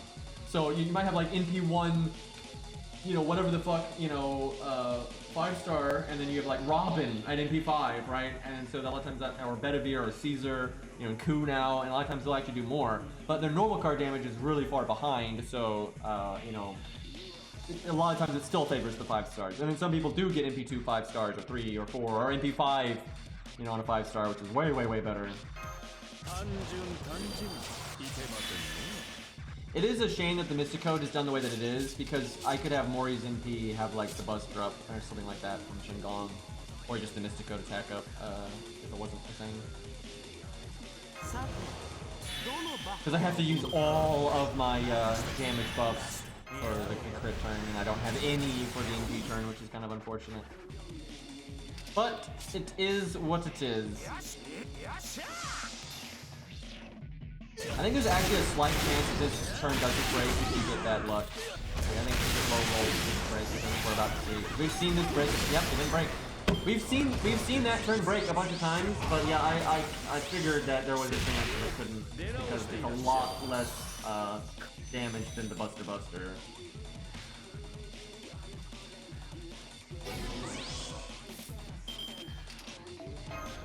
I don't want to do this anymore. I'm like bored because it's not fun. Like when I'm fighting the boss and I'm actually like, you know, when we actually get what we need and I get to do all the Medea stuff and stuff, then it's actually fun because I'm thinking and, you know, but this is boring. It's like, oh man, you didn't get the hand you needed, so you hit the reset button and you do it again and again, and it's just nothing. Not as bad though as Langling and Horsebindo. That was like the worst thing. That is the least fun thing I've ever done in this game, and that was honestly way harder than this. That was way harder than this. Like I knew when I made this account. I'm sure someone here remembers this. I said when we made this account that the Lee fight wouldn't be hard. It would be an RNG shit show, and I stand by that because I knew that this team comp would work forever ago. Right? The exact details of the back row I needed to adjust a little bit, but that's nothing. I said this forever ago. This is not a hard fight, even with these restrictions. It's just dumb because you need so much fucking RNG to line up, and you really don't have a way to do it otherwise. But if the RNG does line up, you will win. Like, you will fucking win. Where the Landling Horsebindo fight was just bullshit hard to figure out what to even do. Like, it took forever to figure out what to even do.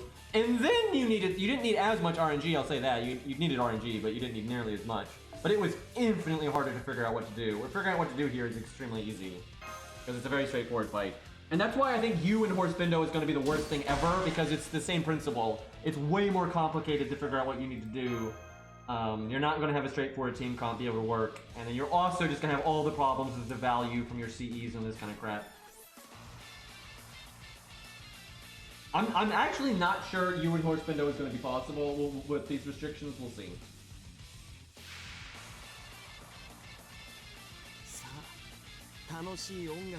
Although I do think it would be almost. It's just the lack of farming, dude. That's the other thing. It's like the lack of farming and then the CEs. Those things combined, it's just such a fucking nerf to your like ability and like your value. Because if you don't have the exact units, when you're dealing with this little, like everyone, look at our stats. Look at this: 5K, 9K, 6K, 7K, 8K, 8K. Like that is pathetic. Right, and almost all of these CEs add almost no damage at all, right?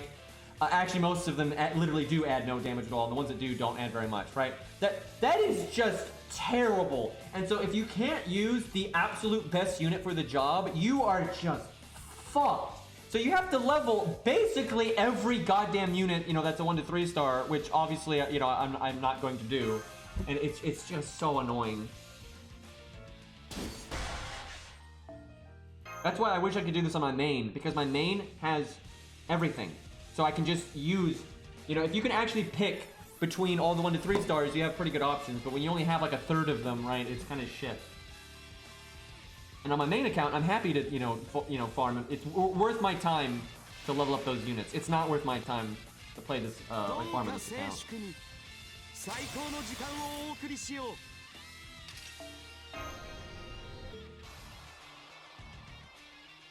Mothman I don't think is going to be that bad because it's a pretty similar principle to what we're doing right now, and I don't think you're going to need quite as much RNG. Taunts are a little bit more effective there. I think it'll still be really bad though. Like it's going to suck too, but the biggest thing that's going to suck is you and Horsebindo. That is just going to be so fucking bad. The ones that really stand out is going to be you and Horsebindo, the Gods Unify, not the final one, but the one with Limbo. That one I'm really not sure if it's possible with these restrictions. Certainly possible with 1 to 3 stars, fucking no problem, but 3-star CEs, fuck you. I mean, I think these restrictions are the hardest restrictions you can possibly have in this game, and also have it be at least possible, right? Because if you did 1 to 2 stars with 1 to 3 star CEs, it's impossible. It's not just kind of impossible. A lot of these boss fights are just 1,000,000% impossible. Outside of using command spells and stuff, then it'd be fine. But this is about as stupid as it gets, and actually still being possible. But that requires you to you know, have to farm so much. Which is why I'm not really enjoying it anymore. Because there are just so many setups for low stars 1 to 3 star or 1 to 2 star that just are undoable. Not even close. They're just completely undoable unless they have very specific craft essences, and you lose all of that with 3-star craft essences, and it's shite. The thing is, why I like this, the one thing I like about this restriction is everybody has these, right? Where a lot of those CEs that allow 1 to 2 stars to work, most people don't have. You know, most people are never going to have Poster Girl. Most people are never going to have the Yang CE. They're not going to have Super Scope, right? A lot of that stuff. And so when you do 3-star CEs, the principle behind the team is like this setup I'm doing right now is actually unbelievably sound in principle, right? I think almost anyone in the game right now could mimic this setup and win. You just don't bring all this shite, right? If you have a random 5-star, you use it, right? If you got waiver, you use it. If you've got, you know, better CEs for your, you know, Mori or whatever, you use it, right? The principle of having like a, you know, someone crit or NP, you know, right off the bat and break the first health bar, and then, you know, having a lot of, you know, whatever the best casters and stuff you do in the back row, that will work for almost anyone, right? So that's why I like doing this stuff, is because the principle behind the team is so applicable, where a lot of times, a lot of other budget setups, whatever the principle behind the team is not mimicable by somebody, even if they have 5 stars, right? Because a lot of times it might use very niche and specific things, you know, like Poster Girl, that just, there's no replacing, right? Everything on this team is replaceable. Like, literally, look at this fucking team. Everything on this team is replaceable, right? There are loads of units that are good last man standing. It's not just Ku. And Ku's neutral. He's fucking class neutral. This is, not only is this replaceable, there's a trillion things better than this, right? And then, like, same thing for Medea. Like, good lord, there's a million things better than Medea here. Again, even at neutral, she's so shit with her damage that a million units at neutral will do better than she will, right? I'd say the least replaceable thing here is probably Qin Gong, but he's a 1 to 2 star, so who gives a fuck, right? Like, these are such basic bitch, you know, concepts that they're very easy to not only mimic, but exceed dramatically, you know, by a massive amount, where when you slap, you know, some more niche shit, if I put the Yang CE in here, all of a sudden that's not mimicable, especially if the fight had...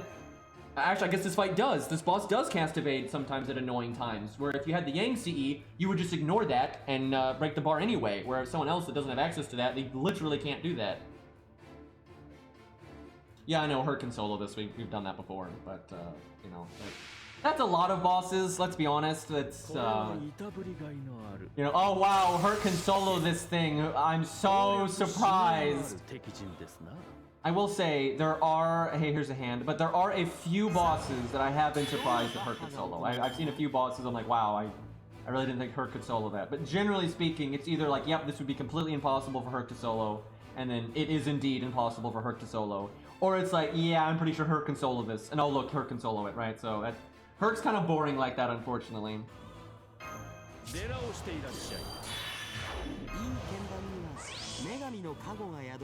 I mean, there's certain styles of gimmicks that Herc just can't deal with. Like, there's just certain style of gimmicks that he's actually very bad for. Like, some gimmicks force you to have to, like, wait a few turns and things like that, and that really, really hurts him. Some fights are really anti-normal card damage or anti-medium damage, because Herc doesn't throw out huge, beefy damage.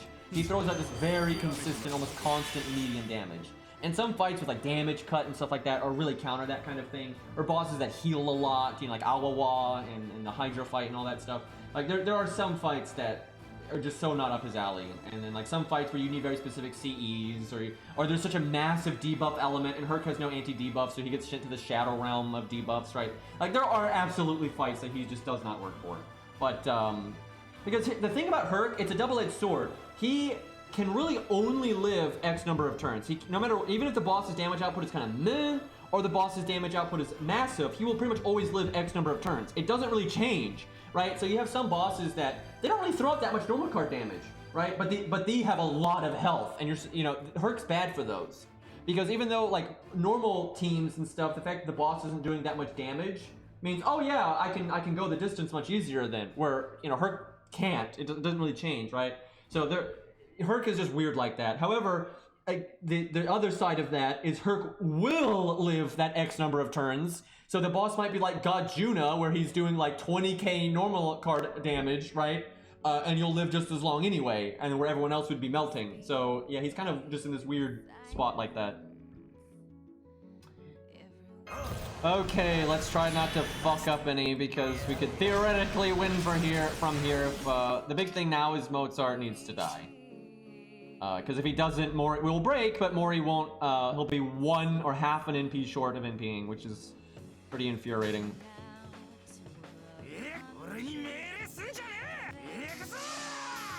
Which does make me wonder if Zal was correct, and that maybe we should have had the Merlin command code. It kind of depends on if that could still break that combo. It probably could, because we're overkilling a good amount. But yeah, the Merlin command code would mean, or even the NP gain command code, the 5% NP gain command code, would guarantee that we NP right there. We normally do NP right there anyway, but there is a chance that you don't, and that would be very frustrating. Because I'm not sure you need the crit damage, it's hard to say. So he tried to taunt Mori, but no work.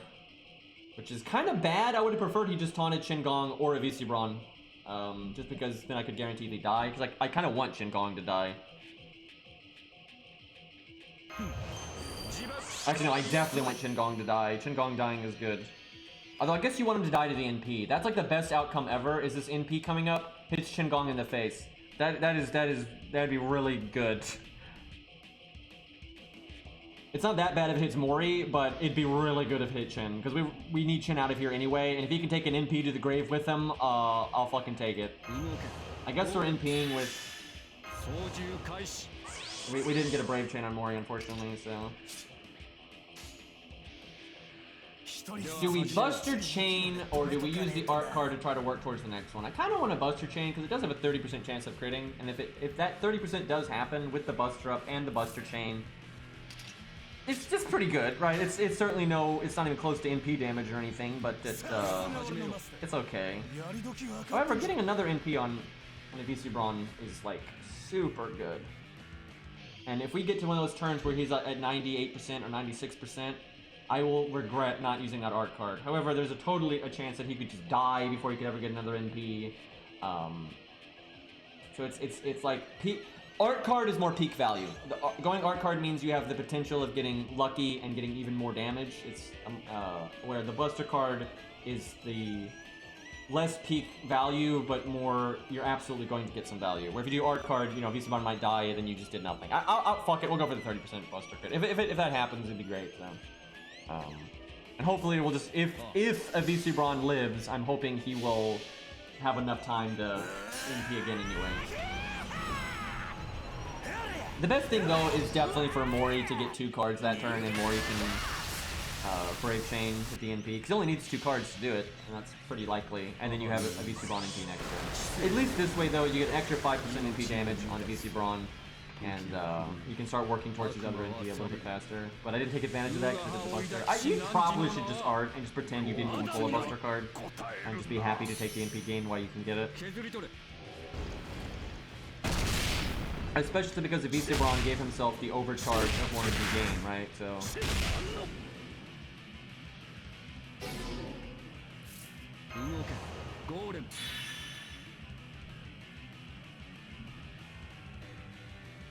So...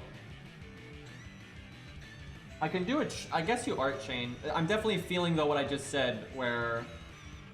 I probably should have just gone for the NP again. The nightmare, though, is I Art Chain and the VC Braun gets NP'd. I'm totally fine with Mori getting NP'd, and I'm totally fine with Shinigong getting NP'd, but oh my god, if Mori gets NP'd, it's so bad. Yeah, VC Braun dying right now is just awful. You want his 3rd skill to hit Medea. It's just a nice little extra safety net. It's not even that big of a safety net, but it's something. And then it also means you might get another NP.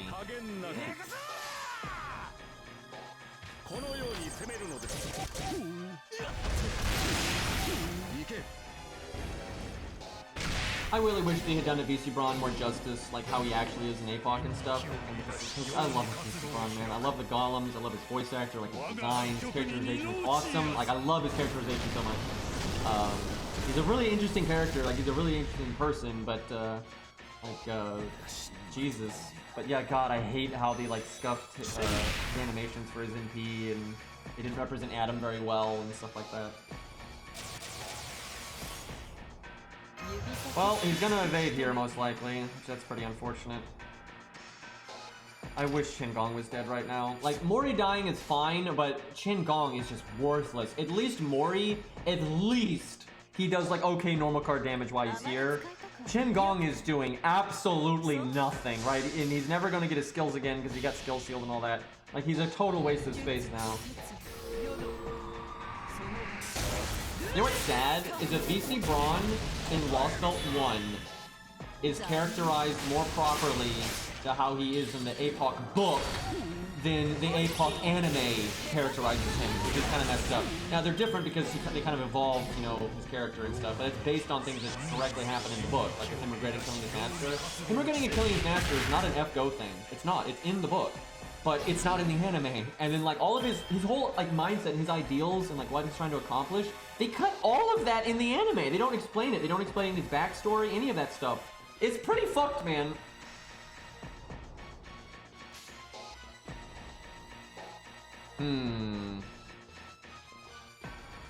Well, a VC Braun is got the debuff. I could remove it, but it's not worth it because he's probably gonna die. So I think we focus on Medea.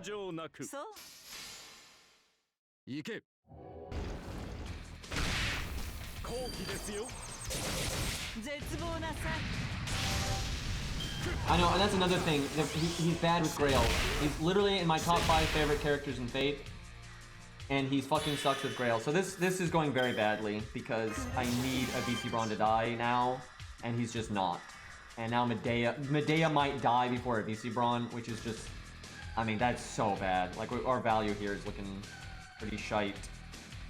And Qingong is still alive. Like, oh my god. Also, I can't break here. I can only break by MP, which is just terrible.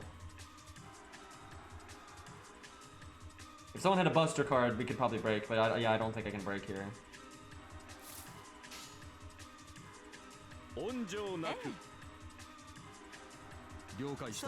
Yep, this was looking good, but now it's looking really bad. It's mainly bad just because he just is not killing Qingong or VC Braun, but he is somehow killing Medea first, which is just so dumb. And now we're taking too long to break. Fucking finally. I really wish though that had been a VC Braun too. I think a VC Braun's third skill is gonna wear off. Why did Ku have to get taunted? Oh my god. So if he had taunted a VC Braun, do I have to remove it? I'm trying to think. I mean, this is literally the last turn that a VC Braun has his thing, so I think I have to remove it.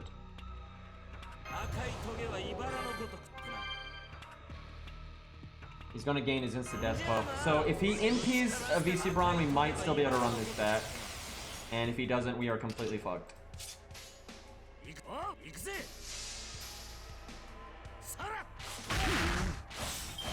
Yeah, VC Braun just lived too long. What really sucks though, Qingong died the turn that Qingong got his NP, and then Qingong could have forcibly killed a VC Braun, which would have been very helpful at this point. Yeah, it's pretty much kill a VC Braun or bust. Well, with this.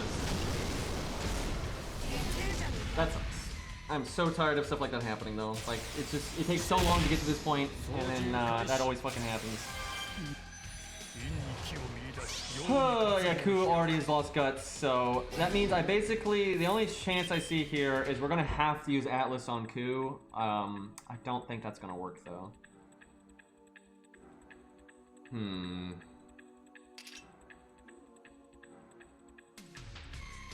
Yeah, I don't see a way to win here. Because we've been in this exact same spot before, but way more escalated. Like, we were in the same place with like our health thresholds and our survivability thresholds and everything, but we'd already done a lot more damage. So this is way behind where we've been before. I don't see a win here.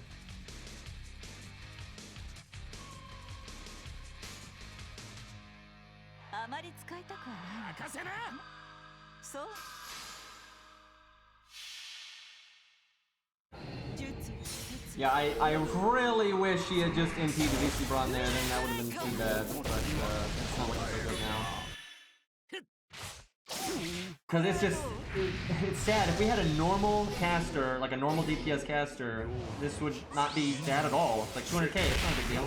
But, I mean, we don't have a normal DPS caster because Medea is an AoE caster for some fucking reason. But she's an AoE caster that only hits one fucking person, right? So it's, pretty shit. I think I have to Atlas Medea to get rid of his attack buff. Do I, though?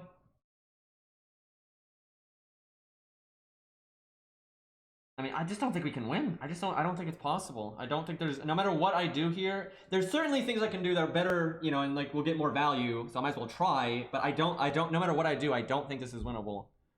So, Medea, let me see.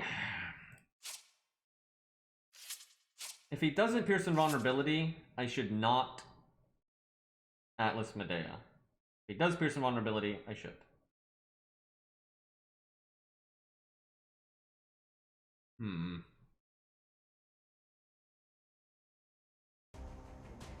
Oh, that music does not give one confidence. Unless you're an alien, and then it gives you plenty of confidence, but,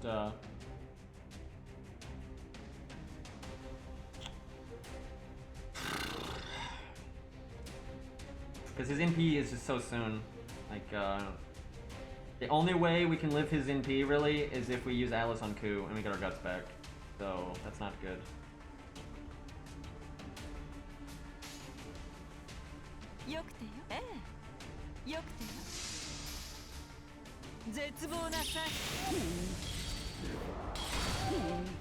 I don't know, NPing there would have been pretty swell. Like, I hate leaving those attack buffs. If he pierces vulnerabilities, right, and he doesn't have the attack buffs, it's not that bad. Thankfully he didn't do it. Okay, I feel like he's gonna do it now, though. Oh god, I should have... I don't know if I should have saved her thing or not. She can still NP if she triple arts, I think. She can NP next turn though anyway. I'd like her to have a chance to double NP. I need Ku to NP though because he's gonna evade soon.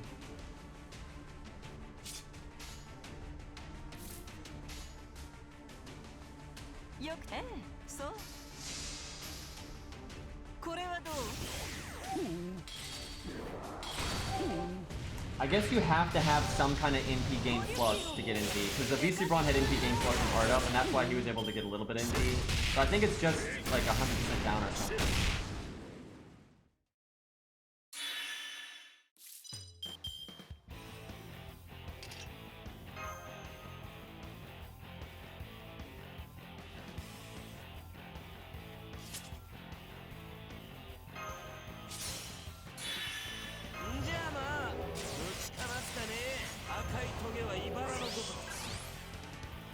I don't know.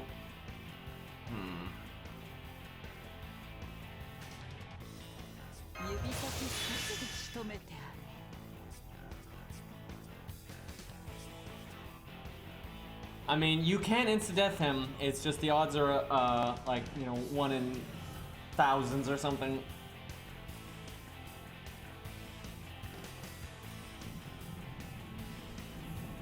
So, if he NP's Ku, I wonder if I just save the invulnerability. I feel like this is the Pierce invulnerability turn.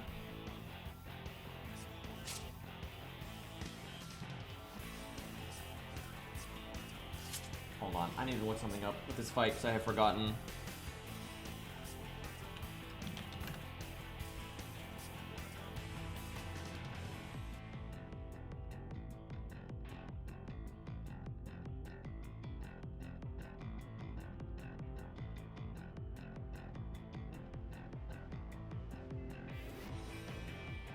Oh my god, I hate how the wiki does this. It's so hard to go to a specific singularity. Okay, let me see here.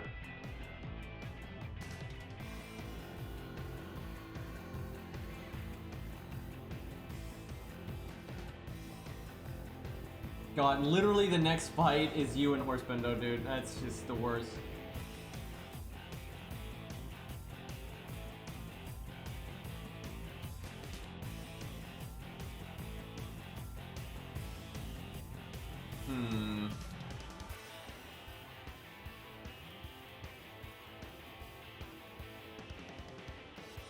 so he gives himself art up. That's the delayed buff. I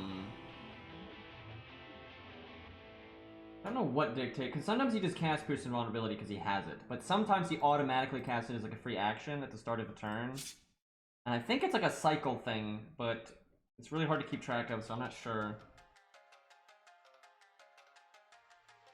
These glasses are the same ones with Thin Man and XCOM. I'm trying to, okay, I guess I save Invulnerability. I kind of want, the thing is, I'm worried what's going to happen is he's going to kill Ku with the NP. Proc Guts, and then kill Medea, and then kill Ku. Right? Or if I do save Pierce Invulnerability, he's just gonna cast Pierce Invulnerability next turn. But I guess I save it. I don't know.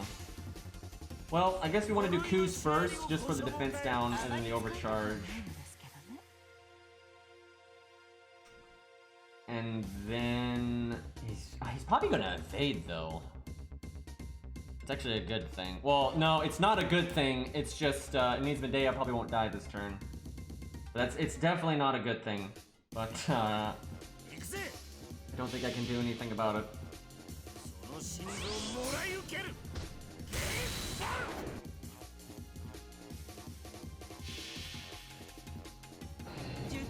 I just like to point out, a Thin Man is who killed Bunny in our XCOM playthrough, so... do with that what you will. Well, there's that fun mechanic. I knew it. I knew it, dude. I fucking knew it. It just gotta be that. At least he didn't crit Medea. Oh my god, if he had crit Medea there, I don't even. Okay. Why? I should have saved Medea's thing. If I had saved Medea's third skill, we would win. Because she could get rid of the NP gain down, I would NP again, and we would win. But, I can't do that. Do I let Medea die? If I let Medea die, Ku gets access to his deck. He didn't cast Evade, did he? That means he can still cast it. Fuck! Fuck me, dude! Oh, fuck me. Why did he have to... Oh, fuck. I really think he's gonna cast Evade now. And then Medea can't get her NP in time. If Medea could just get her NP and then cast Evade, I could remove it and then probably win. Ku still has his Pierce Invulnerability Buster card, but it's only like 6k damage. I don't think I can get him that low. So do I save Medea or not? I think I save I don't know. If he doesn't evade, I don't save Medea. I think I want to save Medea. I'll see if she can do 37k here, because she has Buster Art. Yeah, I think we save Medea. Because if he split his damage up, somebody might live longer, so... I hate that I'm wasting Ku's 50% attack buff right now, but I kind of need to. Because maybe she kills. I don't know. Maybe if she just kills here, then, you know, it's totally worth it. We have the defense down. Oh my god, do 10k, do 10k. Kozaki's watching. Fuck you, Lee. Jesus. God, can we get Kozaki in the game now, by the way? Can we just, can we get that real quick? Oh my god. Oh my god, I'm so glad that's over with. Dude, I think we seriously might have lost. If she didn't kill there and he evaded, I think we might have lost. Because he could have evaded and he definitely was going to kill Medea there. And then he could just Pierce Invulnerability kill Ku next turn. Because you'd get to next turn because of the evade. Hey, Jenical, thank you for the subs. Oh my god, dude, I'm so happy right now. You don't even know. God, fuck that garbage. And now we get the even harder fight. It's a less RNG fight, at least. But the next fight is so much harder, which I'm not doing right now at all. But the next fight is so much fucking harder. But I'll take a harder fight that has less RNG in it, to be honest. Oh my god. But yeah, seriously, if we didn't kill there, I'm pretty sure he would have evaded and killed Medea. And then I'd have to wait a turn go by because he has evade, and then I think he would have pierced Invulnerability and killed Ku. So I am so glad she fucking killed right there. Oh my god. Oh my god. I just so wanted to get that fight done because if I have to bring in Grailed units, I wanted to at least have beaten that one because I knew it was doable and I'd said it was doable, so I just wanted that fucking over with. I don't really care if I use Grails for the later fights because I never said that they were doable with or without Grails anyway. And I really do feel like, you know, now we've gotten this far, and because we're still using the terrible craft essences, I don't really mind if we use Grailed units. Now, I'm still going to try not to use them, but I feel like Grailed units are nice, but you know, they do not make up for how bad the CEs are, so I don't care that much if we end up using them. But we'll see. We'll definitely go as far as we can without them. But honestly, most of Lostbelt 4, I don't think is a problem at all. Like most of it, it's fine. But Limbo and Gajuna, I'm not so sure. That's going to be super fucking nasty. So yeah, Lostbelt 4 might be too much. We'll see. It won't be though if we use Grails, but if we don't use Grails and stuff, I think it's going to be a problem. But yeah, this fight's going to be tough. I don't even know what the plan is. We might even use Mori again. I kind of don't want to do that because the RNG, but because Mori, oh god, maybe we might have to use Mori again because Mori could use health bar on turn 1. Thankfully, he can do it easier than he could do it against Lee, because Lee's first health bar was 212k. Her first health bar is 120k, so you don't need nearly as good of a hand to bust that. Because yeah, the thing is, oh god, we almost need the exact same thing for you because you need an NP. Because you can do the same thing. You can have Mori break her first health bar turn 1, and then if you get enough NP gain to get his NP, you could kill her second health bar turn 2. And then she's gone. And then the rest of the team is just dedicated to dealing with Horse Bendo, which is still going to be a huge fucking nightmare and might not actually work and might just get completely destroyed. But that's the thing I don't like about, although Mori can deal with you very easily, you're dedicating 3 units to that. You know, Mozart, Mori, and Chin. And none of those units are going to be good for Horse Bendo. And Horse Bendo has 600,000 health, and for the first like 5 turns, he'll be at class neutral. That's only having 3 units to deal with that. That's not great. That's really not great. So we might need to completely change the team. Ironically, we might need Babbage too, because Babbage might be able to accomplish what Mori could accomplish, albeit maybe a turn slower. But you could then bring other units that would free you up to help more with Horse Bendo. So yeah, we might just have to bite the bullet and deal with that. But hey, at least we beat one more boss. You know, the farther I get, the better, the happier I am. The more okay I'll be if I ever decide to add Grailed units. The farther I get, kind of the better. Because you're not gonna find any you're literally never gonna find someone on YouTube or anything like that that's ever done that fucking fight with 3-star CEs and 3-star units, because it's insane. You don't, it's stupid. You don't, you know, it's not, and I don't put it on YouTube because it's fucking dumb, and look how long that took. And I tell you what, if they have story replay, I will post some of the videos. I'll really do them because my skill ranks are better on my main account. Like, I will make a video for the Horse Bendo Langling fight. I will make a video for that because I figured that shit out like the back of my hand, man. And I don't know if I would do Lee though. Lee's stupid. That fight was dumb. What we just had to do. I don't know. If adding Babbage to the team made it a lot better, then I might. If they add story replay, I might make that a video someday. If Babbage doesn't make it, I'm sure Babbage will make it easier, but he'd have to make it a pretty noticeable chunk easier for me to put up with all the RNG at the start there for that first turn. So I don't know. But some of the other ones I would do. But yeah, most of these are just dumb. I mean, it's just dumb what you have to do to make this work. It's like, hey, it's an RNG shit show. Have fun. I mean, I will say, you have to figure out the boss very well. You have to understand the boss at a very deep level. You have to make a very good team comp. But even with all that, you still have to rely on a bunch of RNG. And that makes it kind of annoying, so... not gonna roll on this account because I'm just gonna wait in case they ever add another 3-star. I want this account to be ready to grab it, so. Anyway, thank you for hanging out, everyone, and putting up with that dude, that was so frustrating for me. That was just, which I'm sure you could tell, that was not very rewarding to win there at the end, but that was just so fucking frustrating. I am so glad that's over with. Like, I am so glad to have that behind me. Anyway, let's, who's playing FGO right now? We'll raid somebody, and I'm gonna go put my head in a pillow or something.